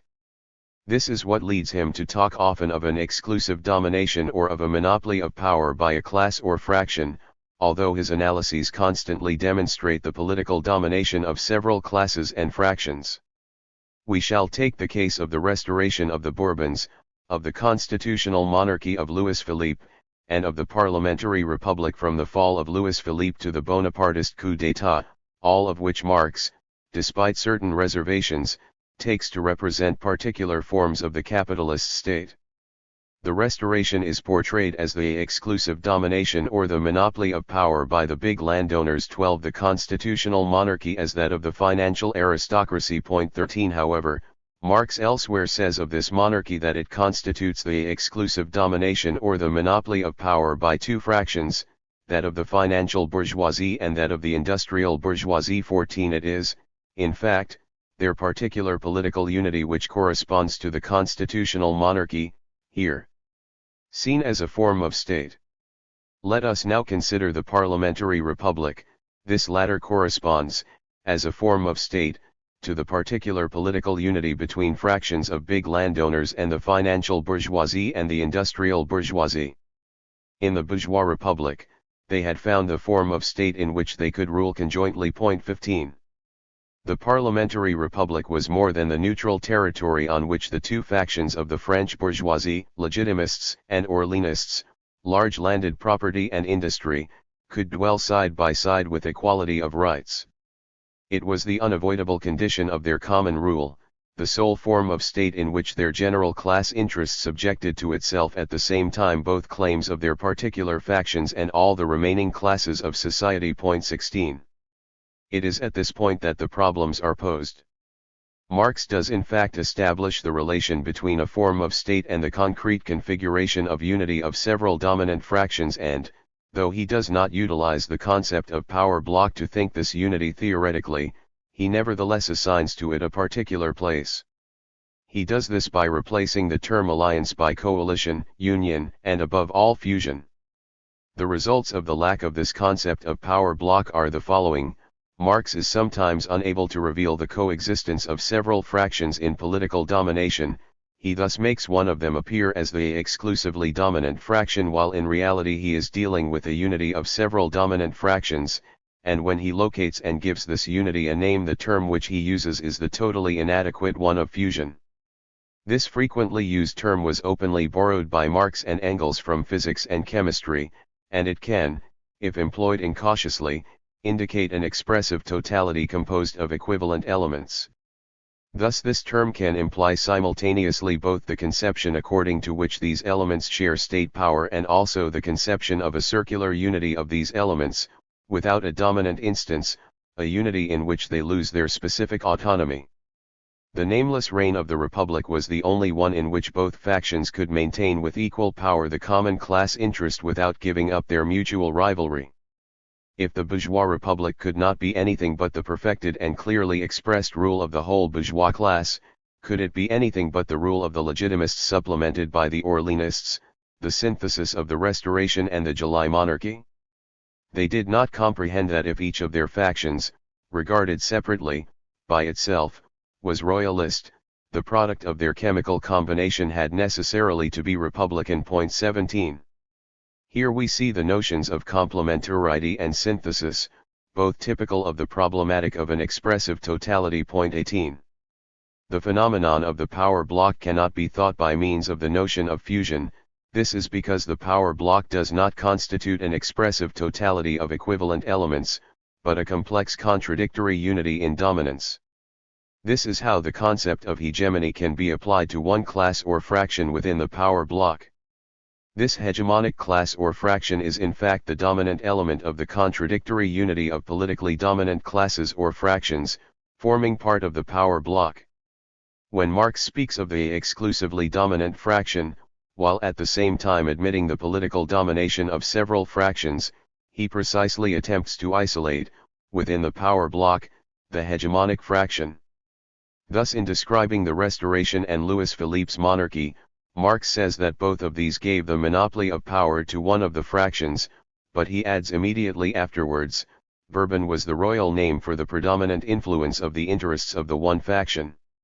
Orleans was the royal name for the predominant interests of the other faction, the nameless realm of the Republic was the only one in which both powers could maintain with equal power the common class interest. 19. In fact, both the Restoration and Louis Philippe's monarchy corresponded to a power block of the three fractions in question, the power block of the Restoration being realized under the protection of the hegemonic fraction of the financial bourgeoisie. The power block of the parliamentary republic is in this respect typical. Does it, as Marx tells us throughout his analyses, constitute a domination with equality of power, a fusion, of these fractions? Not at all. Our whole exposition has shown how the Republic, from the first day of its existence, did not overthrow, but consolidated the finance aristocracy. The question will be asked, how the coalesced bourgeoisie could bear and suffer the rule of finance, which under Louis Philippe depended on the exclusion or subordination of the remaining bourgeois factions. The answer is simple. First of all, the finance aristocracy itself forms a weighty, authoritative part of the royalist coalition, whose common governmental power is denominated Republic. 20. Here we see clearly that far from the power block of the Republic representing an equal share out of power between the fractions constituting it, it rests on the hegemony of the financial fraction. In relation to the Republican form of state, this hegemony takes on a different form from the hegemony of the same fraction in the power block of constitutional monarchy. 21. In conclusion, the power block constitutes a contradictory unity of politically dominant classes and fractions under the protection of the hegemonic fraction. The class struggle, the rivalry between the interests of these social forces, is constantly present, since these interests retain their specific character of antagonism. These are the two reasons why the notion of fusion cannot give a proper account of this unity. The hegemony of a class or fraction within this block is not accidental, it is made possible by that unity which is the particular mark of the institutionalized power of the capitalist state. As this latter unity corresponds to the particular unity of dominant classes or fractions, it precisely prevents the relations between the dominant classes or fractions from consisting of a sharing of state power, with equality of power. The relation between the capitalist state and the dominant classes or fractions pushes them towards their political unity under the protection of a hegemonic class or fraction. The hegemonic class or fraction polarizes the specific contradictory interests of the various classes or fractions in the power block by making its own economic interests into political interests and by representing the general common interest of the classes or fractions in the power block. This general interest consists of economic exploitation and political domination. In an illuminating passage on the hegemony of the financial fraction in the parliamentary republic, Marx indicates how this hegemony is constituted. In a country like France, a countless number of people from all bourgeois or semi-bourgeois classes must have an interest in the state debt, in the bourse gamblings, in finance. Do not all these interested subalterns find their natural mainstays and commanders in the faction which represents this interest in its vastest outlines, which represents it as a whole? 22. Another important fact must be pointed out. The process whereby the hegemony of a class or fraction is constituted differs according to whether this hegemony is brought to bear only on the other dominant classes or fractions or on the ensemble of a formation, including the dominated classes. This difference coincides with the line of demarcation between the places of domination and subordination occupied by the social classes of a formation. The general interest represented vis-a-vis the dominant classes by this hegemonic fraction depends in the last analysis on the place of exploitation which they hold in the process of production. The general interest represented vis-a-vis the ensemble of society by this fraction depends on the ideological function of the hegemonic fraction. We note however that the function of hegemony in the power block and the function of hegemony vis-a-vis the dominated classes are generally concentrated within the same class or fraction. This latter sets itself up in the place of hegemony in the power block, by constituting itself politically as the hegemonic class or fraction of the ensemble of society.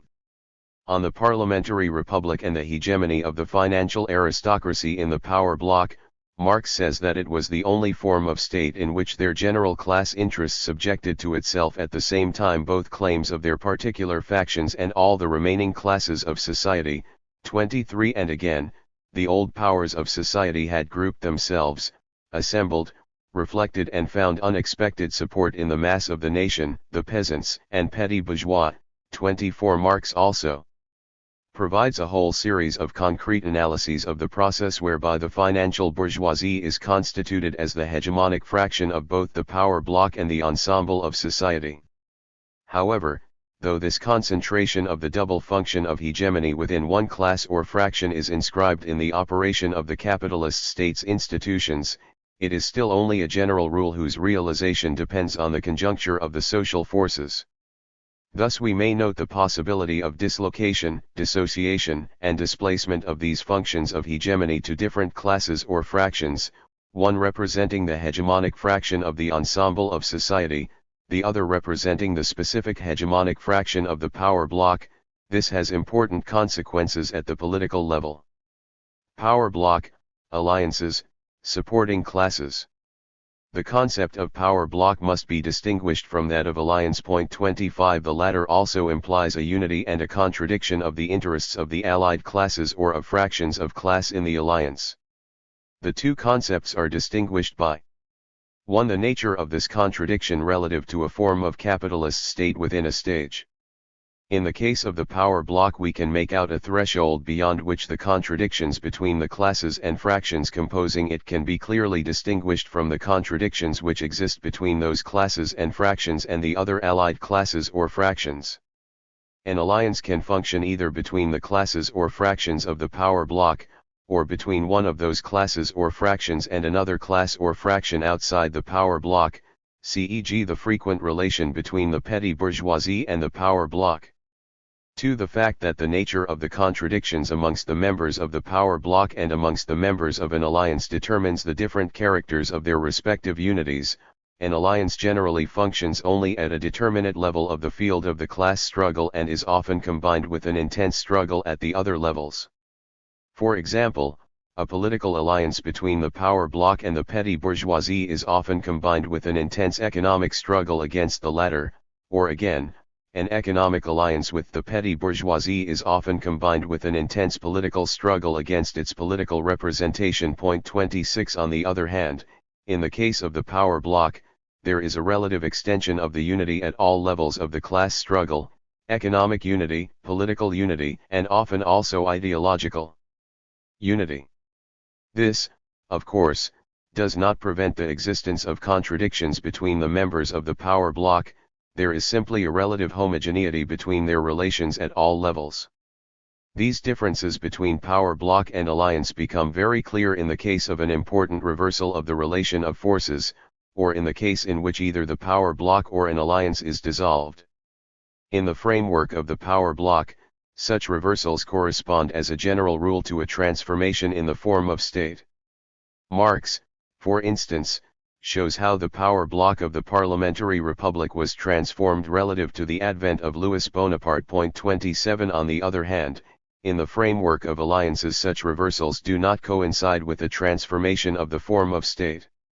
Thus Marx shows how the dissolution of the alliance with the petty bourgeoisie occurring at the end of the first period of the parliamentary republic, did not at all lead to this form of state being replaced by another, but led to a transformation of the form of regime. Point 28. Thus the distinction between power bloc and alliance should not be confused with a chronological distinction which would, as it were, see the power bloc as a long-term alliance. In fact, class alliances can be observed which outlast the transformations of the power bloc. A characteristic example is the permanent alliance in Germany between the petty bourgeoisie and the financial bourgeoisie. Engels focused attention on this in Revolution and Counter-Revolution in Germany. To generalize these remarks, the typical configuration characterizing a power bloc corresponding to a form of state in a stage rests upon the concrete combination of three important factors. 1. The class or fraction which concretely holds hegemony. 2. The classes or fractions which participate in this, and 3. The forms assumed by this hegemony, i.e. the nature of the contradictions and concrete relation of forces in the power bloc. A displacement of the index of hegemony of the bloc from one class or fraction to another, an important modification of its composition, a displacement of the principal class contradiction or of the principal aspect of the class contradiction either between the power bloc and the other classes and fractions, or within the very power bloc.